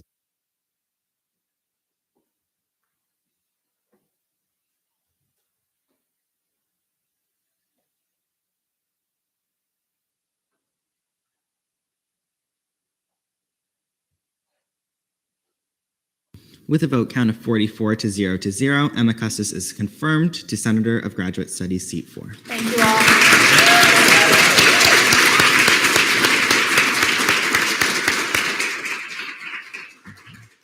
Moving along, internal legislation, notice of legislation on first reading. Constitutional amendments, none. Bills, none. Resolutions, Resolution 5402, resolution advocating for UCF to encourage UCF-partnered off-campus housing establishments to implement recycling programs, introduced by Senator Costas, is hereby remanded to SBA. Proclamations, Proclamation 5401, proclamation recognizing May 1st, 2022 as International Workers' Day or May Day, introduced by Senator Moll, is hereby remanded to SBA. Proclamation 5402, proclamation celebrating Eid on May 2nd, 2022, introduced by Chair Holmes, is hereby remanded to SBA. Proclamation 5403, proclamation recognizing the commemoration of Ramadan on April 2nd, 2022 to May 2nd, 2022, introduced by Chair Holmes, is hereby remanded to SBA. Proclamation 5404, proclamation recognizing April as Sexual Assault Awareness Month and Prevention Month, introduced by Senator Gell, is hereby remanded to SBA. And Proclamation 5405, proclamation honoring 40 Days of Life, the pro-life movement, and the approximately 73 million worldwide victims of abortion in 2021, introduced by Senator Ferguson, is hereby remanded to SBA. Special acts, none. Notice of legislation on third reading, constitutional amendments, none. Bills, Internal Bill 5401, 2022 to 2023 funding limitations for registered student organizations, introduced by Chair Wanjin. Is there a motion for speeches, questioning, and debate? Senator Spalding. Move for 1 minute speeches, like only question, limited debate. There's been a motion for 1 minute speeches, unlimited questioning, unlimited debate. Are there any objections? Seeing none, Chair Wanjin, 1 minute whenever you're ready. Hey, y'all, we saw this last week. It's the one with all the really fun numbers. 3.5% of the total Senate accounts is how much each RSO can get. Yeah, it's pretty close to the same actual amount of money as last year. I yield to questioning. We're now in line for questioning. Senator Tasha. Motion to go to debate. There's been a motion to go to debate. Are there any objections? Seeing none, we are now in debate. Senator Mole. I was just going to ask if I could retain, but I saw two other hands go up. Okay. Great. Yeah, we saw it last week. It's pretty straightforward. Move to vote. There's been a motion to vote on Internal Bill 5401. Are there any objections? Seeing none, we will now be in voting procedures.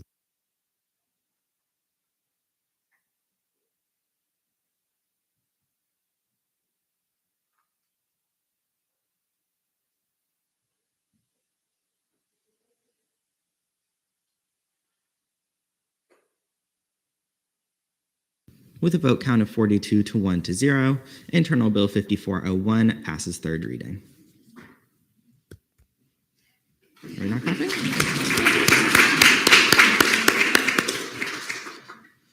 Resolutions, none. Special acts, none. Notice of legislation on second reading. Constitutional amendments, none. Bills. Internal Bill 5402. Updates to Title III, enacting procedures for committee and caucus chairs to vacate chair positions in cases of no confidence, introduced by Chair Borges. Chair Borges, you have 1 minute whenever you're ready. This is something that already happens in practice. The wording that I used is the exact wording as the speaker's wording. So, yeah. We're now in line for questioning. Is there a motion for a non-committee member to speak? Aloe? Hi, I know some of the people running committees are new to the position still. Can I have whoever ran the committee that saw this, please put the committee action on the piece of legislation? Thank you. That's just the vote count for anyone confused. Senator Tasha. Yeah, so I was on the committee when we discussed this, and we decided like not to put an amendment in there that, you know, we all supported to my knowledge, but we figured we'd run it by you first. We were thinking there should be an addition to the bill regarding having making sure those people can't vote on the issue as well, not just that they can no longer chair it, but that they also lose their voting power when that situation's in place. Would you be in favor of that amendment? Yes. My only issue with that is the person who's bringing the no confidence must also not be able to vote then too. Basically, if you do that, it's equal anyway. So you can do it if you want, but it's no purpose in my opinion. Any other senators with questions? Senator Spalding. Move to go to debate. Yeah. There's been a motion to go to debate. Are there any objections? Seeing none, we are now in debate. Senator Maury. Move to vote. There's been a motion to vote on Internal Bill 5402. Are there any objections? Seeing none, we'll now be in voting procedures.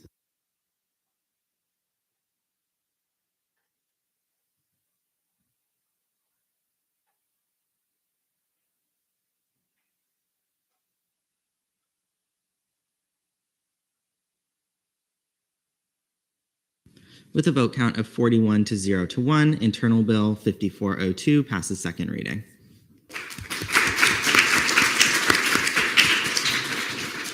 Internal Bill 5403, updates to Title VIII, updates to the CRT spending policy, introduced by Chair Borges. Chair Borges, another minute whenever you're ready. Actually, can I make a motion instead? Move to postpone this bill so we can see it properly with more time. There's been a motion to postpone Internal Bill 5402 until next meeting. Are there any objections? Seeing none, it will be postponed. Oh. Not necessarily an objection, but like I can like go back on my motion and extend the time if you need to see it today. Yeah. It's not about my time to speak. It's about our time to look over it as it's important. Yeah. Are there any objections to the motion to postpone? Seeing none, Internal Bill 5403 is postponed until next meeting.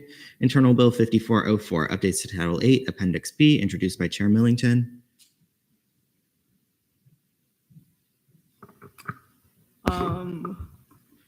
I would also like to make a motion to postpone then. There's been a motion to postpone internal bill 5404. Are there any objections?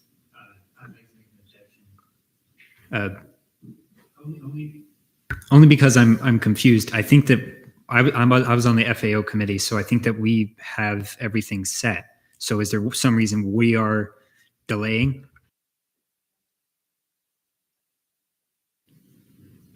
We have half an hour left. There's been a motion to postpone internal bill 5404. Are there any objections? Seeing none, it stands postponed until next meeting. Resolutions, none. Proclamations, none. Special acts, none. Senate forum, I would ask, please keep it brief. Senator Caucus. All right, I will keep it brief. As you all know, I'm working on my recycling legislation, and I have some amazing news. I'm going to be working with the Orange County Environmental Protection Division, and they're going to be teaming up with us, and they're going to be writing formal letters of intent to all the complexes that don't recycle and let them know that they're violating Orange County's municipal code. And then we're also going to hit them with a double whammy of student government bills, which is going to be a lot of fun. And also I did a podcast today with a student government vice president from LaSalle University in Pennsylvania or Philadelphia, one of those places. And it was really interesting listening to how different their student government is from ours and how we have so many more branches and are a lot better. So, Vice Chair Temple. Right, I'll keep this brief as well. So I'm continuing to work on that proclamation detailing the plight of the Ukrainian refugees and Eastern European citizens. And as an update, I have been able to get into contact with RAS's vice president, as well as their advisor. We are scheduled to have a meeting sometime next week. I can't determine a proper day and time, but if you guys are more interested in helping me with this legislation, I'll be more than happy to bring you aboard. Moreover, this is on behalf of a former SGLCer, Omar. He is actually inviting all of Senate to join in a Cinco de Mayo celebration at the Mexican consulate on 5th of May. I can't remember the time off my head, but thank you. It's 6 p.m. Thank you, Chair Salerno. And although it is for mostly Spanish-speaking individuals, I would encourage you all to still go regardless, for just so you can have an atmospheric understanding of like the celebration and maybe even learn a few words of Spanish. Spalding.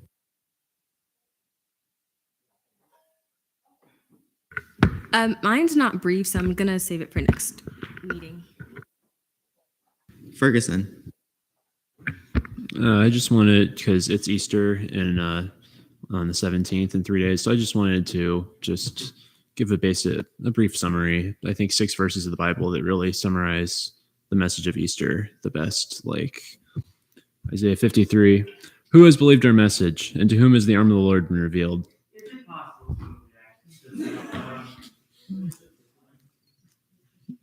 I mean, if y'all, what'd you say? Okay, I can wait till next week. We'll leave it for next week. Chair Holmes. Hi, y'all. So if you would like to sponsor my proclamations regarding Ramadan and Eid Day, please let me know. Also, there is a chat, again, that was made known in the Senate-wide, so please like that message if you'd like to be added to it. I do want to have a meeting regarding speaking to the president, I'm so sorry, like Senator Costas said, so please let me know. Let's brainstorm ideas, and that is all from me. Senator Custis. That's on. Is it? Okay. President voting. Oh, so noted at 11:33 p.m. Chair Hall. Yeah, so just 2 things. The first one is that this Monday, the Cultural Center art reception is happening at 6 p.m. in the Key West Ballroom, being hosted by the Diversity Inclusion Coordinator. I've heard that there will be flan, as well as other food, and promoting, cultural art that has been made by students. So that's a cool event to come to. And then I just want to briefly say, just more on a personal note, some of you follow me on Instagram, but I recently had a friend of mine pass away at UF. Apparently it was meningitis. So for one thing, get vaccinated for meningitis, please. But the other factor of why I just wanted to bring it up is, obviously tonight got very heated and very emotional, but at the end of the day, I think something Senator Martinez kind of said, we're in the grand scheme of things, like this is not a huge scale thing, that if there are these personal relationships that have been broken or have been hurt, take the time to try to mend them. Like, I know that in the moment it can be difficult, but you never know. And I think that we all better serve the entire community if we can be kind of the symbol of that, of being able to meet those challenges and differences and making a conscious, consistent effort to really try to rectify them as much as possible. Thank you. Senator Martinez. Thank you. I just want to keep it quick since Chair Ayala Manchili isn't here. I just wanted to congratulate him because I think he really does deserve it as well. Like, I think he's going to do a very good job in the role. And I also just wanted to say that the Pride Student Association will be having their last general body meeting of the year, Wednesday, 7 p.m., Key West Ballroom A. And also Take Back the Night, which is a event to honor sexual assault victims because this is Sexual Assault Awareness Month. It will be happening April 26th at 6:30 p.m. at Memory Mall. So please come out to that as well. Senator Gale. Yeah, so on a lighter note, there is a new RSO. They had their first general body meeting today. It's called Apex, Achieving Personal Excellence. I went to it. Phenomenal e-board. I really encourage you guys to check them out. Also, I just want to echo what Chair Hall said. Please, if any feelings were hurt, communicate. I think it's important that you mend relationships. Relationships are super important, especially within the Senate body. If someone hurt your feelings, just have that conversation. It might seem hard, but honestly, restoring relationships is more important than just having a little grudge over something that could have easily been resolved with a conversation. So I just want to encourage you all to communicate with one another. Chair Borges, do you still have something? Yeah, thank you. So I want to say I have spoken to Director Fletcher and Coordinator Lee about the concerns a student brought up to me right before the pro-con in one of my confirmations tonight. I just want to say I had minimal time to gather my evidence as a senator. Had already spoken on behalf of Director Fletcher and then moved for either the director or coordinator to speak not long after, which I believe was not fair to the debate, and that's why I objected in the first place. None of this was personal, and I hope none of you look at them, the coordinator or the director, differently without more evidence being brought to the floor. With that being said, this issue and many others still need to be looked into, and I thank you all for listening to me today. Chair Salerno. I will try to be as brief as possible, but I think it's really important to note a couple of things. So I wanted to address something that I believe will be crucial in this session. The reason that I ran for chair of student body advocacy was because I believe that although this university has done so much to advance with its diversity and inclusion, we can do so much better. There is a culture of talking through people and not to them. And I want to highlight the importance of advocacy. Our job as senators is to amplify unheard voices, not speak for them. Active listening and effective communication is a crucial aspect of advocacy. Before you write legislation, make sure that you're not only doing ample research regarding the matter discussed in your legislation, but also make sure that you're reaching out to the different populations that it affects. When writing legislation, you have to make sure that we're advocating for students and getting their opinions. Utilize resources like the Student Body Advocacy Committee, grassroots campaignings, focus groups, town halls, surveys. I can go on forever. I have always believed that policy is the bridge between advocacy and actual change.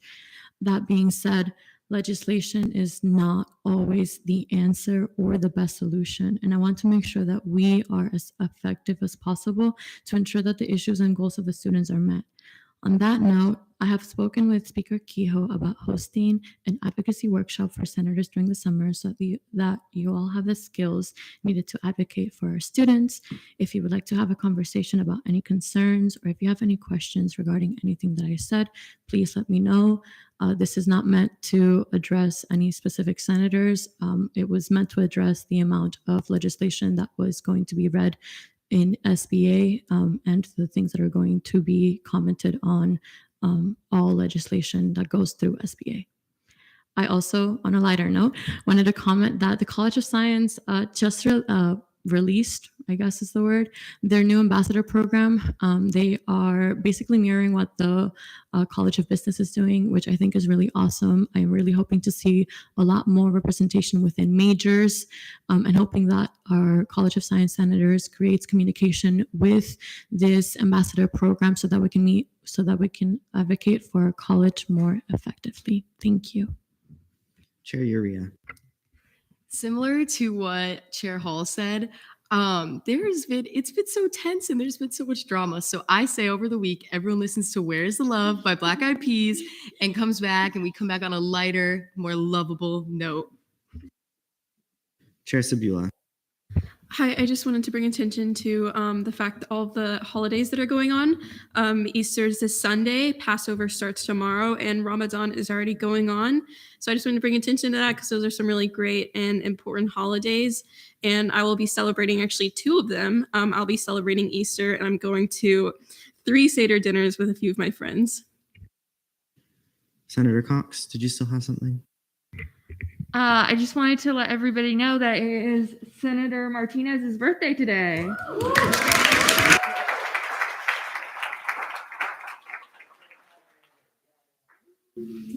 Senator Becerra. Yeah, so, it's been a long week for a lot of people. So I just wanted to share this quote from one of my favorite artists, Earl Sweatshirt. It's, "Forgive me for the times that I have not treated what has been bestowed upon me as the gift that it is." Just for you guys to reflect on that. Senator Custis. Thank you, Speaker Kehoe, and thank you to everybody for confirming me. I really want to start off my time in this session on a good note and get to know everyone. But this is just an FYI and a reminder that even when the Senate is in a state of recess, the live stream is still recording. Everything that is being said can still be picked up on. That is all. Thank you. Senate deliberations. Anybody with another deliberation? Cool. Seeing none, advisors reports. Brody. All right. Hello, everyone.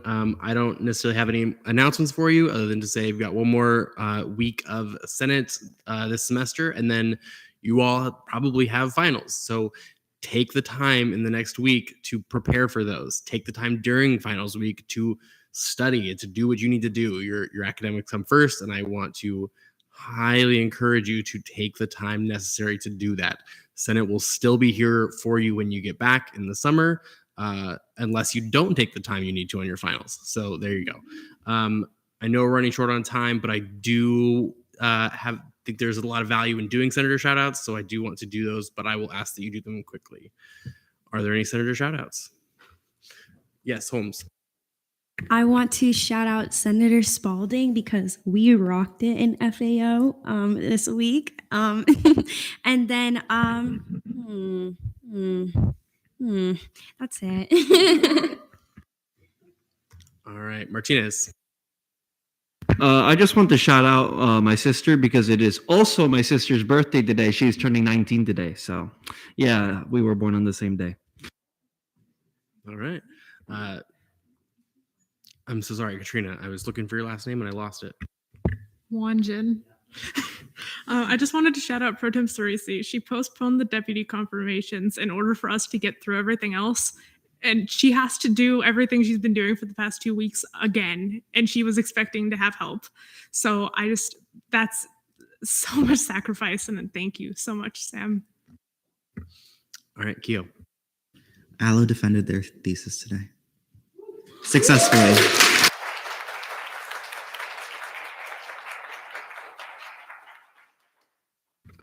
All right, Mo. Yeah, I wanted to shout out Senator Roll. I know that Senator Roll sometimes can be a very quiet person, and so I really appreciate them speaking out tonight during debate. All right, Cerisi. First, I want to shout out Allo. Congratulations. So amazing. Second, I want to shout out our new senator-elect, Senator Custis. Fun facts, Emma was my mentor in SGLC, and I did not think that Senate was going to be a good place for me. I had no intention of joining Senate, and it was her that pushed me to join Senate and said that it would be the best place for me, and she was definitely right. And without her, I would not be here today, so she deserves the biggest shout out of them all.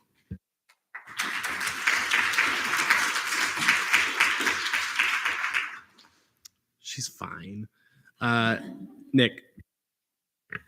I would like to give a shout out to Vice Chair Temple. He is a great human being, an amazing person, and I think he's probably one of the most lovable people in this room. All right. All right. I love Senator Temple too, but we're not going to be able to clap between all of them. We're going to run out of time. Stefania. My shout out goes to Senator Sabula. They took out the time of their day to come to the PSA meeting. Yes, I know, Kevin, you were also there. I'm sorry. But you go every week. They took time of their day to come and speak about changing women's with an X to women with a E. I was invited by the president and I asked Larkin to come with me and speak about the issue. I also want to really commemorate her drive to actually speak with people before the initiatives and wanting to hear and advocate. So that's my shout out. Thanks. All right, Paul. Yeah, just quickly, I want to shout out Senator Costas. I think he was being kind of humble with his recycling bill. Man got Ana Escamani and Carlos Guillermo Smith to sign on to it.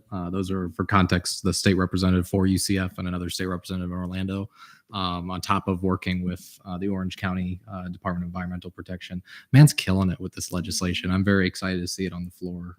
And, you know, he's a humble man, but we appreciate his work. All right, Spalding. Hi, yes, I just want to take the time to shout out each of us because we got through what I think was one of the rockiest Senate sessions that I've been a part of. And for people just like debating, given if they were afraid of conflict arising, I think we all did an amazing job today. All right, Alo. I gotta give a fat shout out to Speaker Kehoe for chairing quite a chaotic meeting, if I'm gonna be honest. It's hard to sit up there in the front. That's why I moved my seat back here. It's hard to remain an unbiased party, and I just think that he handled himself very well. All right, Temple. All right, so two shout outs, if I may. I wanted to shout out all those who volunteer for Universal Nights. We had wrapped up our final distribution today, and it was actually very smooth. And I'm very happy that it ended off like that. And I also wanted to shout out Senator Bertram because during our recess, I had approached him and apologized profusely to him for the tone I had set. Because for the record, I did not mean to say that he was threatening anybody. I did not mean to say that at all. And to those who know me, I am a very passionate individual, and my passion had gotten the best of me. And it was a very introspective moment for me to apologize to Senator Bertram, and and the fact that he accepted the apology and that we both had come to terms with this. I am very grateful for him, despite everything that has happened tonight. So I hope that what happened tonight does not damage the character of Senator Bertram. He is a terrific person, a terrific senator, one of the best senators and best people I've ever met in my life. And that's saying something, to be honest with you. So just going forward, I hope that we can rectify anything and any and all trust that had potentially been broken or lost tonight. Any other senator shout-outs? Oh, yep, over here. I want to shout out Senator Holmes for being so passionate all the time because it makes me feel more passionate, and it's just lovely to be around. Wonderful. Anderson? Just to end it on a note, I want to shout out every last one of you guys for sitting through this and being as professional and kind as you possibly can be. I want to keep this going. I want to keep the transparency and communication going. So just kind of falling behind what Hall said as well, Senator Hall. So let's just remember to be nice to each other. And I'm just really proud of you guys for being so passionate about Senate. All right, Robbins? Yeah, so I have two. Number one, Brody, thank you so much for answering all my questions. My Night Connect never has worked as well as it does now, thanks to you. Also, Senator Borges, you're awesome. I'm so excited to be vice chair for you, and it's something that I've gotten to really sit around and get excited about. So yeah, I'm just excited, and also really respect the way that you handled our first long CRT meeting this week. It takes so much planning and so much sleepless nights, and I seriously see you working all the time, so I appreciate that. can attest to receiving emails at 2:50 a.m. Yes. Any other senator shout outs? Yeah, Anderson. One very last thing. Thank you to FAO and CRT. I, like you guys said, sat through an incredibly long meeting. FAO ourselves sat through an incredibly long meeting. And thank you to everybody that asked questions throughout that meeting and was very, very excited to ask questions. And thank you to Katrina for taking the initiative on rewriting, no matter how stressful it is, Appendix B for us. So thank you. All right. Any other senator shout outs? Okay. The last thing that I will share before I give it to Alo is if y'all haven't noticed, there's another member of our team back here. Netta is our new GA.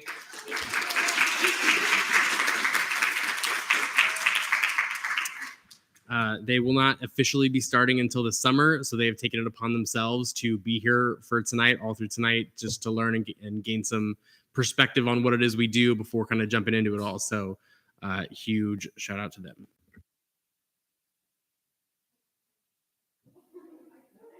Hi. Okay. Sorry, it's late. I'll be as brief as I can be. I went to 2 graduation ceremonies for minority groups on campus. I'm probably gonna butcher this, but Guzo Saba. It was in celebration of first generation and Black students here on campus. And then Lavender graduation was today, so that's for any LGBTQ plus graduating students. Sorry. Okay. And I got to speak there, which was really exciting. Yeah, both of them were wonderful. I don't know how many of you knew these were going on, but these are the kinds of student events that I think would be really beneficial to have student government presence at in the future. You know, a lot of the minoritized communities on campus deserve, all of them deserve to be celebrated, especially when it comes to milestones like graduating. You know, my best friend is first generation, and the fact that she got to college is something that she talks about all the time. She didn't know would ever happen. And I think the same is for people within the queer community. A lot of us don't think that we're going to live as long as to graduate. So I think it's really important to celebrate these communities and to show presence at their events. That's all my gushiness. Okay. New leadership. If you are a chair or a vice chair for anything, you need to send me an email. All that email has to say is, hi, my name is blank. I am vice chair or chair of blank.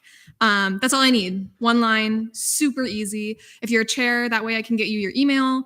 If you don't already have it. If you're a vice chair or a chair, that means I can get your name up on the website and people can be like, oh, these are the people I should talk to if I have problems or if I want to come to this committee or if I want to go to this caucus. Please email me, please, please, please. I cannot read your minds. And I'm definitely not going to read, 16 sets of minutes every week. So if you tell me, I can make sure that it's up on the website. Yes, so email me, and then committees and caucuses, reminders to continue to get me minutes. I should be getting minutes from every committee and every caucus every week. If you're a caucus that meets every other week, just let me know so I don't pester you for minutes you don't have. If you're a vice chair, getting minutes to me is part of your responsibility. If you can get me them the day you meet, that's awesome. The day after is also totally fine, as long as I have them before the end of the week. And then if you're a caucus chair and you don't yet have a vice chair, that's your job for this week. Or if you're a committee chair who doesn't have a vice chair. Name tags. You may have noticed that you have these shiny new name tags in front of you that don't stand up nearly as well as I wanted them to. I'm really sorry about that. This cardstock is a little flimsy. We tried. Yeah, so take a glance at your name tag. If there are spelling errors, if there are pronouns / pronunciation that you want there that are not there, if you have a name change, if you have a pronoun change, if you want something fancy on it. I can do most things. Please feel free to write it on the inside and I'll make sure that gets taken care of for you. Also feel free to send me an email if you prefer that. Oh yeah, if I missed accents in your names, I can do tildes and I only know the French name for it, accent aigu. So if you have anything like that, I can make it happen. Just email me. Last thing, I swear. Sorry, I'm just rambling on. New Senator Custis. Hi. You will get a name tag next week. So just send me an email if you want your pronoun. Oh, cool. You are so on top of it. I don't even have to tell you. You'll get your Senate email tomorrow and your Night Connect invite if you're not already on the Night Connect, which you might be. That's all I got. Anyone have questions? Cool. That's it. All right. Miscellaneous business, resignations. I hereby resign Chair Sabula and Senator Bertram from ORS and resign Chair Sabula from the Hispanic Latinx Caucus. Elections. Is there a motion to open nominations for ENA? Is there a motion to nominate Senator Bertram and Senator Caucus to ENA? Is there a motion to elect Senator Bertram and Senator Caucus to ENA? Awesome. Is there a motion to open nominations for LJR? Is there a motion to nominate Senator Custis to LJR? Is there a motion to elect Senator Custis to LJR? All right. Appointments. I hereby appoint Vice Chair Temple and Senator Gomez to ORS. And I hereby appoint Chair Hall, Senator Cox, and Senator Martinez to Disability Caucus. Just a reminder, I have to be the one to appoint you to caucuses. Senator Castillo, where are you? Are you okay being appointed to the Hispanic Latinx Caucus? Okay, I hereby appoint Senator Castillo to the Hispanic Latinx Caucus. We are going to skip Sam and I, and we're just going to wait for a motion. Vice Chair Temple. Yay. Move to adjourn pending final roll call. There's been a motion to adjourn pending final roll call. Are there any objections? Seeing none. Wait, object. Chair Uria. Kio's Killer Couture. Babes, we got 5 minutes. Okay.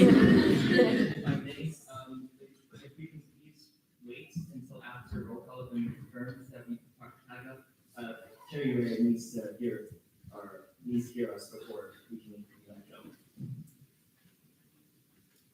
Kehoe, Present. Morodo, Mole, Here.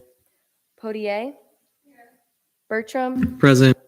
Cura, Present. Gomez, Present. Martinez, Present.